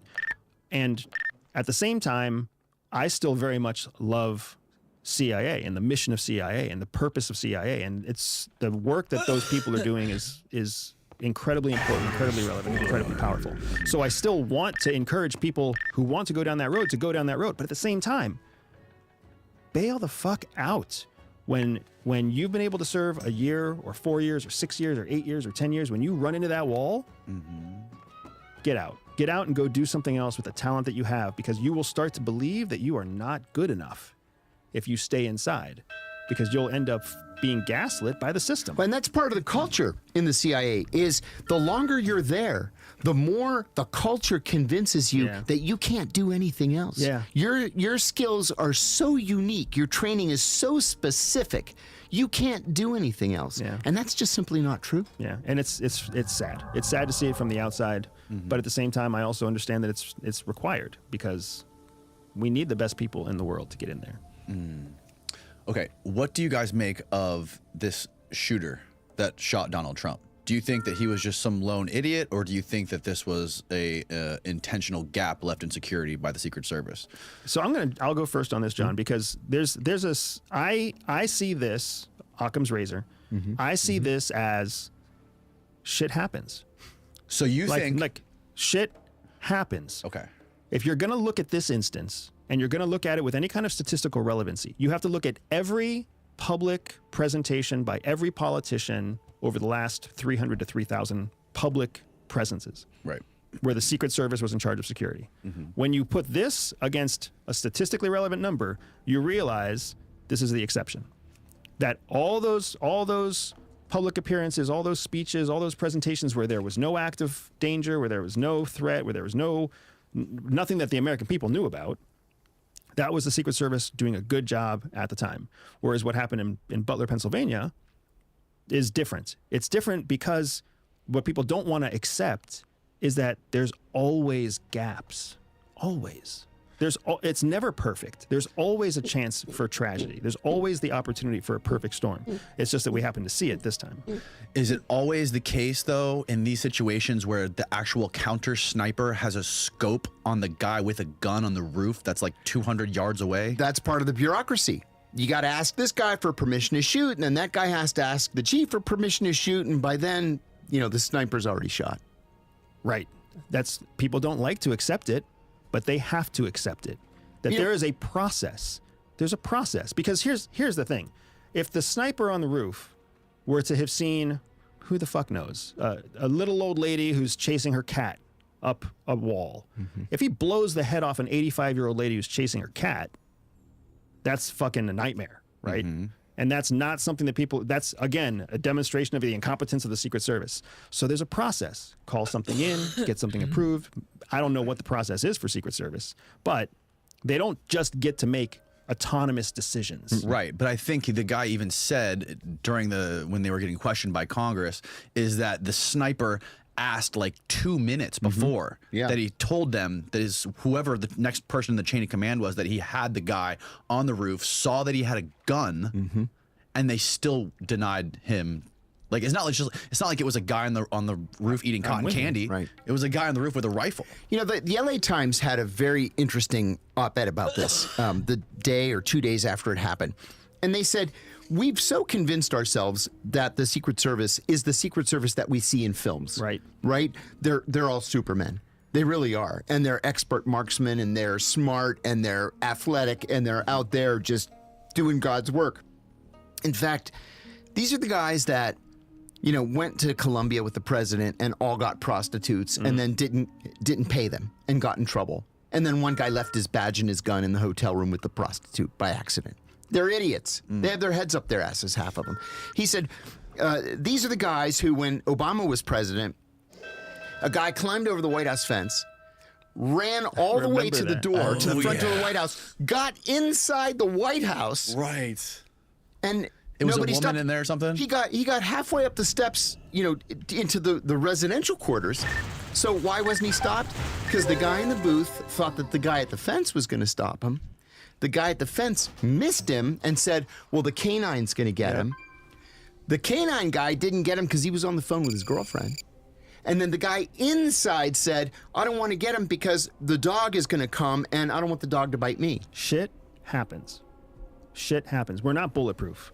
Now that you realize, hopefully, now that the world is hopefully waking up, the world that listens to Danny Jones is hopefully waking up to the fact that there is not a promotional cycle of meritocracy inside. So good people don't go up the chain. Nope. Yes. And on top of that, you've got this inherent bureaucracy that makes every decision needs 3 other people to sign off on it. And the process that's in place, nobody wants to get caught, with their hands in the cookie jar or breaking the process or whatever else. So that slows everything down. So now you have a bit of a competency question with a guaranteed timeliness question. And then on top of that, you have to add in the variables that come from the actual person or the threat in the case of the Butler County shooting, the threat themselves and what the threat intends to do and the capacity and capability of the threat. All of those things go into every situation, right? It's the nature of the game. It's not just Secret Service. It's also FBI. It's also Special Operations. It's also CIA. It's also NRO. Like, the most elite organizations out there are still built on the backs of people. Now, I'm not going to say they're all. You made a statement. I made a generalization that's probably not fair. That's harsh. So I'm not going to say they've all got their heads up their ass or anything like that. They are hardworking people trying to do the right thing. But they also know that if they do the wrong bureaucratic thing, their career is over. Right. Yeah. Totally understood about the people who work within the Secret Service. So what's more likely? A second secret shooter and a great conspiracy that was devised by the Democratic Party and kept hush-hush and we still haven't discovered? And they farmed it out to a 20-year-old? Right. As a patsy? Right. Is that more likely? Or is it more likely that maybe somebody didn't answer a walkie-talkie call fast enough and they didn't coordinate closely enough with the local sheriff and the sheriff's deputies, and as a result of that, some fucking whack job got on a roof and shot a gun? What's more likely? Yeah, I don't know. I've been going back and forth with this in my head ever since it happened. I don't know what it's been, like almost 3 weeks now, right? And it just seems like with all the footage that was released, and then let's just like take a little time machine and go back in time and look at all the shit that Trump, I mean, I'm looking at it from the perspective of just like a citizen who doesn't have any experience in the government or working for CIA. We see Donald Trump getting shot at. Before that, you have all these trials they're dragging him through. Before that, you have all of the other things that are coming out with like the Stormy Daniels stuff. Before that, you have the Maybe you are a hero of the Alliance who likes to slash spit on those disgusting horde losers in Warsong Gulch. Or maybe you are a skilled rogue who wants nothing more than to outplay the ratty noobs of Dalaran Sewers. Or maybe you are just really lonely and have no friends. Well, no matter who you are, we got a video for you solo PvP enthusiasts. Today, we will tell you what the best classes are for duels, BGs, and open world PvP. Before we start, we have a question for you. Are you excited about Wrath of the Lich King? Yes. Maybe you are eager to relive the past, or even have a completely new PvP experience. You're in luck, because we've been working behind the scenes with some of the best Wrath of the Lich King players for our brand new classic website. That's right, Skill-Capped WoW now includes Wrath of the Lich King and retail, all under the same monthly pre-launch offer, and get access to retail and classic guides using the discount link below. Anyway, back to the video. So let's start by going over the criteria of how we will be doing our rankings. Each class will be given a score out of 5 for duels, BGs, and world PvP. For duels, we will assume that every cooldown will be available for both players, and there might be line of sight involved. BGs should be self-explanatory, and we're under the assumption that both teams will have a mix of random classes and skill levels, with each team presumably having a healer or two. Our main focus will be on the maps with 10 or 15 players. As for world PvP, we will assume that cooldowns might not be available and might even include 1v2 or even 1v3 situations at times. We will start things off with DKs since they play a super important role in the Wrath of the Lich King solo meta. We're confident in saying that DK is the best overall dueling class since they are super well equipped for 1v1 situations. Death Knights are one of the few classes with multiple cooldowns, with powerful offensive tools like Gargoyle, and generalized defensive tech with AMS, Icebound Fortitude, and self-healing. This makes DKs an execution test in any dueling setting, as they can gradually rotate through their multiple defensive options while challenging virtually every class with their offensive power. They have favorable matchups against every other class in 1v1s, with the exception of Rogue, who will be their toughest fight in the early stages of the expansion. Nonetheless, they are the gold standard for 1v1, and we are giving them a total score of 5 for dueling. But it doesn't stop there, as DKs are one of the few melee classes that are super well-rounded in random battlegrounds. Here, mechanics like Death Grip become infinitely more valuable for controlling teamfights, while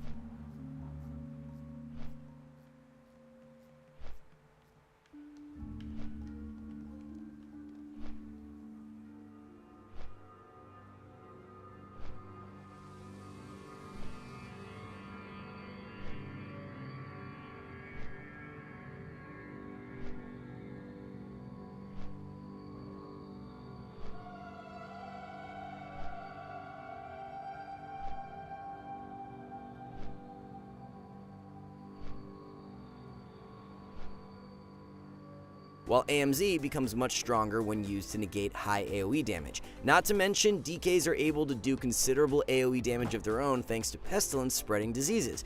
Above all though, DKs offer 2 strong zoning options with both Chains of Ice and Desecration, making them one of the best specs for keeping players in and out of skirmishes. Again, DKs will score a 5 in the BG category.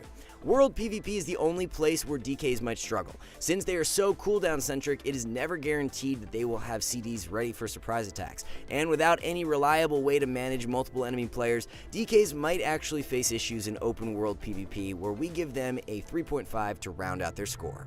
Next up, we have Druid, where both Feral and Balance take turns as the preferred spec. Feral is a contender for one of the best melee dueling specs. In most cases, they rely heavily on a hit-and-run playstyle, stunning enemy players, building combo points for bleeds or Savage Roar, and then kiting away using instant cyclones or entangling roots thanks to predatory strikes. They need to play like this because they are relatively squishy in cat form and generally don't fare well going toe-to-toe with enemy melee. Their goal is to eventually reset the fight enough to apply all of their bleeds and overwhelm the enemy player in an unbreakable stun. Although they might have one of the highest skill caps in the game, we give them a score of 4 for duels, assuming they know what they're doing.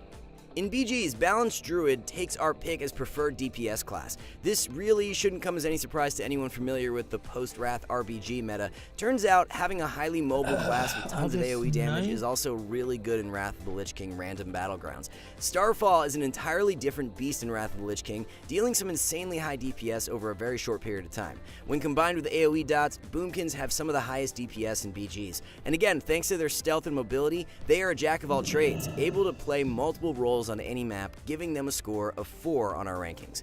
For World PvP, we go back to the King of the Jungle with Feral as the clear winner in open world environments. Once again, we're assuming that situations might evolve into 1v2 scenarios, which Feral Druids are actually equipped to handle thanks to predatory strikes. The ability to instant clone or root enemy players gives them far better control than their Boomkin counterparts when dealing with multiple attackers. We give Feral Druids a score of 4 in open world PvP.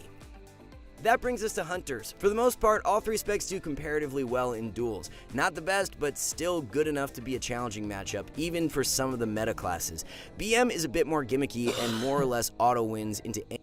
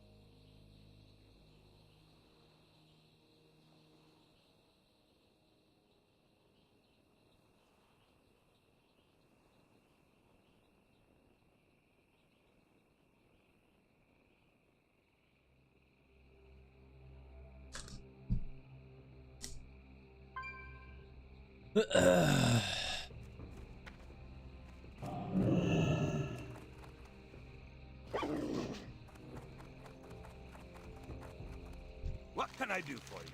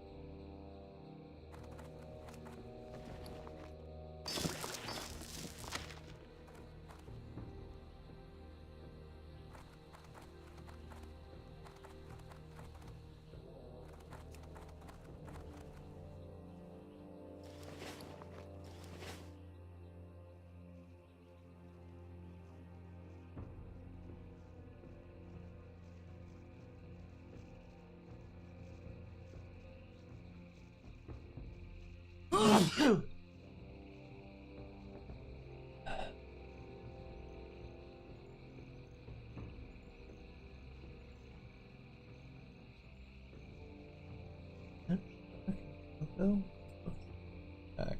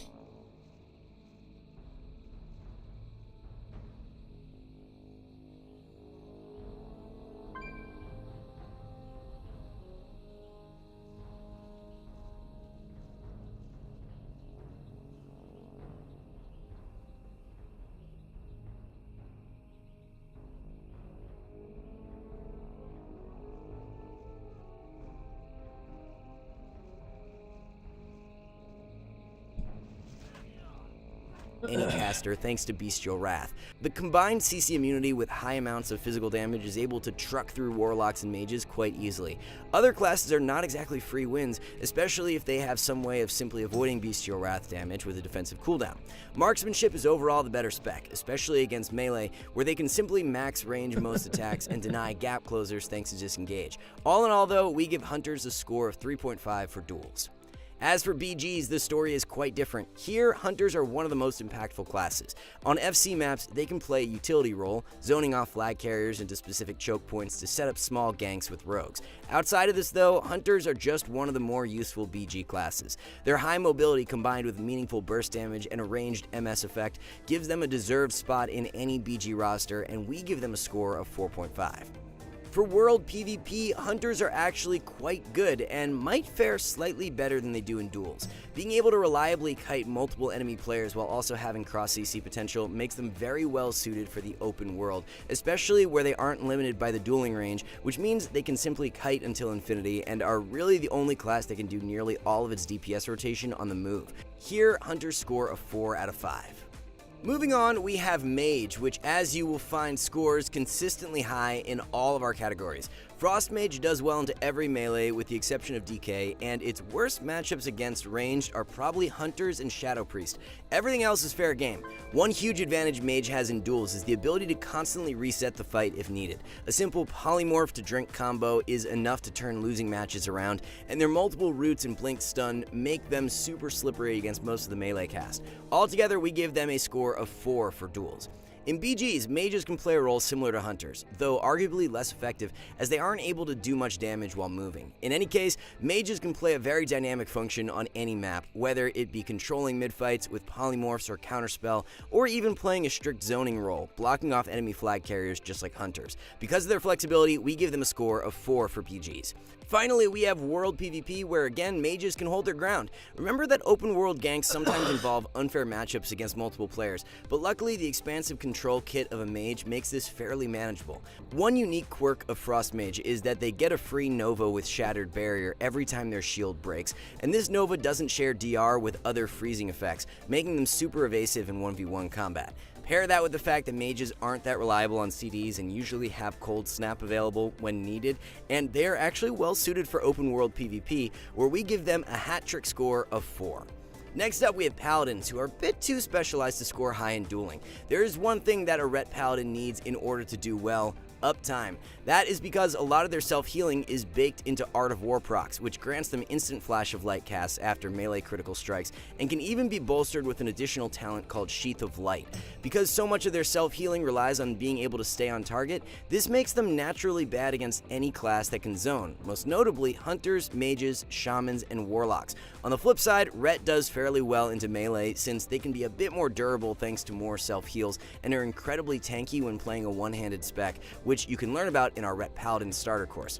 In Battlegrounds, Holy Paladin becomes the preferred spec and represents one side of the Battleground healer trinity alongside Resto Druids and Disc Priests. Much so happens to come equipped with one of the most broken tools in the game for bolstering their team's passive defense with Sacred Cleansing, which is massively frustrating to any caster DPS and prevents a lot of AoE pressure. World PvP is where Paladins have their weakest showing. Again, their biggest weakness is just needing to have uptime on enemy targets, which is never guaranteed in the expansive open world where some classes are able to kite for miles on end. Although Ret might be able to manage against some melee, its self-healing isn't powerful enough to deal with more than one attacker at a time. Because of this, we give Ret a score of 2.5 in open world PvP. Next up, we have Priests. Although Disc can actually do well in 1v1s, we're going to assume most people would prefer to duel as Shadow. Shadow is a bit of a wild card in duels and relies heavily on line of sight for success. That is because the class is built to weave in and out, dotting targets with instant casts, using CC when players connect, and then avoiding or healing enemy damage when needed. All of this becomes easier with a pillar. The main win condition for Shadow is live until the second Psychic Scream, using the first one to force out trinkets, and then stalling long enough to capitalize on a 2-timer. But without a pillar, Shadow will struggle massively into the likes of Death Knights, Feral Druids, Hunters, and even Warriors, all of which have mechanics to avoid getting feared. For BGs, Disc becomes the preferred spec, as again, it is one of the best Battleground healers. There are a few reasons for this, one being the strength of Prayer of Mending, which is easily one of the most mana-efficient AoE heals. Secondly though, Priests have the strongest defensive Dispel, being able to remove 2 magic effects at once with a single key press. This makes them really good at keeping their teammates free of debuffs, especially when utilizing the haste buff from Borrowed Time, which can have insanely high uptime with multiple shield targets. World PvP is definitely where Priests will struggle, as both specs will undoubtedly have mana issues in random open world skirmishes. Shadow in particular will have its own set of mana problems early expansion, which is one of its main limiting factors until later seasons, where PvE trinkets can help mitigate this issue. Until then, we are giving Priests a low score of 2 for World PvP. And now for everyone's favorite class, Rogue. We hate to break it to you, rogues just aren't that good in duels. I mean, they structurally the best dueling class. In fact, sub-rogues are one of the few specs that can actually beat DK's 1v1 in early Season 5. But that requires a bit of technical knowledge of both classes, which of course can be difficult to learn if you're new to Wrath. But luckily, this sort of knowledge is exactly what we teach in our courses, where you can learn how to master your opponent in Arena. For rogues and get the Shadow Dance, a full blind reset is possible, where they will then have to deal with Cloak, Evasion, Sprint, and Vanish in order to win. And look, if you've played WoW in any capacity, you already know that rogues are the kings of Battlegrounds. There is not a single class that can individually swing a game harder than a rogue, and that is all thanks to stealth. Of course, this comes with unrivaled burst, control, and lockdown, making rogues a nightmare for flag carriers and base defenders alike. We confidently give Rogue a score of 5 in BGs. The story doesn't end there though, as rogues are also the best class in World PvP. Again, you probably already knew this, so we're gonna keep it brief. If you even manage to live through their Shadow Dance without a PvP trinket, you have to contend with seemingly infinite cooldowns, which can all be reset, by the way, thanks to preparation. So yes, rogues score a 5 for World PvP as well. Moving on, we have a bit of a wild card, Shaman. For duels, Enhancement beats out Elemental. Even though Ellie might have a spot at the top of Arena tier lists, it is just too slow to work effectively in highly explosive duels, which is why Enhancement is the premier dueling spec. A lot of this boils down to one cooldown, Wolves. If you weren't aware by now, Feral Spirit is one of the strongest cooldowns in the game, giving the Shaman massive damage, mobility, and self-healing for 45 seconds. These Wolves can be killed, but you would probably be dead before that even happens. Their matchup spread is pretty decent, and their hardest 1v1s are against DKs and Rogues, which really shouldn't come as a surprise. With favorable matchups into the rest of the cast, we give Enhance a score of 4 in dueling. BGs are a different story, and this is where Elemental really shines. Look, every Shaman spec is passively good in BGs thanks to Bloodlust and of course the infinite amount of unique utility that totems are able to provide.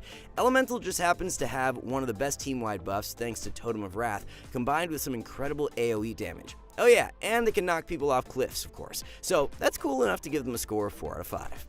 Open world PvP is where Shamans really struggle. Both Elemental and Enhancement will find problems here. Again, Elemental is just too slow to deal with highly volatile skirmishes. In reality, it really needs to sit there and ramp up its damage a bit while also needing to hard cast. This works in Arena, but isn't that ideal for 1v2 ganks. Enhance, on the other hand, is fairly weak without Wolves, and when they aren't available in the open world, Enhance becomes a much weaker spec. Altogether though, Shamans get a score of 2 for world PvP. Moving on, we have Warlocks, who are on a similar power level to Mages in duels. One thing that may surprise you is that Destro Warlocks almost exclusively play with Succubus pets, who are able to quickly seduce targets out of stealth, allowing Warlocks to prep damage with Immolate. Most of their 1v1 kit is built around setting up damage with Fear or Seduce, and then unleashing it with Shadow Fury or Coil. For the most part, this works well into classes that have limited ways to manage these interactions, but like other casters on our list, this means losing matchups into DKs, Hunters, Rogues, and sometimes Enhancement Shamans. Otherwise though, Destro Warlocks are well suited for 1v1s, giving them a score of 4 in the category.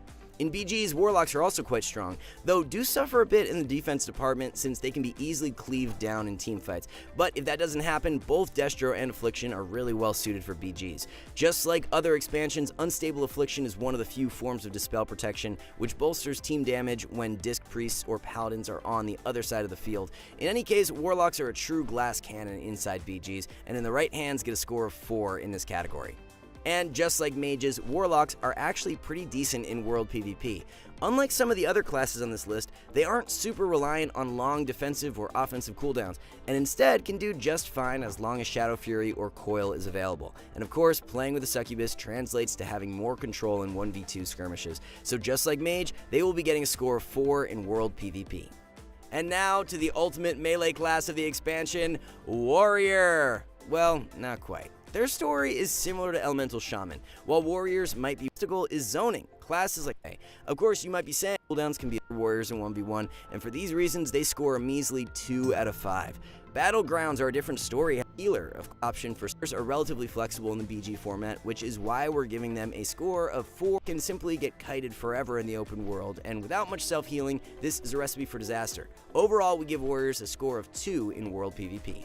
If seeing Warriors score so low surprises you, we should note that all this information came to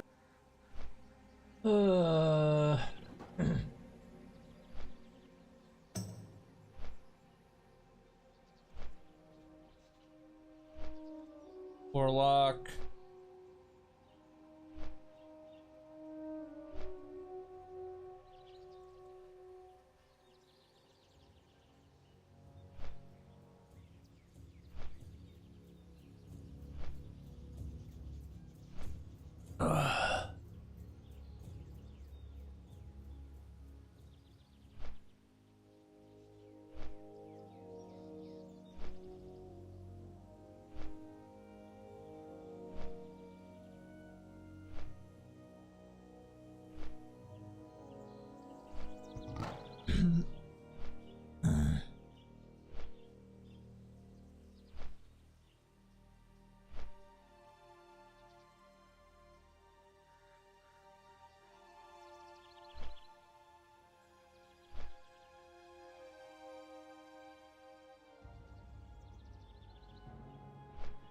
Resto Druid is your best.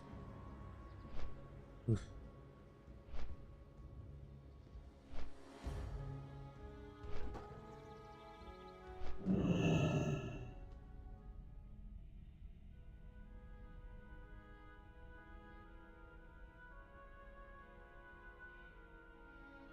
It's crazy how good Rogue is. It's actually dumb. I'm gonna have to play my rep Paladin, dude. I have a feeling.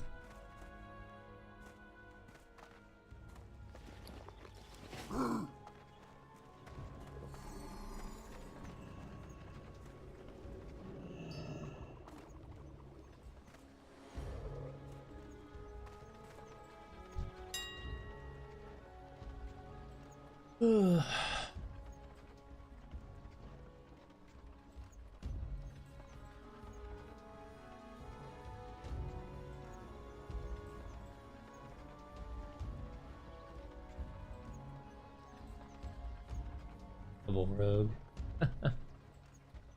Double rogue, rogue mage, rogue priest. Rogue is just so stupid.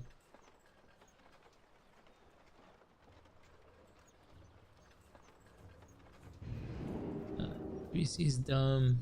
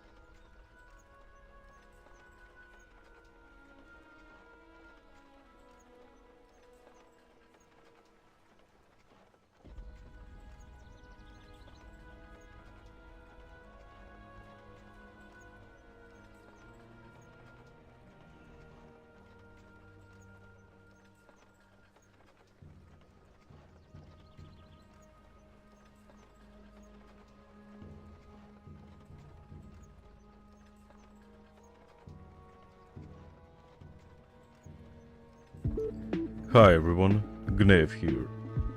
You wanna have an excuse for why you're doing less damage than your friends? You wanna know if your class is easy or hard to pilot? You've come to the right place. In this video, I'll be ranking all the Wrath classes in terms of difficulty and skill ceiling, from my experience of thousands of played hours on Warmane. I hope you'll enjoy it. Without further ado, we'll start the list off with my main, the Mage.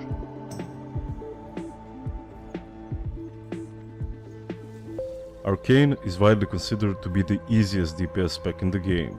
Your rotation consists of 2 buttons, and your only challenges consist of knowing when to pop your cooldowns and having enough mana to finish the fight with. While its brother Fire adds 1 more button to the rotation, I have to be honest with my brother mages out there. We have the easiest job in the world. Mage goes into the piss easy rank.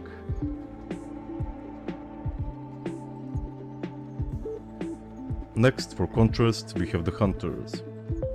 Not only is your rotation pretty difficult to min-max as a hunter, but you also get all the most difficult jobs in the raid. Pulling and MDing the mobs, taunting and feigning death when your tank dies, and being more in charge of aggro than most tanks. Mastering a hunter, even though I talked a lot of shit about them in the past, is extremely difficult. S tier.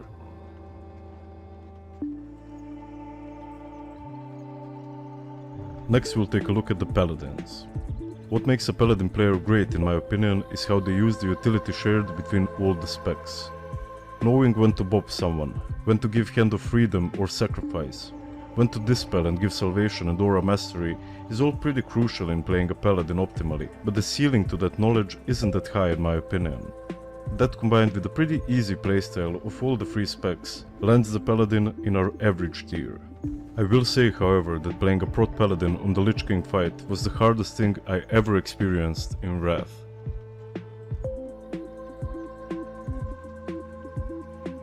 While Warlocks, in particular Affliction, have one of the hardest rotations to execute. If you're comfortable on caster classes and if you're in touch with your inner demon, you shouldn't have a hard time piloting them at all. There is a big skill ceiling, however, and you'll still be learning new things about your class after 100 raids, which is why Warlocks earn the A tier. Now shut up and drop a Summoning Stone.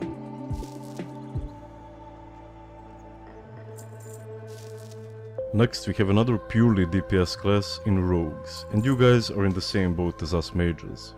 Both assassination and combat rotations are easier than Hellfire Ganker's moms, and your only challenge is knowing when to use TOT and your cooldowns. While subtlety takes a lot of practice to play well in Arena, I'm a simple PvE player, which is why Rogues join us in the piss easy tier.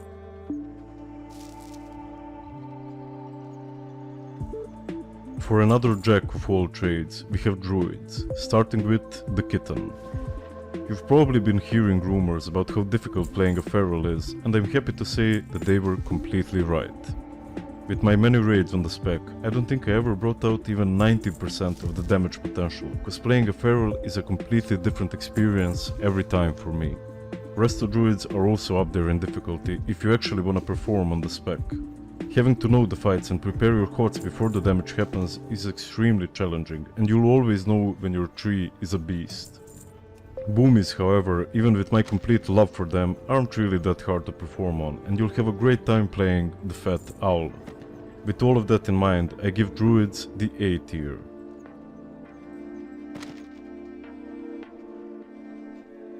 Now for the Warriors, and did you ever think that swinging your axe in somebody's face would be difficult? Fury you could play with the steering wheel, and Arms is even easier. The only spec that's actually challenging is Protection, and that's mostly because of how hard it is to stay alive on that shit. You know I love playing my Warrior, but I know where we belong. Piss easy.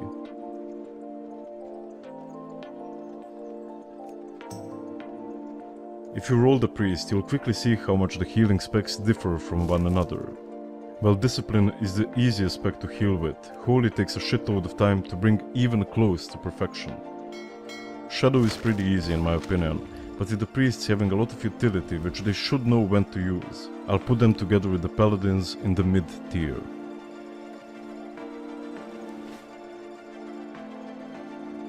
Next we have the DKs, and I have to be honest and say that it's a class I play the least of.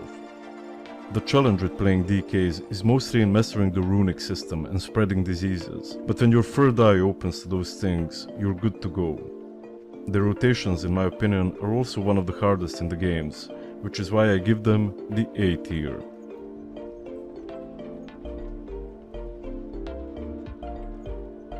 And last but not least, we have the Shamans.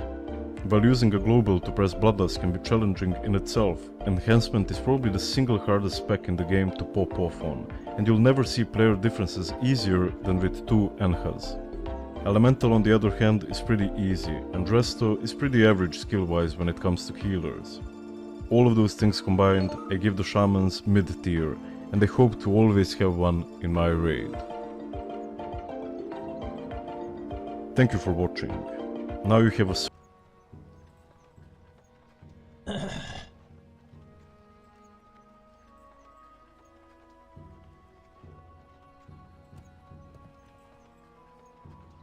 In Wrath of the Lich King, you have some classes that require complex weak auras, or a whole array of add-ons, buff tracking, externals from other classes, and a wide variety of intricacies to play. And then you have the specs that provide equal performance, or close to equal performance, whilst being much simpler to use. Today we're going to talk about what I consider to be the top 3 easiest specs to play in Wrath of the Lich King. Now remember, we're not talking about highest performance, we're talking about rotations being simple, general mechanics of the class being foolproof. Elemental is one of those specs that seems like it could be complicated. Totems, dot tracking, procs. Instead, Ele Shaman is one of the easiest and most relaxing classes to play in Wrath of the Lich King. It offers a simple rotation throughout most of the expansion. Maintain Flame Shock, keep Lava Burst and Chain Lightning on cooldown, and fill with Lightning Bolt. Mana issues may require the occasional Thunderstorm, and please make sure you glyph it so you're not accidentally yeeting people off the map, and you may even need to use the occasional Mana Potion. That is in essence the rotation of an Elemental Shaman. When it comes to AoE as an Elemental Shaman, it really is as simple as using Chain Lightning, which offers huge cleave potential, and then your AoE comes from the burstiness of Fire Nova paired with Magma Totem. Both Magma Totem and Fire Nova on cooldown will offer consistent AoE damage. Throughout the expansion, Elemental Shaman follows a similar trend to what it did in TBC. They start incredibly strong going into Naxx and really are a contender for #1 DPS spot, despite the simple rotation. They however do fall off, and they fall off pretty hard as they go through the expansion,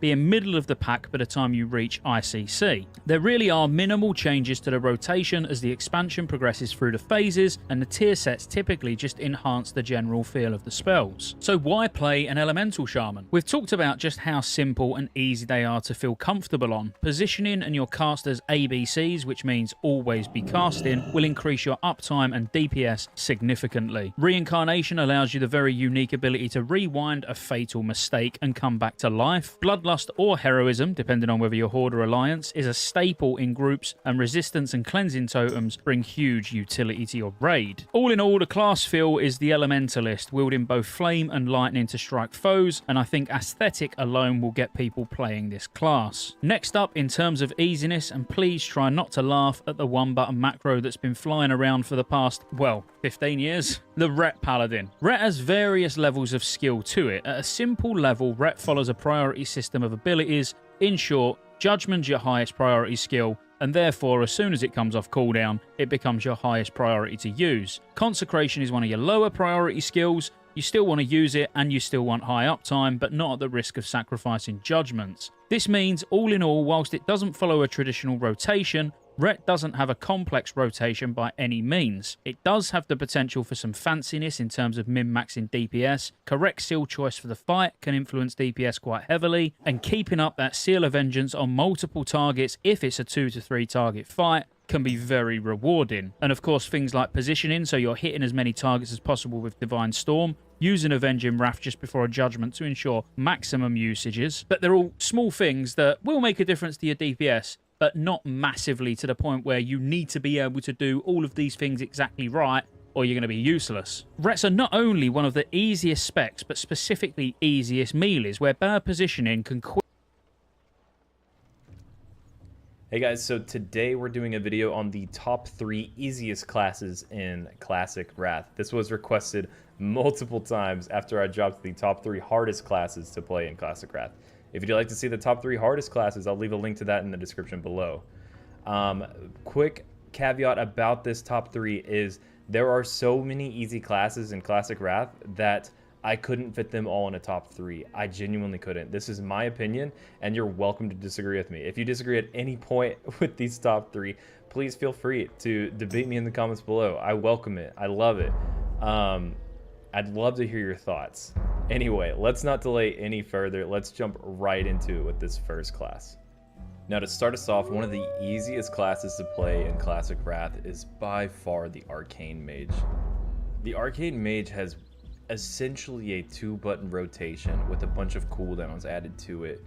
Your normal rotation just consists of doing 4 Arcane Blasts and then an Arcane Missiles.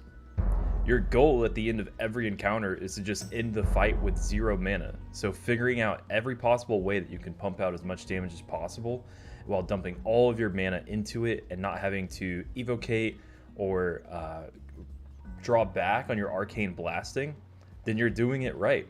If you have to conserve mana, your rotation essentially just turns into a 3 Arcane Blast and then Arcane Missile rotation.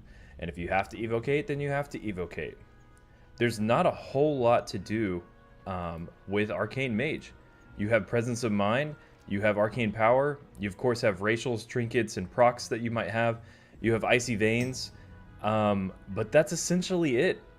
Outside of your front-loaded opener, the rotation is extremely simple, extremely predictable, and very, very, very easy and approachable. This is a very normal class. It hardly changes going from TBC to Wrath and should be very approachable for anyone who wants to play a caster in Wrath of the Lich King and specifically wants to play Arcane Mage. Elemental Shamans are interesting, to say the least. They probably aren't your most desirable shaman to bring to a raid by any means, but I definitely think their damage is a little underrated. For the most part, the Elemental Shaman is just like a 3-button class. You occasionally change things up if we're talking cleave or AoE, but the rotation is very, very simple. It can all be described with this flowchart that I have here. Is the enemy covered in sauce? No, you apply Flame Shock. Do you have Lava Burst up? Yes, then Lava Burst. Otherwise, no. Use your Electro Getty. That's it. The class is really that simple when it comes to single target rotation. You pop your cooldowns at the beginning and that's basically it. At the end of the day, it can only get as complex as you want it to be when it comes to maybe snapshotting Fire Elemental Totem or making, say, a big save with your Earth Elemental, or replacing totems because you may have outranged them, or dropping a totem because the raid might need that choice for you. And of course, another very, very easy class to play in Wrath of the Lich King is Ret Paladin. Now, I'm sure things can be a little more engaging come tier 10, but even then, the rotation is so simple that it is a straight up priority, hit it when it's available rotation. It's so simple that you can genuinely do it with a 1-button macro, just like you can with essentially every other class mentioned in this video thus far. In fact, Teriak has already made a 1-button macro that has been confirmed to work in Classic Wrath that is a very optimal rotation for Ret Paladin. As sad as it is to say, that's how easy it is. When you can play your class just by pressing 1 button, how hard is the class really?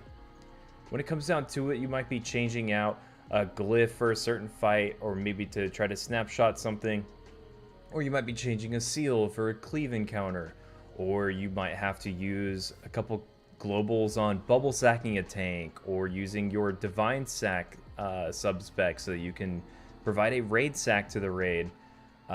Maybe you're trying to optimize by using your taunt to do damage. There's definitely a little bit of nuance or a little bit of depth with Ret Paladin, but we're stretching here. At the end of the day, this class is a hit it when it's available class. It's a 1-button rotation. Very, very easy, very approachable, one of the easiest melees to play in the entire game, and it truthfully is just extremely approachable. I would definitely recommend Ret Paladin for someone who wants to raid lead, as I feel like Ret Paladin has the influence on a raid that other DPS classes don't. So what I mean by that is being able to use a raid sack on your call and being able to bubble sack a tank on your own call as a Ret Paladin ends up being a really powerful position to be in, and it would be my recommendation for most raid leaders who prefer to play melee. And of course, I just want to give a couple honorable mentions because there are so many easy classes in Wrath that I couldn't fit all of them into a top 3. I couldn't. And this is just my opinion. But there are so many others that I wanted to include, so I figured I'd just throw them out here quick on an honorable mention. Big shout out to Assassination Rogue, being an extremely easy melee class that it's essentially just 2 buttons. Big shout out to Destro Warlock, which is basically just an elemental shaman without totems. So easy. So easy. Also, Boomkins. Boomkins are extremely easy. You put up Fairy Fire, maybe you're dotting, maybe you're not, and you're just changing your 2-button rotation depending on the fight. The hardest thing about a Boomkin is just making sure you're not breaking any CC or pulling something that it shouldn't be pulled with your Starfall. That's it. And then, of course, I even thought Resto Druid deserved an honorable mention, as I didn't include any tanks or any healers in this top 3 because truthfully, I didn't think that any one of them were as easy as these 3 classes. But Resto Druid is extremely easy. At the end of the day, you're a 2-button healer, just spamming Rejuve and spamming Wild Growth. That's basically it. Anyway guys, that'll do it for this video. Thanks so much for watching. Again, I'm trying to keep these videos a little more short for you guys so that you can, you know, get everything that you want in just a nice quick snippet. If you want more in-depth coverage of any one of these classes, I will try to provide some resources for you in the description of this video below, in case you are interested in learning about the little nuances and the optimizations that you can make with these extremely easy classes. I will try to provide that for you. Thanks so much for watching. Seriously, it means a ton for me. We will be making more videos like this.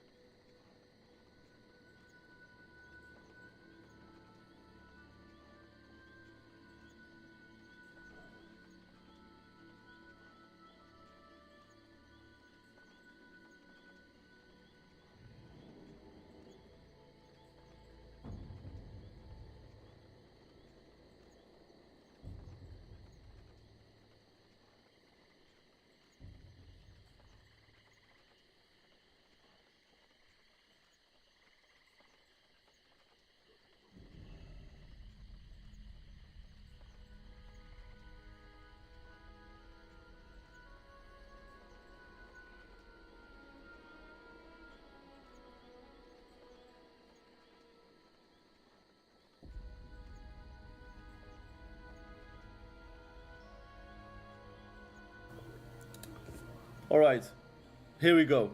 Thank you for clicking on this video. We are going to make the easy to hardest TBC Classic Anniversary spec tier list. It's like not high MMR on the PTR, but that's like beginning of like people know how to play. Like Dream State has to do that. But yeah, that's like, again, depending on the comps. The comps are like not really comps that win. Obviously your procs that can kind of bad and still like winning because they have Frost and Fire, I guess. We have Holy Paladin. I think the Retribution Paladin is an easy class to play because it's just a Seal Twist. It's not hard to do Seal Twist, just get the add-on. The parts that are not easy are the support parts. Now, I don't know if I want to count it too much because you can one-shot as a Retribution Paladin with little to no effort. Get a Seal Twist with a Wind Fury and the slot machine will laugh at you or be in grace with you. Like literally being able to get like a Wind Fury proc on the Seal Twist is like a one-shot. And like healers cannot prevent that. Like it's not possible to cover that amount of damage. And that can happen in just one Hajj. So obviously if you see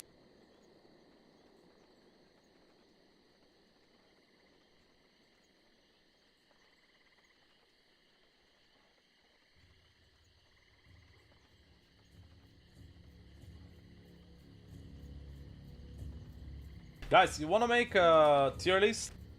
Okay. Okay, so pros, decent mobility, wolf form, high damage output, that is shit in the bin, guys. I mean, you're never gonna see it in arena, right? You just don't start shit in the bin. What do you mean not viable? I mean, you have tree form, good for casting heals and maintaining hots in the form. Great healing utility, Swiftman plus NS, variety of interrupts such as Bear Charge, also Stun, Cyclone, Root, Hibernate Zone, big variety of comps to play with, great mobility with all forms, can kite a lot, good damage. 1. Shadow, Priest. So guys, the way I see it, okay, so here's two things that I'm thinking. I cannot put Priest in B tier. The Shaman for Wind, you know, miss, but still pretty good, you know. Vulnerable to these spells, so therefore you have to protect often, and tree form also can be banished. So this is like the cons on the Druid. Alright guys, let's move on to the next one. We have Paladins. Okay guys, Red Paladin. So the pros are you need a Shaman for Wind Fury and Purge, random one-shots, the Casino of course, have to Seal Twist to do damage, has also Rep besides Hotch, which is a big thing so you can connect. And the cons are difficult mana retention, you rely on RNG a lot of the times, especially when you play Reckoning Spec and not Crusader Strike. Once you're room, it's really difficult to do much. Alright guys, next one, Shadow Priest. So guys, the way I see it, okay, so here's two things that I'm thinking. A melee cleave with, no, I think it's also a B tier, right? It has to be a B tier. I guess in the beginning, Resto, I don't know. I'm really wondering. I feel like it's a low A tier, high B tier, but probably not like in the first seasons. Stuns, great mobility, sprint, shadow step, preparation for 2 sets of cooldowns, evasion, sprint, vanish. You have a great burst and consistent damage output, deadly throwing troops, variety of offensive and defensive cooldowns, variety of poisons, slow poison, you know, healing reduction poison, cast slow poison. As a sub, you also get cheat head, and that's the last two classes that we're checking. It's Deep Affliction and Deep Destruction. You don't have Soul Link, so obviously you're not as tanky, you're very squishy, you're most of the time the target, and you die extremely easily, right? You have Feldom also besides of that. You have Nightfall proc, you have that Siphon Life as well. You have that Slow Curse so that you can slow people. As well with that being extremely tanky, you know, you are good defensively because you have that Hellstone, have that Coil just like in the other specs as well, and you know, spam both ears. Now, the cons, lack of mobility, too reliant on pet and your pet management. Those are the three things that can screw you up and kill you. Okay guys, we're moving on to the God tier class, and that's the last two classes that we're checking. It's the S for Sub-Rogue, ladies and gentlemen, in the motherfucking lair. Let's see what you guys got about that. So, for Sub-Rogue, The pros for Sub Rogue are that you have a bunch of CC, a bunch of stuns, great mobility, sprint, shadow step, preparation for 2 sets of cooldowns, evasion, sprint, vanish. You have a great burst and consistent damage output, deadly throwing troops, variety of offensive and defensive cooldowns, variety of poisons, slow poison, healing reduction poison, cast slow poison. As a sub, you also get cheat head, which is a great thing. Premeditation for 2 extra combo points coming from stealth. And the biggest thing is that Shadow Step is actually usable in Roots and in Nova. What the fuck, stream? The cons, on the other hand, is that you're very CD reliant, and if you have no CDs, you're in a terrible spot as a rogue. You're practically useless because you can't really do much. You're very, very, very, very gear dependent, unlike other classes that can go for full PvP. You must raid for PvE gear. The biggest issue is that no one wants you in the raids, in groups in general, so it's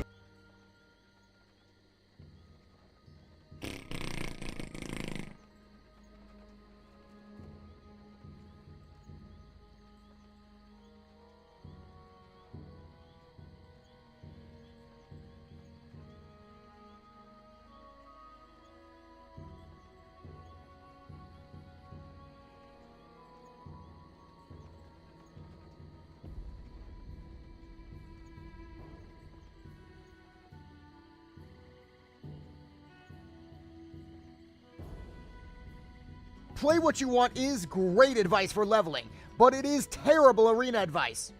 In TBC Arena, playing for fun, well, it gets you hard stuck at 1500 rating.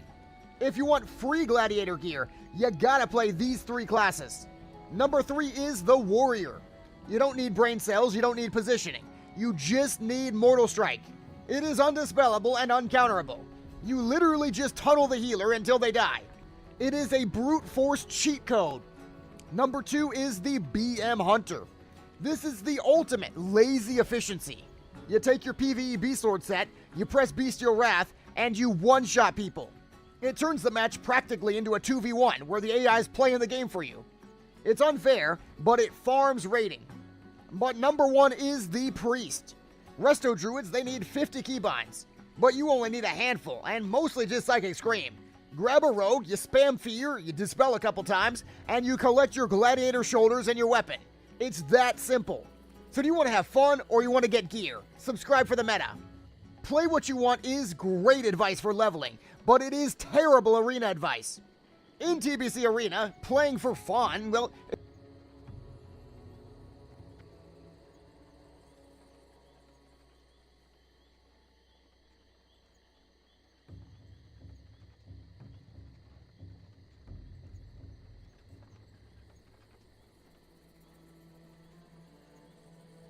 all you do is stack crit, even all your gems are supposed to be a crit. Yo, what's the fucking shaman doing? He's coming out. Yeah, that's... Are you on the... staying on the priest? Shaman. You're gonna be dead. Yeah, disarmed him.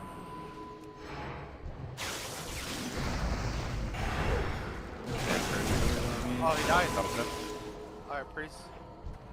I'm on this one. Oh, we just killed him. I remember him. Go, bro, go! Oh, you're... Yeah.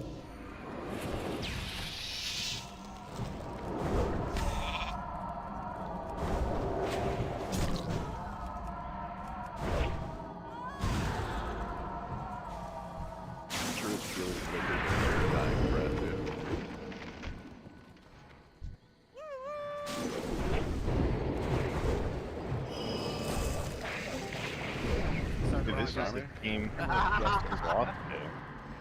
Yeah. Is it? Yeah. What'd you say? Anybody. This is the team we lost to. With a...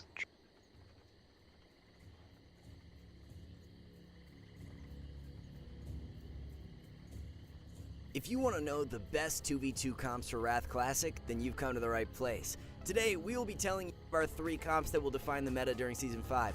These combos have really consistent win rates across the board, and although they have a few counters, they are far and few between. Now though, it's time to look at the A tier, where we will be breaking things down by class. And before we start, being on the A tier still means the comp is really good. Even though these might not be the best of the best setups, they're still super competitive, even at the highest end of the ladder.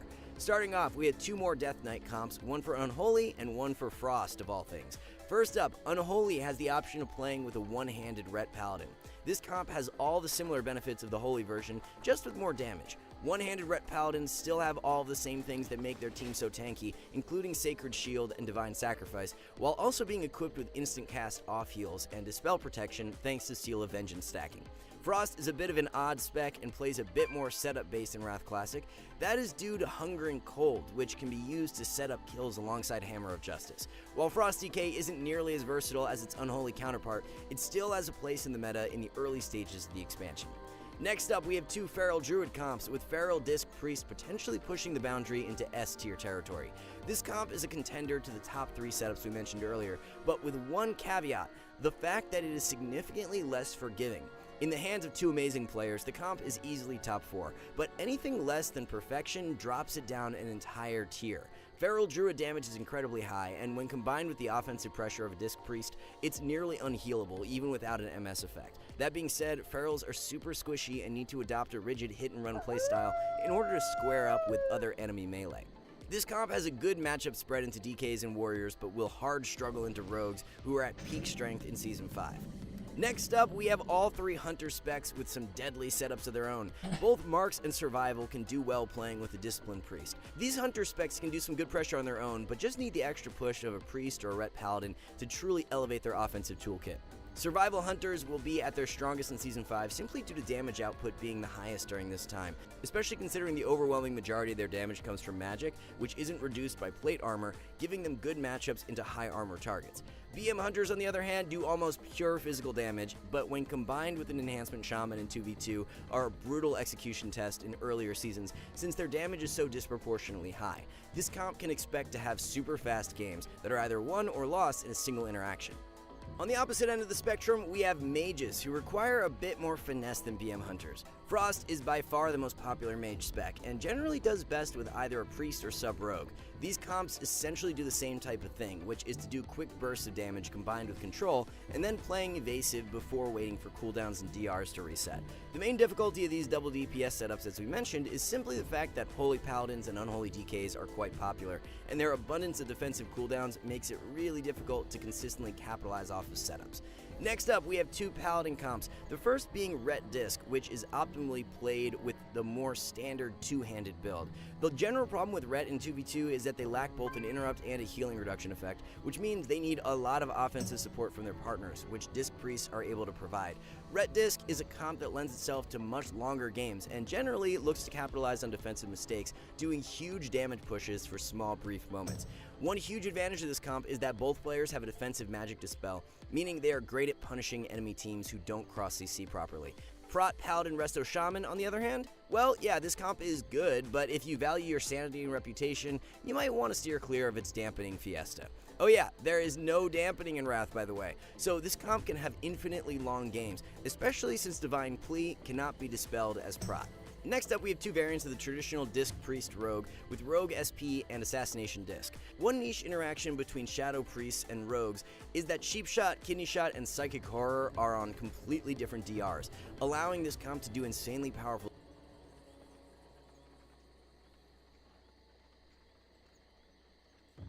What is going on, guys? This is Earpugs, and in this video we are going to be covering the Burning Crusade tier list for 2v2 Arena. Now this tier list is going to be covering every single season averaged into 1, so this is going to be not just for S1 or S3 or S4, it's going to be for all the seasons put together. This is also going to be considering them for 2v2 and 3v3 primarily. So with all that being said, let's go ahead and get started. Up first, we have the Disc Priest Rogue, DPR or Priest Rogue if you are from Europe. Arguably one of the best comps in the entire game depending on the season. Priest Rogue is... Up next, we have the Retribution Paladin Restoration Shaman. Now, truthfully, I don't think that I could put it into S tier, but I do think it's at the very top of A. Restoration Shaman Retribution Paladin is an extremely strong composition. It does very well into so many different types of teams. It is a situation where if the Restoration Shaman is dying, they have enough of a toolkit to keep them alive. If the Retribution Paladin is dying, they have enough of a toolkit to keep them alive. And on top of that, Retribution Paladin Restoration Shaman has some of the highest burst in the entire game. This comp has the biggest one-shots possible out of any composition on this entire tier list. You will not find another comp on this tier list that has more one-shot potential than Ret Arsham. If they have a Wind Fury down, if they have a Seal Twist ready, if they have Avenging Wrath, especially if they have Reckoning, they can truthfully 100-0 any target instantly off of a Repentance, off of an auto, assuming they have the right RNG for it. It can play defensive, it can live for a while, it can play offensive. It is honestly a pretty balanced comp in terms of what it can deal with. It has a pretty robust toolkit. And for all of those reasons, we're going to be putting it into the very strong tier list. I almost think I should put it into S, to be honest, because it's really good. But I think the reason that I'm not going to put it into S is because Warlocks are a problem for this comp. Since Restoration Shamans can't decurse in this expansion, and Curse of Tongues forces the Resto Shaman to cast, and then he gets kicked, and then the Resto Shaman puts Earth Shield, and then it gets purged, and then the Ret just dies right there. So for that reason, I don't think I can put it into S. I think if this comp could deal with Warlocks a lot better, then I would put it into S for sure. But with all that being said, it is incredibly strong. Do not sleep on Ret Resto Shaman. It is one of the best comps in the game, in my opinion. It is so strong. Up next, we have Rogue Lock. Now, this comp is interesting, right?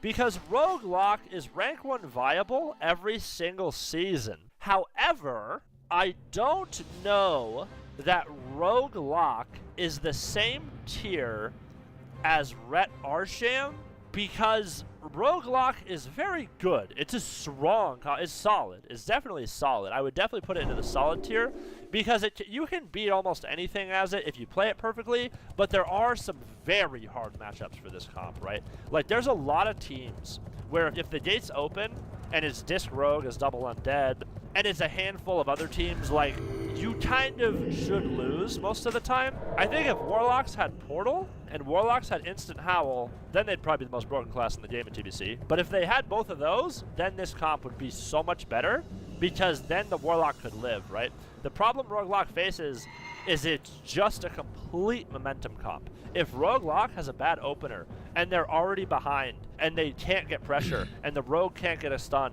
and you can't land a fear, you kind of just fall apart and lose in the opener, right? But if you get a good opener, if you get tempo, if you get trinkets, then Rogue Lock shines, and it's a super powerful comp when it's played correctly. But you truthfully do have to be playing chess with this comp into a lot of matchups, because half the game sometimes is just getting the Warlock over to the healer to land a fear, which is very difficult, right? So for all those reasons, I definitely think it's solid. I would definitely put it into the solid tier, but I don't think it's at the same level of Ret Arsham strength or some of these other comps up here. I just think that all these A tier comps are better than this. With that being said, it is very good. I do think Rogue Lock is very good. It just has some hard matchups for sure, and is very hard to put together. It's hard to finish a game sometimes as this comp. So for all that, it goes into the solid tier. Up next, we have Shadow Priest Rogue. Now, if you've played Wrath, Shadow Priest...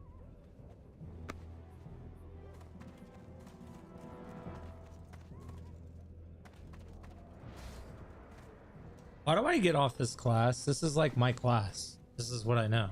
It already feels better just by logging on to it.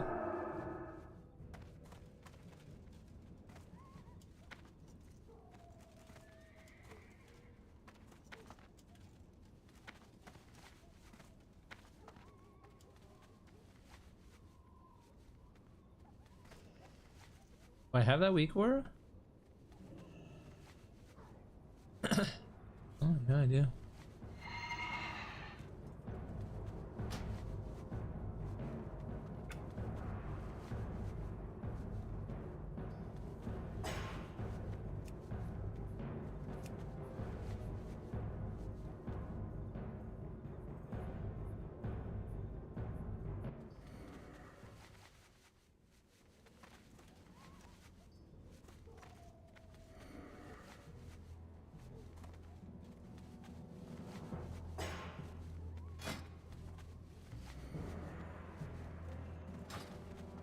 Crafting and enchanting. Oh, we need to change that. Sure.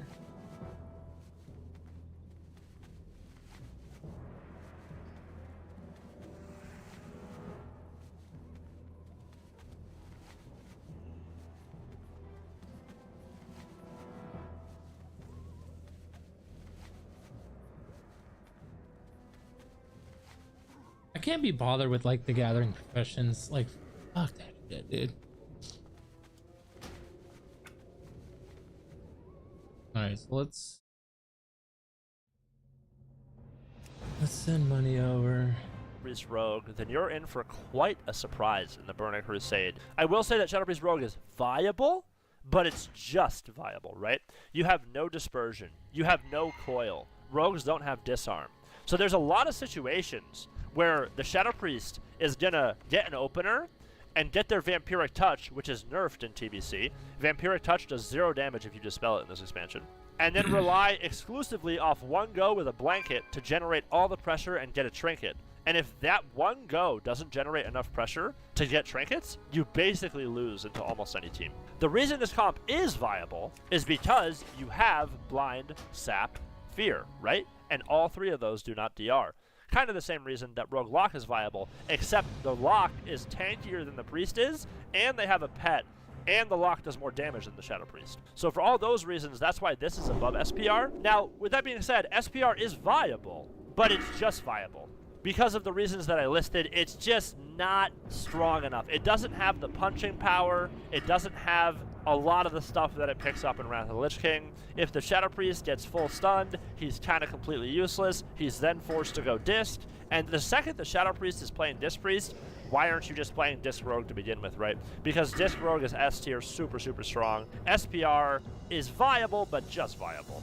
So for all those reasons, it definitely goes into the C tier. Up next, we have Dwarf Warrior, also known as Priest Warrior. The reason I say it's Dwarf Warrior is because the only way you can make this comp work is if you are double Dwarf. However, if you are double Dwarf, this comp can work. Since rogues are so prevalent in the Burning Crusade, this comp struggles into a lot of rogue teams, seeing as Crippling Poison is the strongest slow in the entire game. Hamstring is 50%, while Crippling Poison is 70%. So whenever you get into a situation as this comp where you're getting kited around a pillar and your warrior can't get uptime, this forces you to need the ability like Stoneform. On top of that, warriors don't really have a lot to peel the priest. So if you fight rogue mages this comp, and the priest gets opened on, and your warrior's in a Nova, he's almost forced to trinket right there to save the priest. And if the warrior trinkets, he of course can then just get blinded on the next go, and the priest should be dead. This is the reason that you need to play Dwarf, because Dwarf priests are much tankier thanks to Stoneform, Desperate Prayer, as well as the poison removal, and the Damn Reduct, etc. It is a viable comp. People have gotten rank 1 with it for sure. I do think that it is viable. I don't know that I'd put it into the solid tier, because if you put like Rogue Lock and Disc War, I wouldn't put them in the same tier. Rogue Lock is just kind of stronger than Disc War, in my opinion, for a handful of reasons. Like, Rogue Lock has really strong goes, Disc War is more of an RNG comp, and of course it is viable.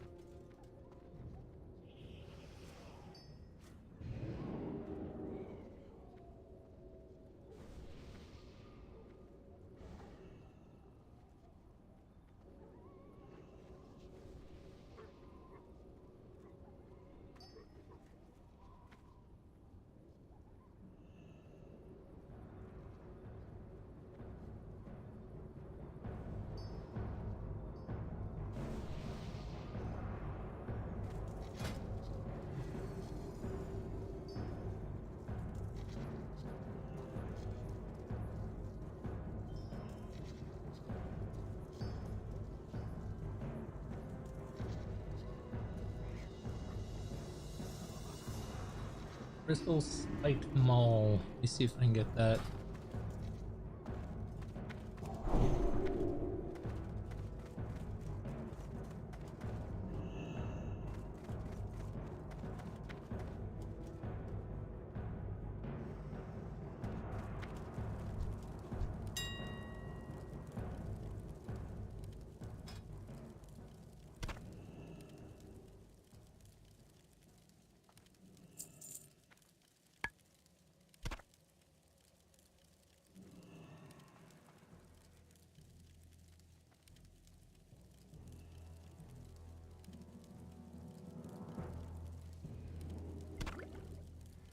Are people really selling this shit?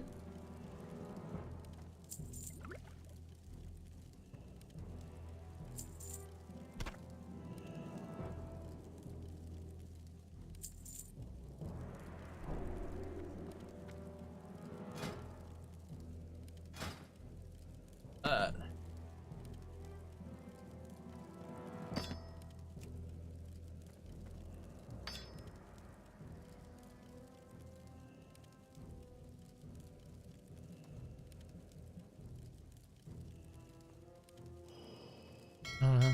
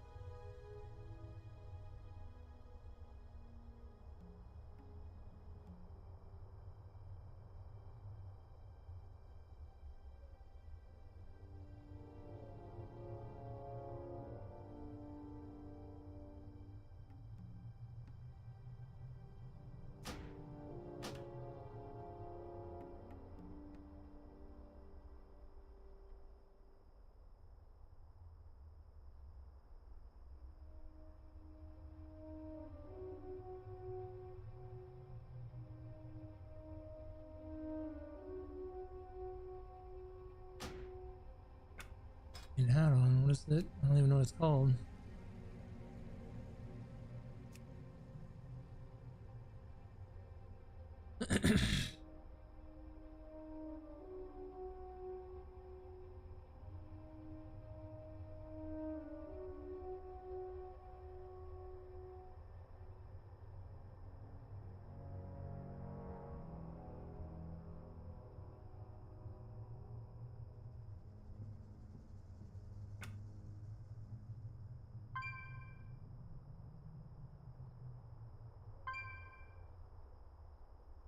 Yeah.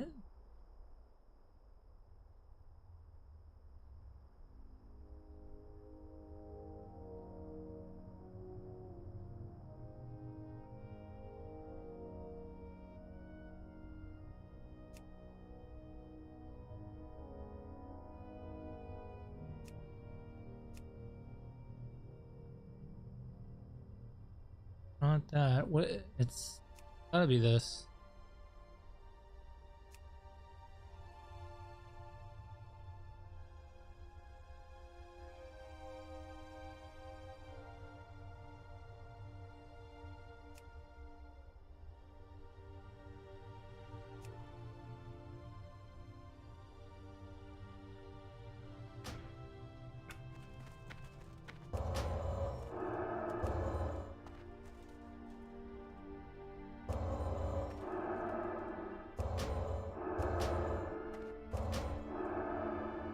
So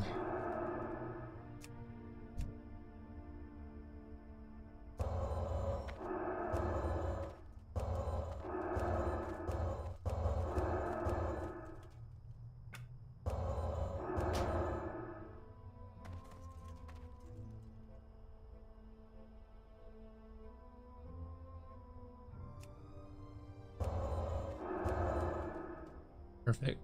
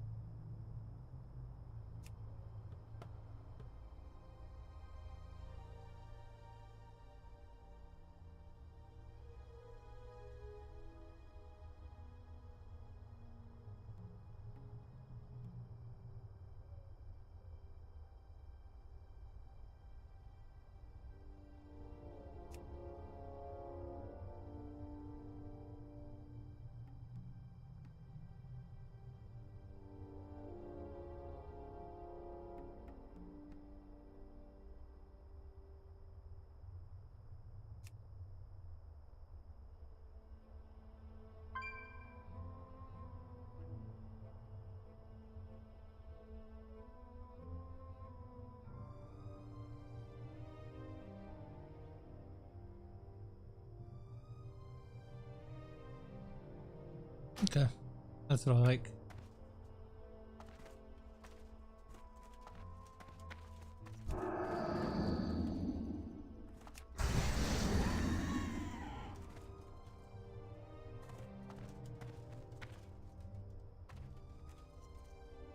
A weak aura? What is that?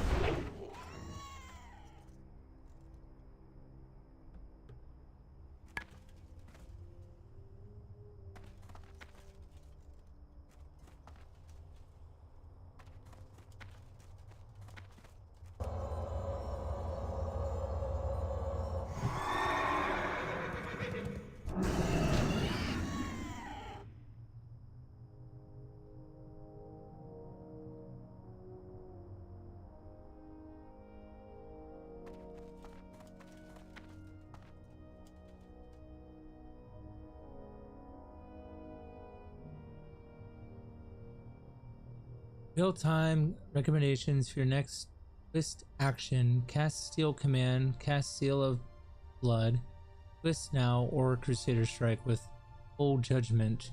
and filler queues. Works in combat and practice mode. Based on the next rect action guide.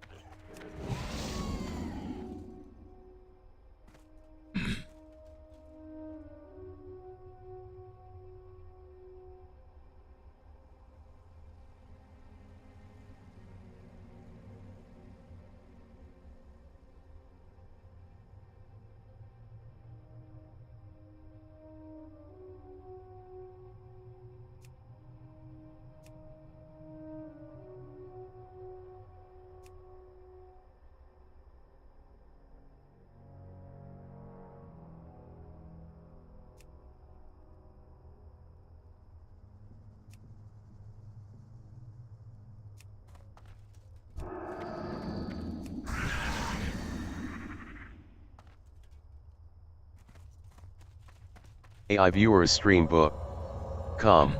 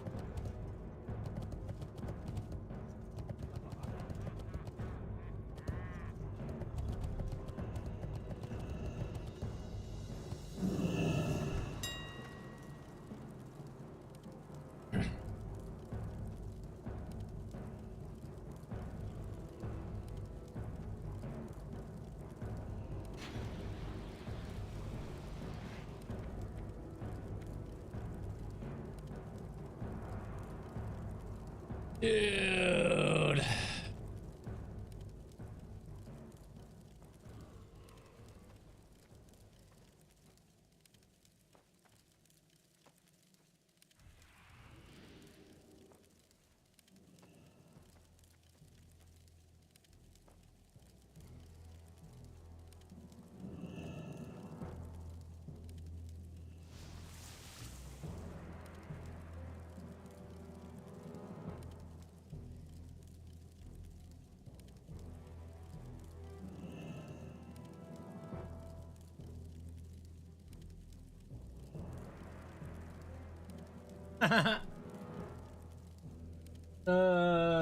Fuck this game.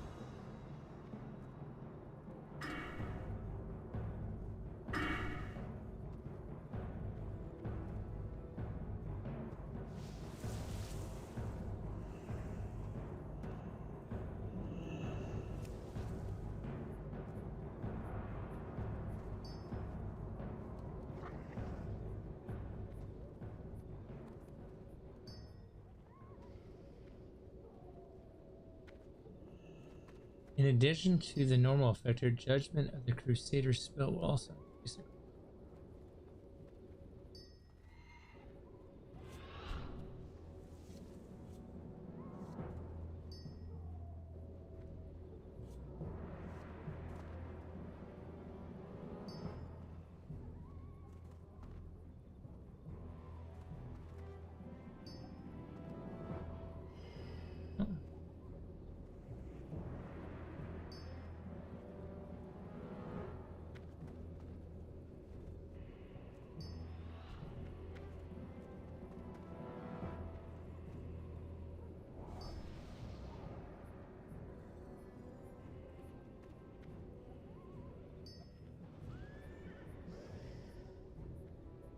You don't have, bro.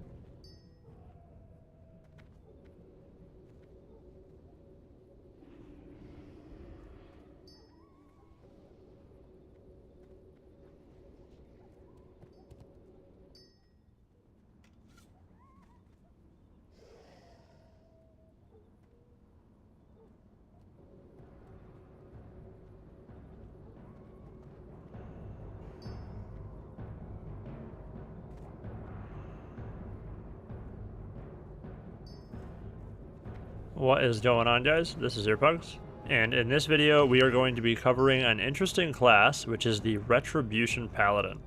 In this guide I will be focusing mainly on your role as a Ret Pally, the strengths and weaknesses, and what your class brings to the table, nothing to do with gear.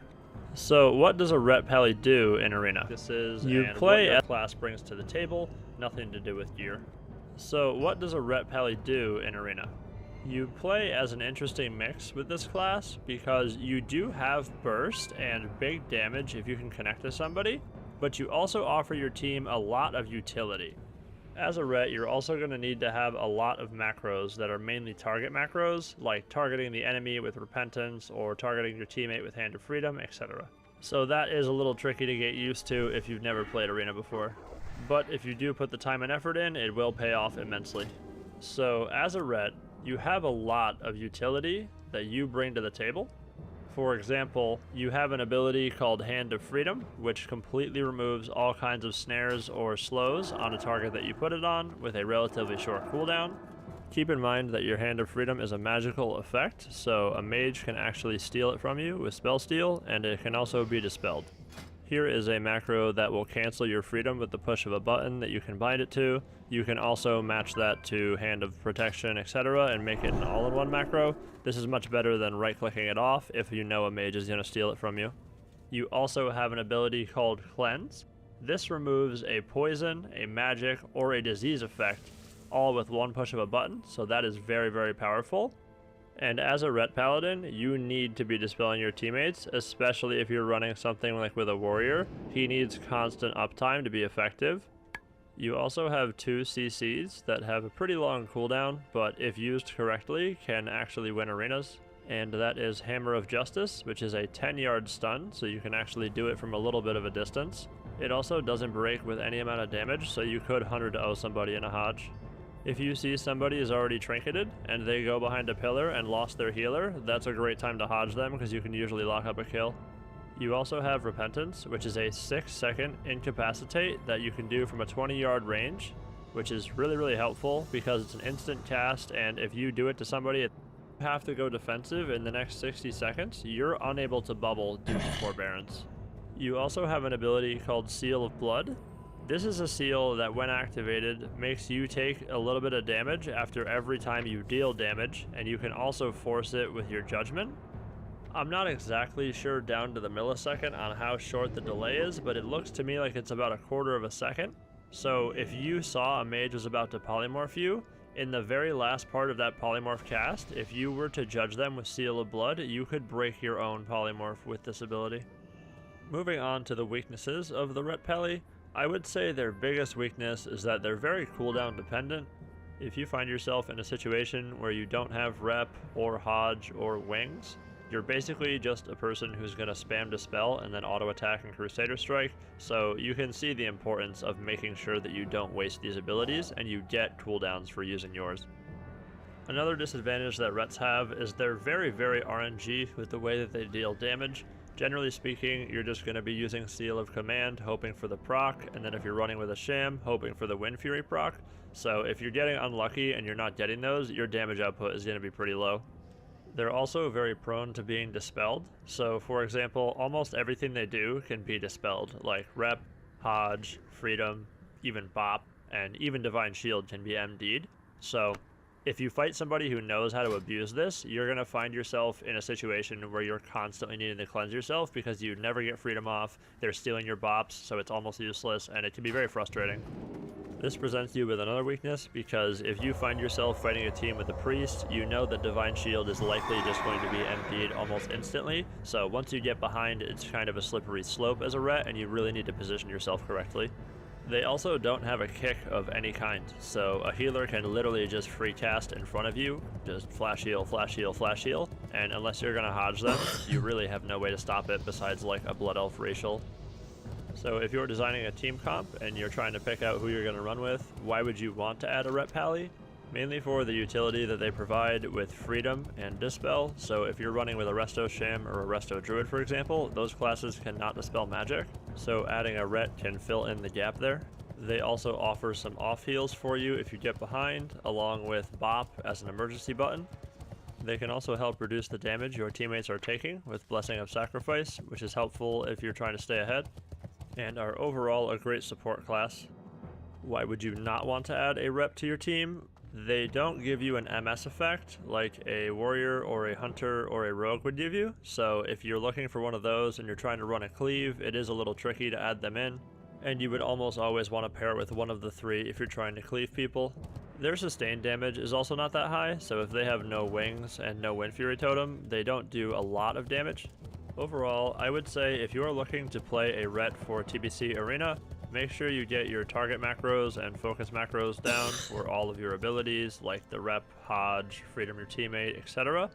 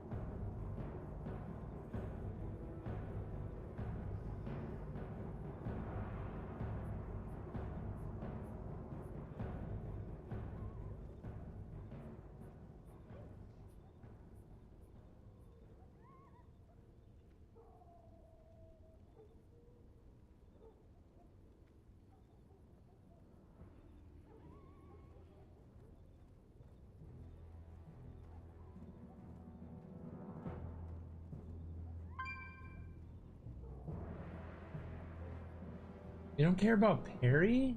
I thought Perry was really good. Am I losing my fucking mind?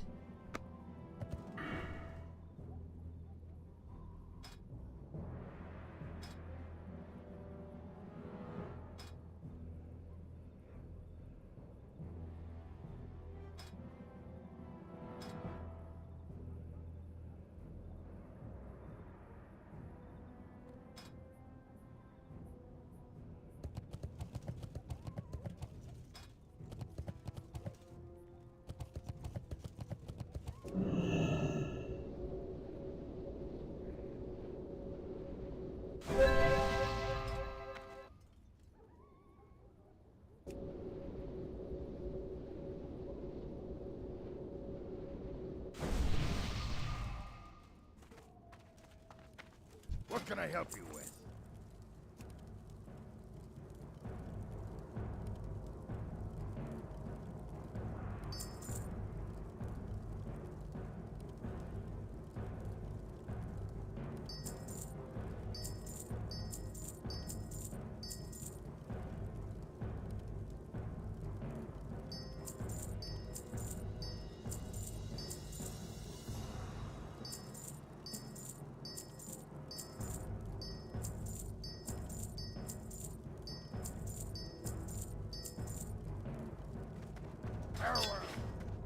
Yeah, that should be enough.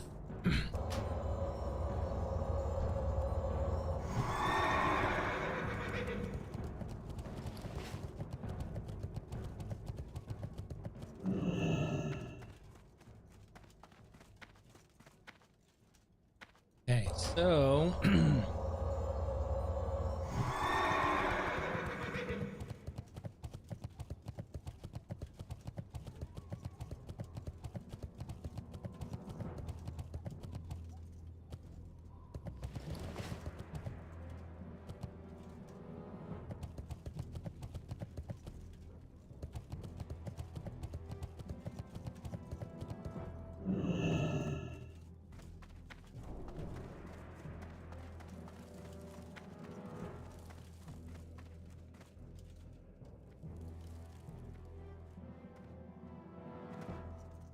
Baladash, Malanore. Remember the sun.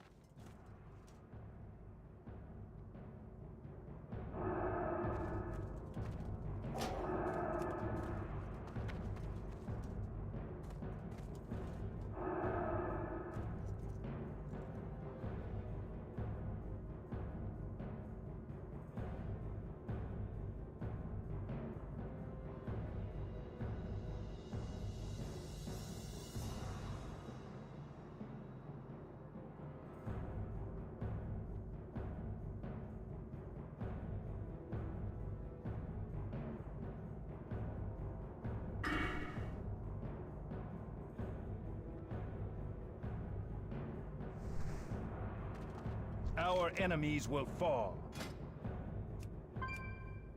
Death to all who oppose us. The reckoning is at hand.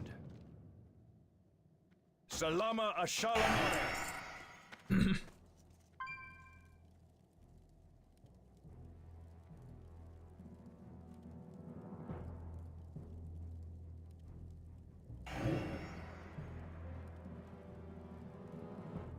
okay, let me look at other ones.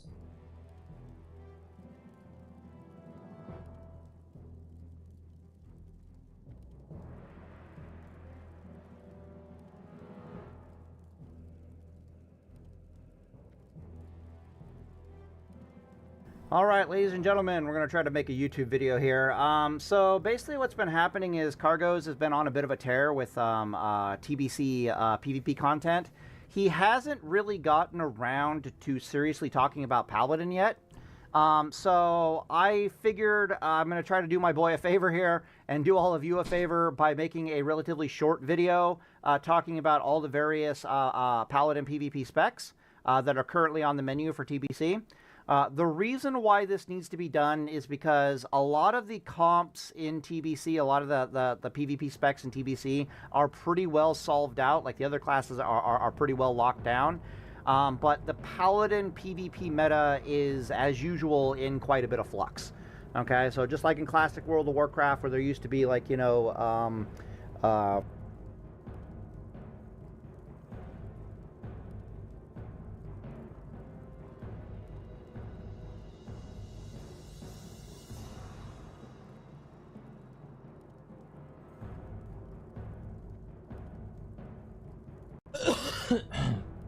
They do use parry.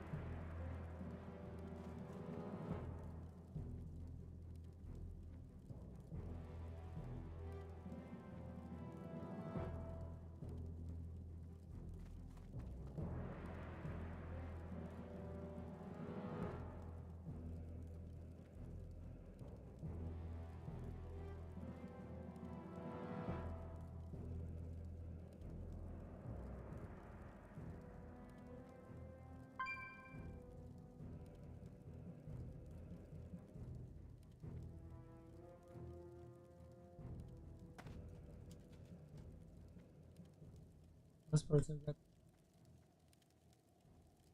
for swapping targets. Your damage comes from your buffed man.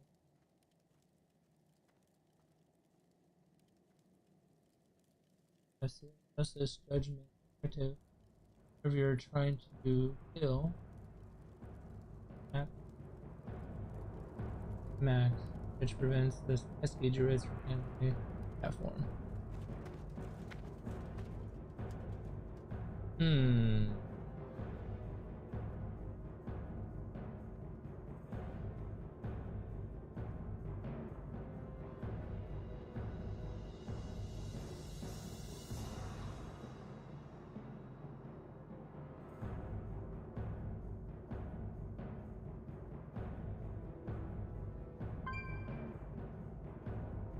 By the target's everyday exposure is increased by 2%. Alright. See what this says.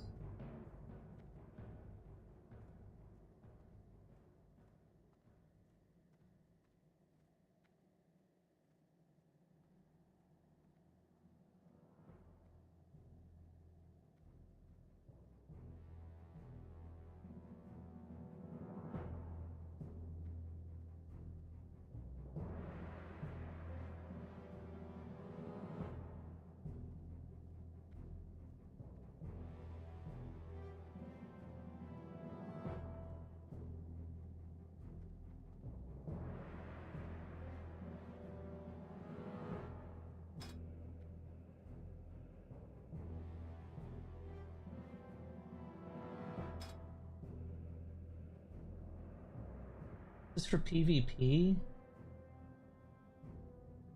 Who wrote this?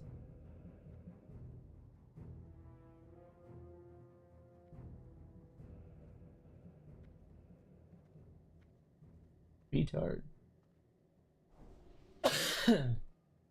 Alright, let's see what the...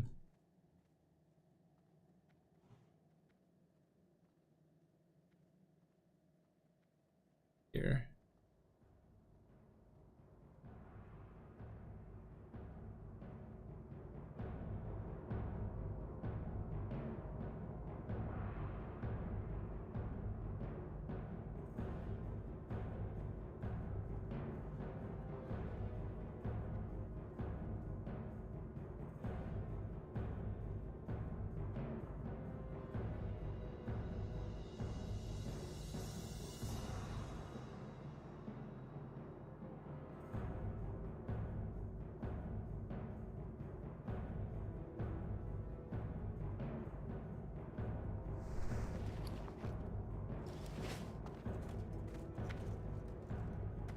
Trying to think what I want to do.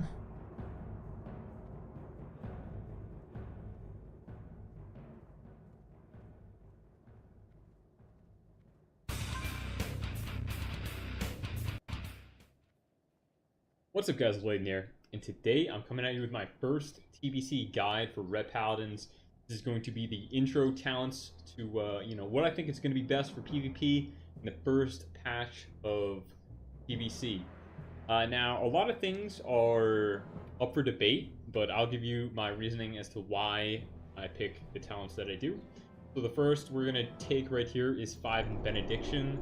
The biggest reason for that is you want to minimize as much mana as you're spending in PvP, because when you go you go It's very, very hard to recover unless you get a drink. You don't have any, or at least you don't have too much passive regen, especially with early gear levels when you're going to have a low intellect and stuff like that in TBC PvP. So any mana reduction is as good as you can get.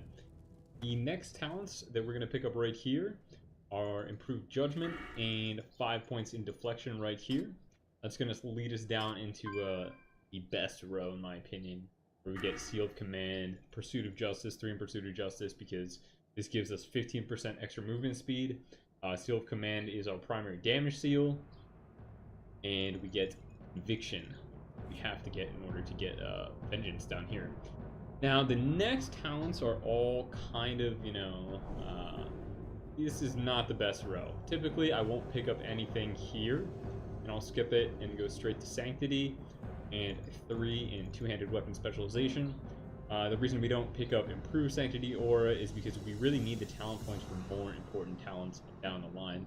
We're going to get 5 in Vengeance, and my personal preference is 3 in Sanctified Judgment, again because we're trying to conserve as much mana as we can in PvP. After these 2 talents, where, you know, Vengeance is our giant physical damage and holy damage bonus after a crit, we can stack this to 3 times in the last 30 seconds. It's awesome, and I always want to have this up as much as possible.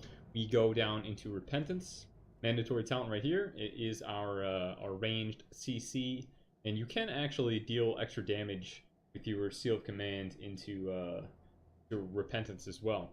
Something we'll go over in a future video on how to deal damage.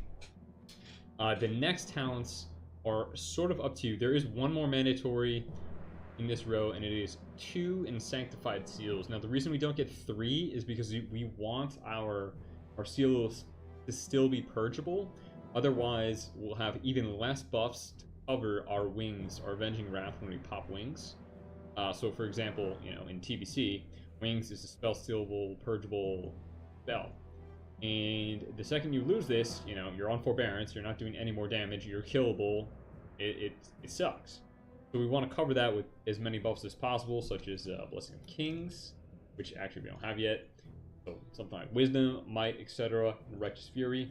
These are all purgeable buffs to protect our wings. So yes, we do want our seals to still be purgeable to some degree. Now after this, we don't actually pick any Fanaticism up. It is more of a PvE skill, I guess. Let me read this shit. Increases your chance to critically hit with all spells and melee attacks. Reduce the chance your seals will be dispelled. Why only fucking... I'm confused. Seals to still be purgeable.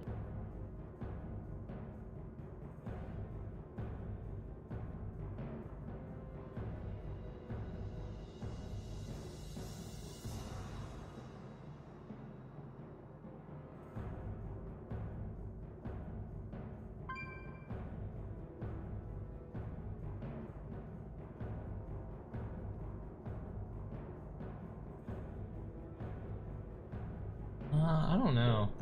To some degree. Now after this, we don't actually pick any Fanaticism up. It is more of a PvE skill, I guess, because, you know, you're looking to reduce your threat, but it actually doesn't do too much for you damage-wise. Like, your damage does not come from your judgments.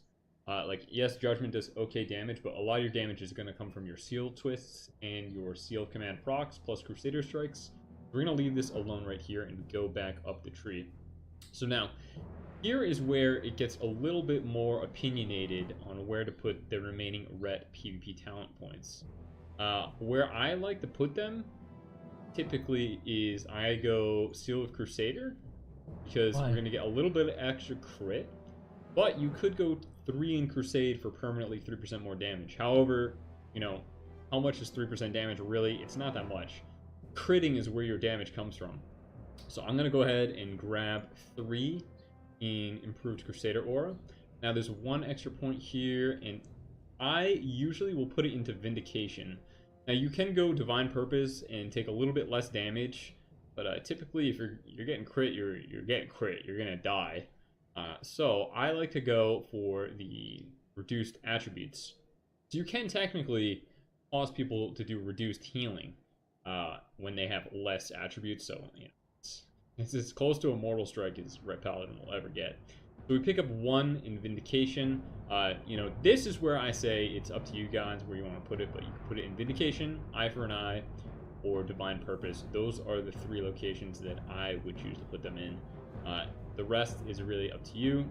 Of course, we get Crusader Strike. And then from Crusader Strike, we go into the Prot Tree. Now, it's between Improved Devo Aura and Redoubt right here.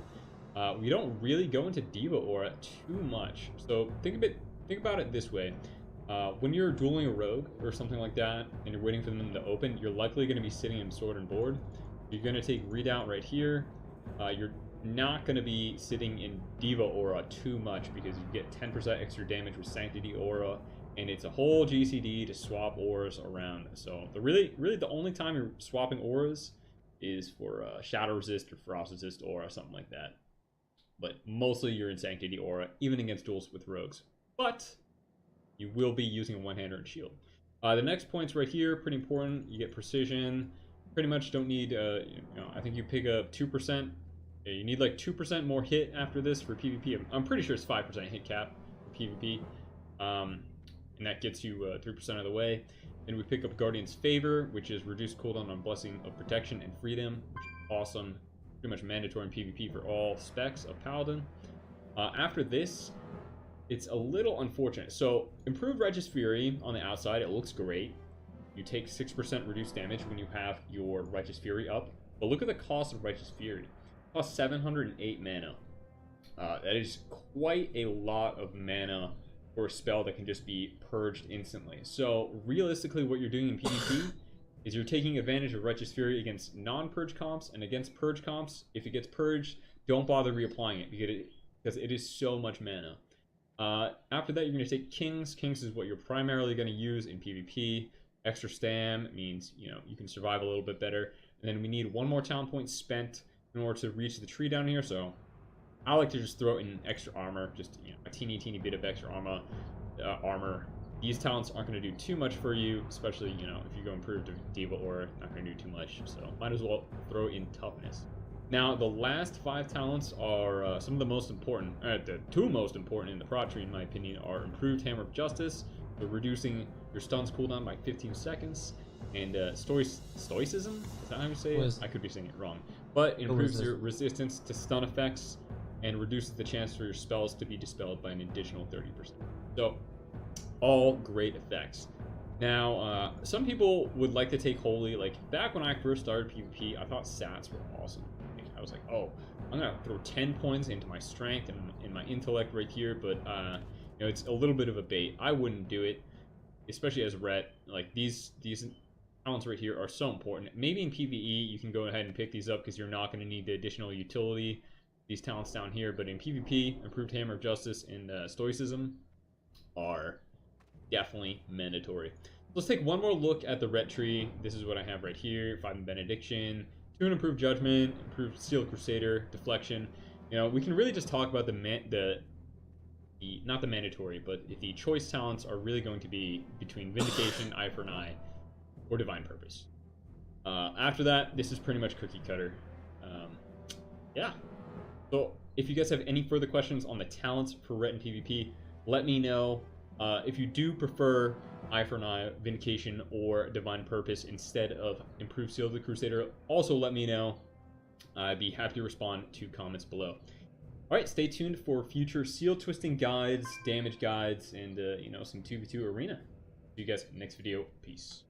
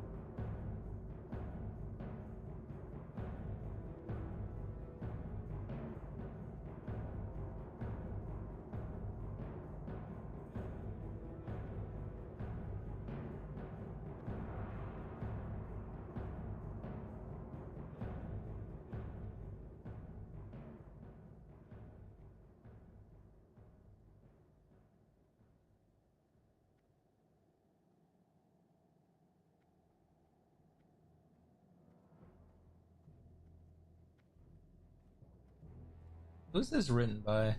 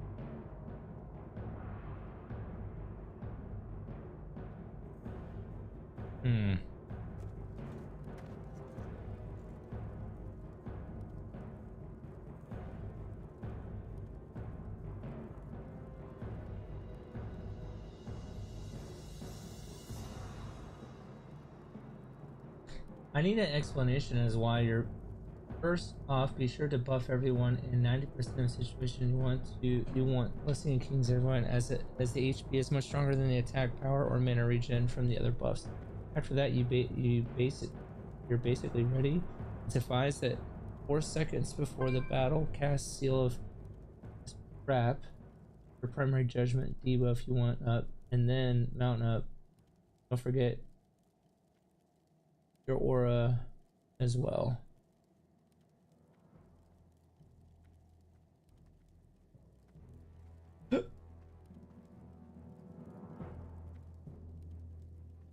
Then why do we go into improve Blessing of Might? That's the only thing I don't understand. Why?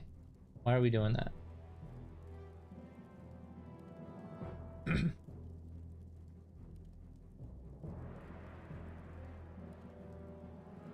Not as hilarious as the Reckoning build. This will be more consistent as most utility deeper build has minus.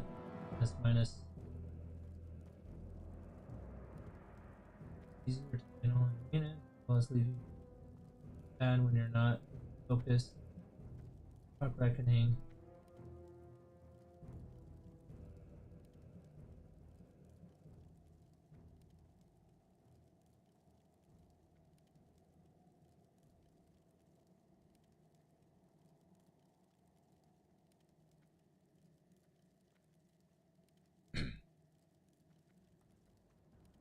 Okay. Let's see what it goes down into. Okay.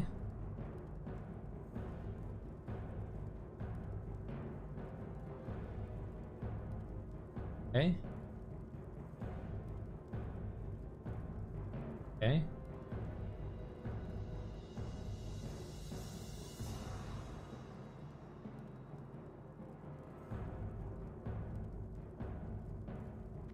Yeah, I need to do this build until... Yeah, this makes sense.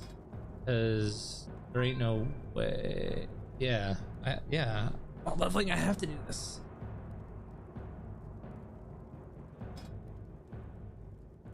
I have to.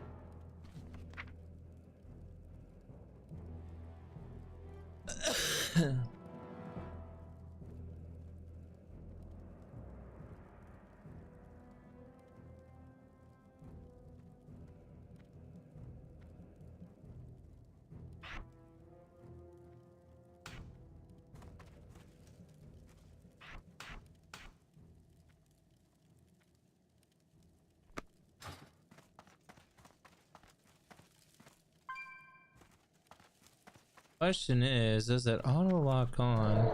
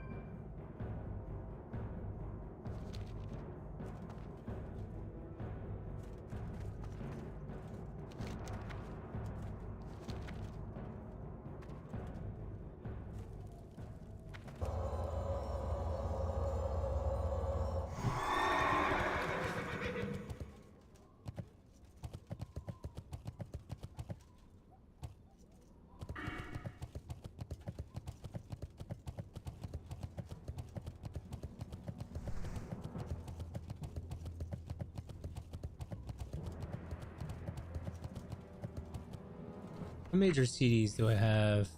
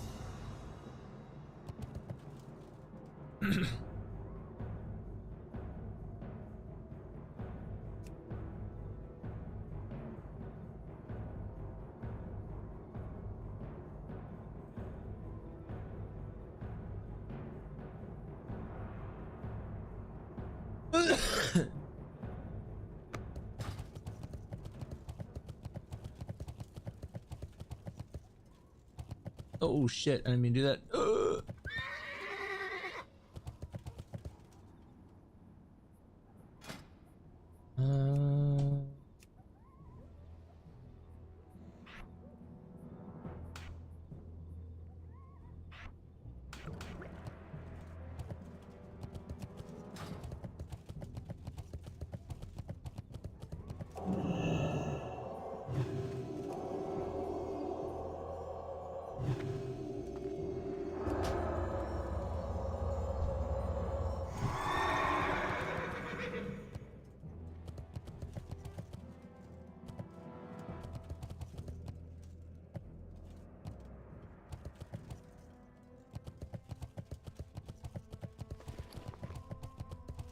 What else has gold?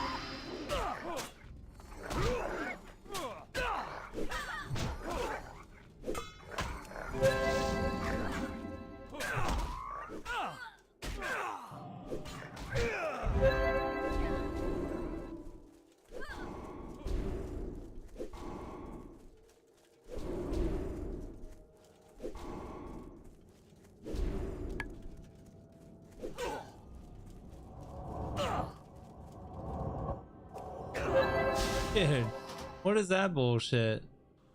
I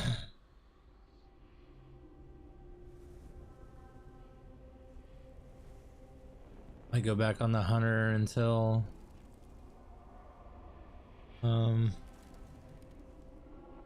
V-patch. I will be playing this class though, for sure. For sure.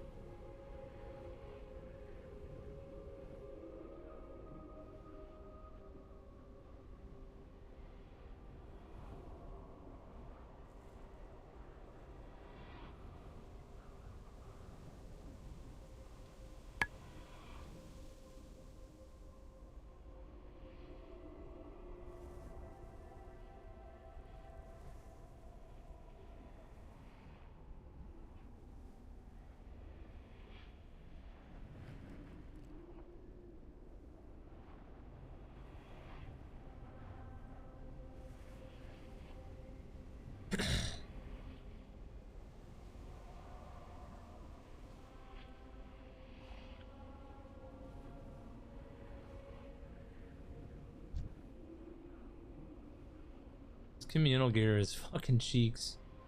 All I know. Cheeks.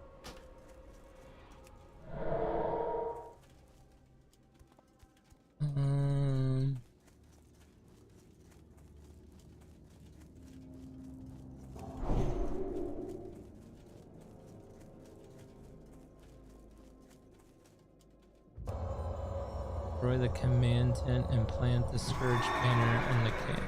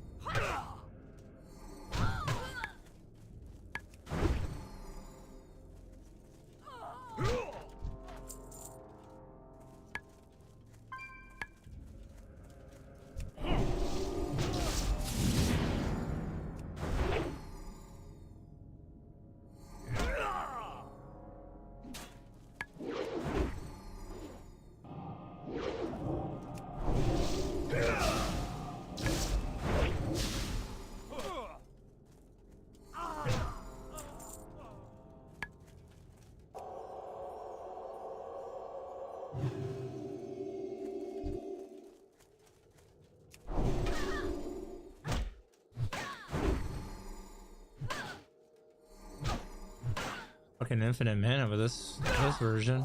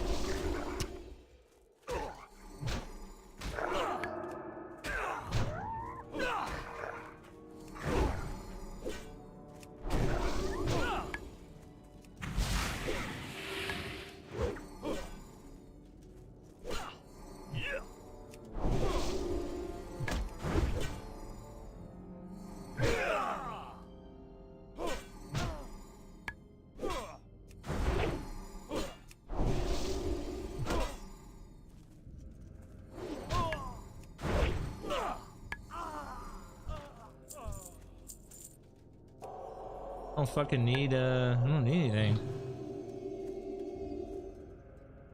Okay.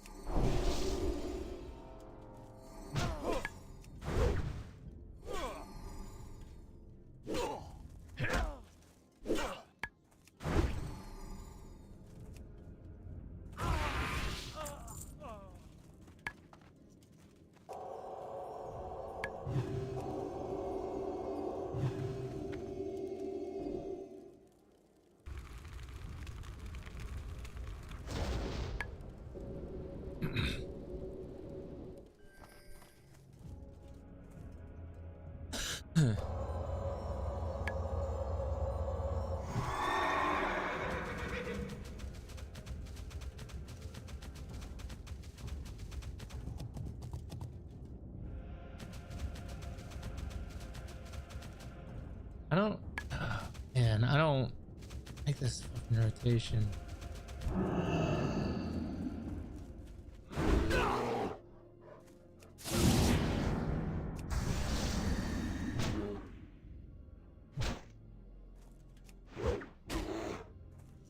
Missed.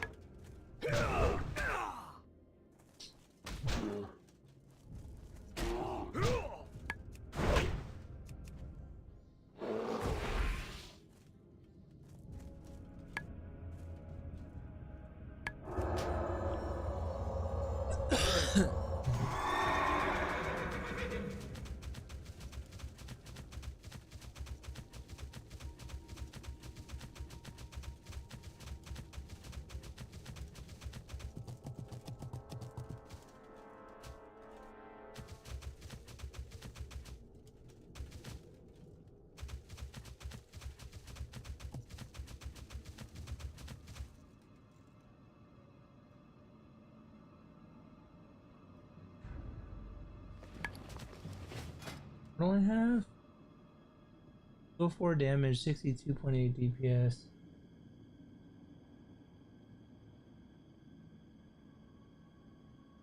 Oh, this is better. Oh.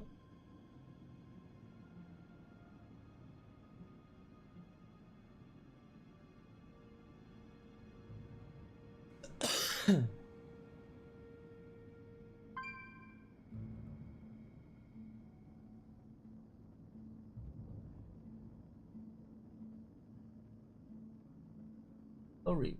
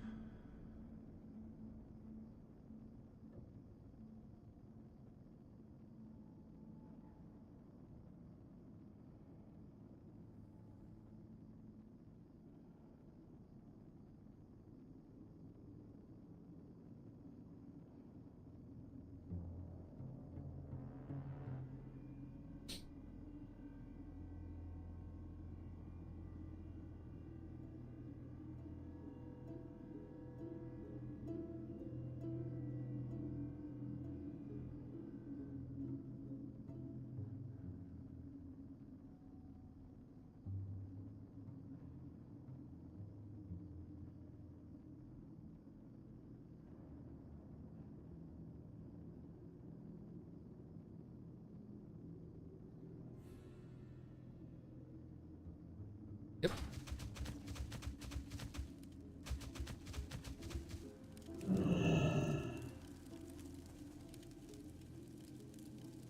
What is it? What would you ask?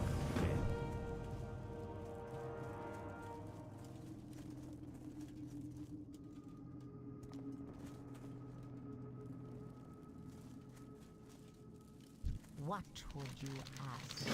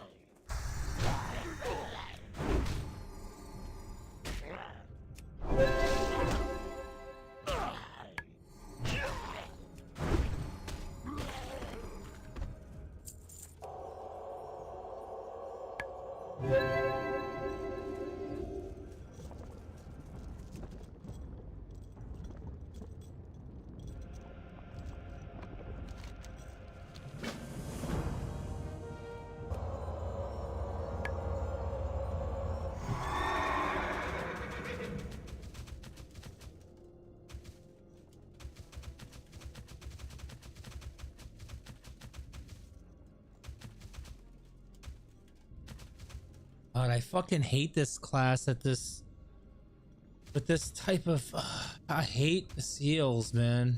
I just want to be able to judge. I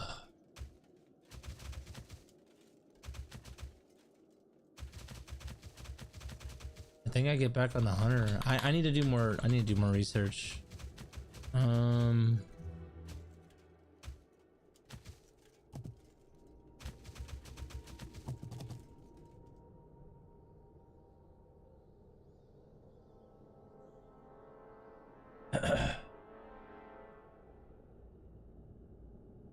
So, okay.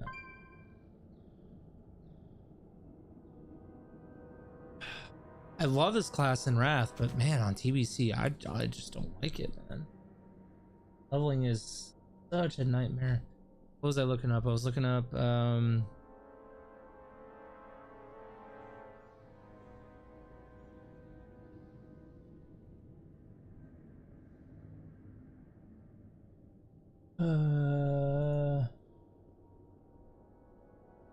survival.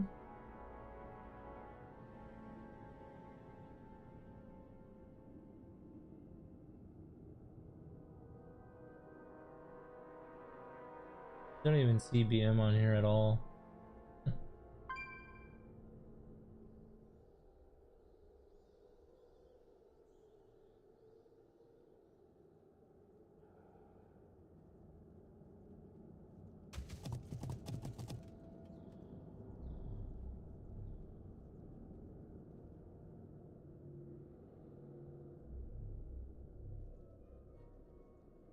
He falls off like a fucking rock. Oh, Marx is up there.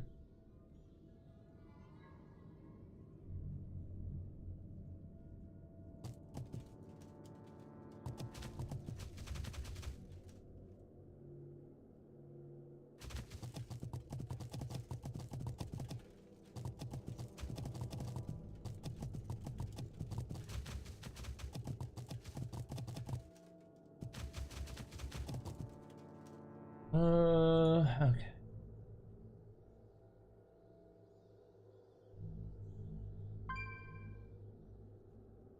Survival.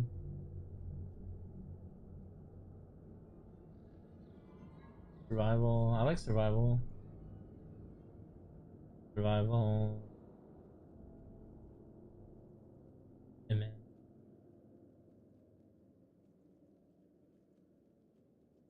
Interesting. Okay.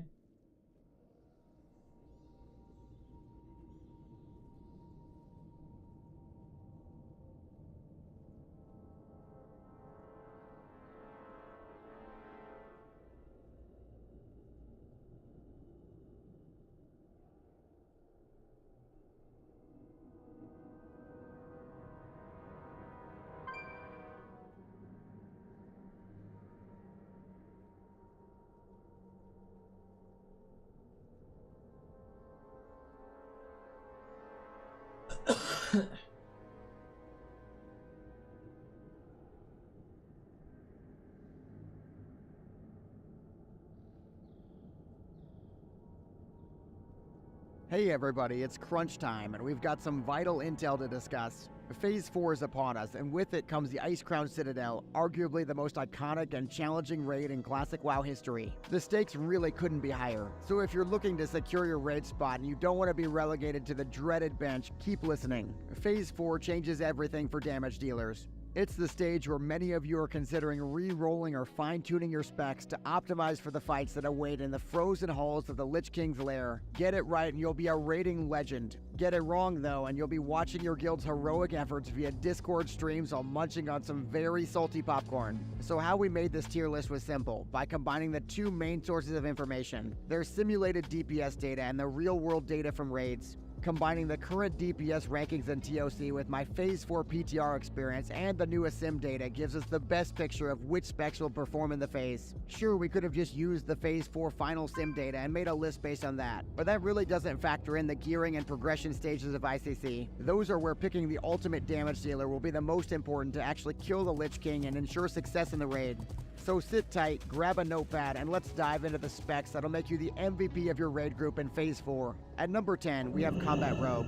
Combat Rogues are currently dominating, and they're the 6th highest damage dealers in Trial of the Crusader. Even though they dropped to 14th on the Sims in Phase 4, it's worth noting that class-to-class comparison isn't always fully accurate with Sims. In reality, Combat should remain competitive in Phase 4. The main key to Combat Rogue is that they're very gear dependent, and they need to vacuum up pieces early to remain competitive on the meters. I do expect Combat to perform very well on single-target bosses and large AoE packs as well, especially if they get their gear early. At number 9, we have Frost Death Knight. Frost brings very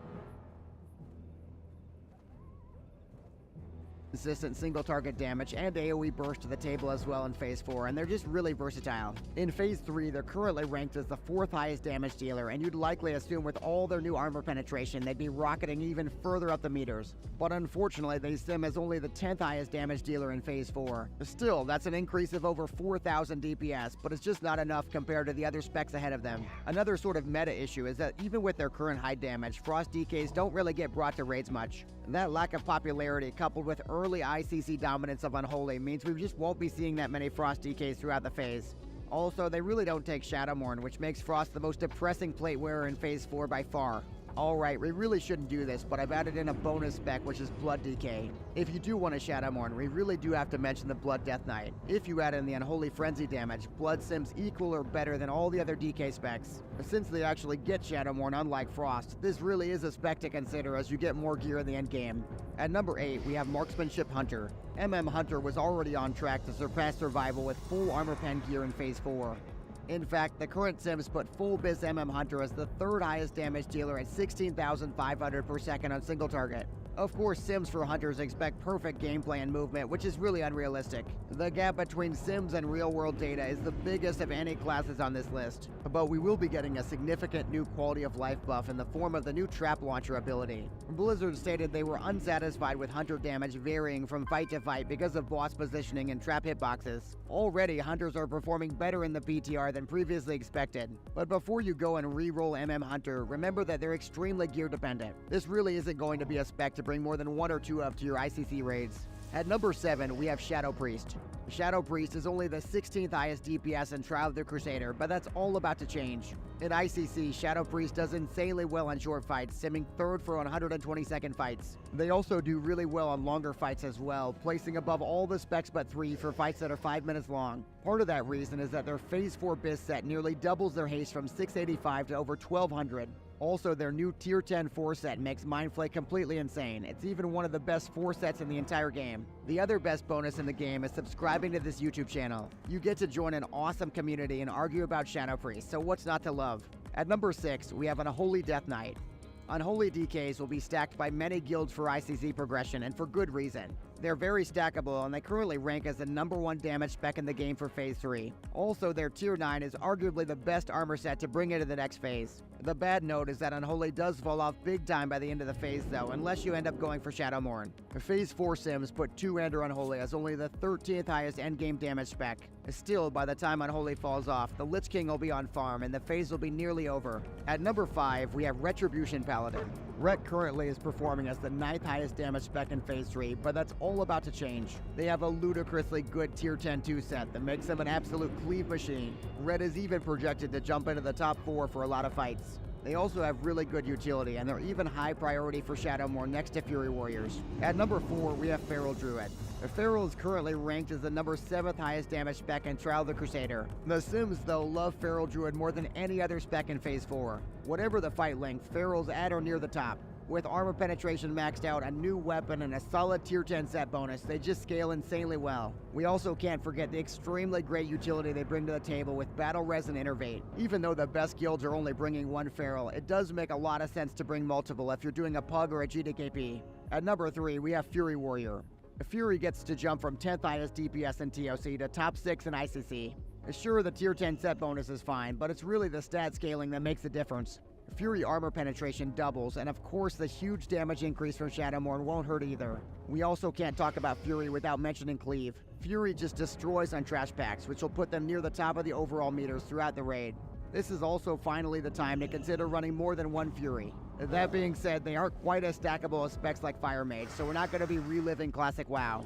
At number 2, we have Affliction Warlock. Affliction is top 2 in TOC, and while they don't jump up to number 1, they're still comfortably top 4 throughout Phase 4. While I had always expected specs like Fury and Ret to surpass Affliction, their gear just scales insanely well. Affliction gets over 500 haste, as well as a really strong Tier 10 4 set. At number 1, we have Fire Mage. I'm sure you won't be surprised to see Fire Mage as the number 1 on this list. Fire Mages have a current DPS ranking in TOC of 3rd, as well as the top 4 parses on Warcraft logs. Moving into Phase 4, Fire Mages sim the highest on short fights and 2nd highest on both 3 and 5 minute fights as well. Their Tier 10 set bonus is just insane, and they have extremely high single target damage as well as AoE damage too. Best of all, they're very stackable, which means you can fit several into your raid without many issues. Speaking of raid issues though, if you don't know exactly how hard ICC is going to be, you're going to have a lot of problems. That's why you should check out my How Hard is ICC video next.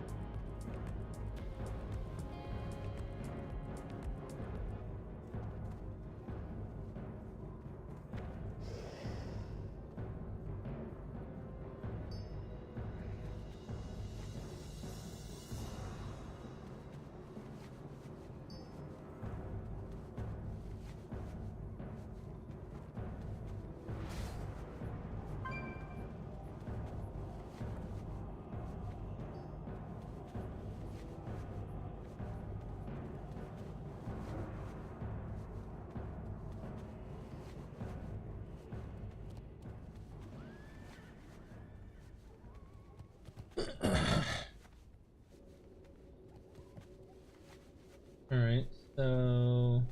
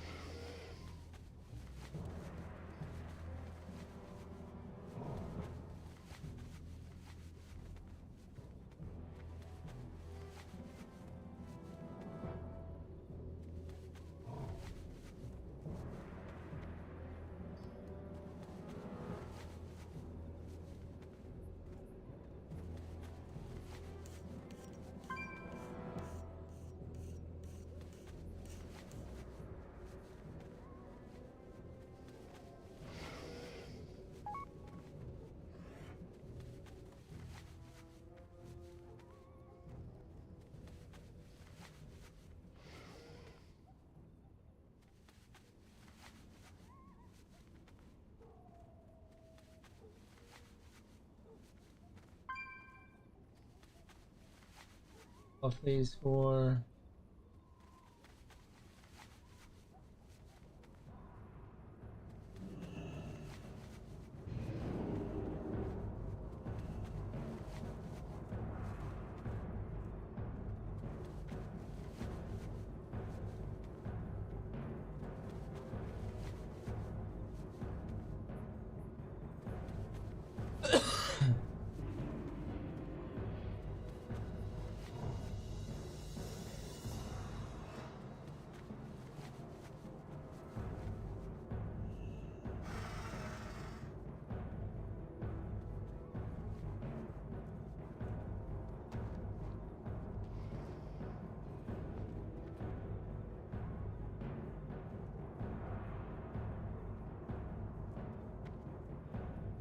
What is going on, guys? This is Earpugs, and in this video I am going to be covering every single class and specialization for Arena in Wrath of the Lich King, as far as what changes they get from TBC to Wrath, as well as overall performance and what they partner well with, etc.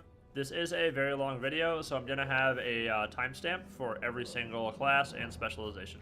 Another quick note for this video is that every class in Wrath of the Lich King can get Gladiator, and almost every spec. The only tier that's not really going to be viable to Glad is D tier here, and just a side note, if you are a literal god and play thousands of arenas, there's a small chance you should grab Gladiator as these D tier specs, but overall it's going to be extremely hard.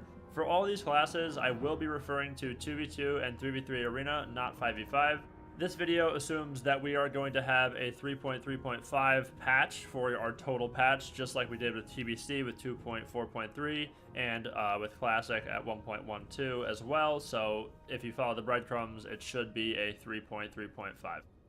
I will also be averaging all the seasons together in Wrath of the Lich King. There's season 5, 6, 7, and 8. I'm just going to be making you an average tier list. I'm not doing 4 individual tier lists, 1 per season. That's insane. I will start to upload more Wrath of the Lich King videos. Moving on to enhancement specifically, they now get Feral Spirit, which summons 2 wolves that attack their target and also heal them. On top of this, the wolves actually have abilities. They get a stun and also can cast Spirit Walk.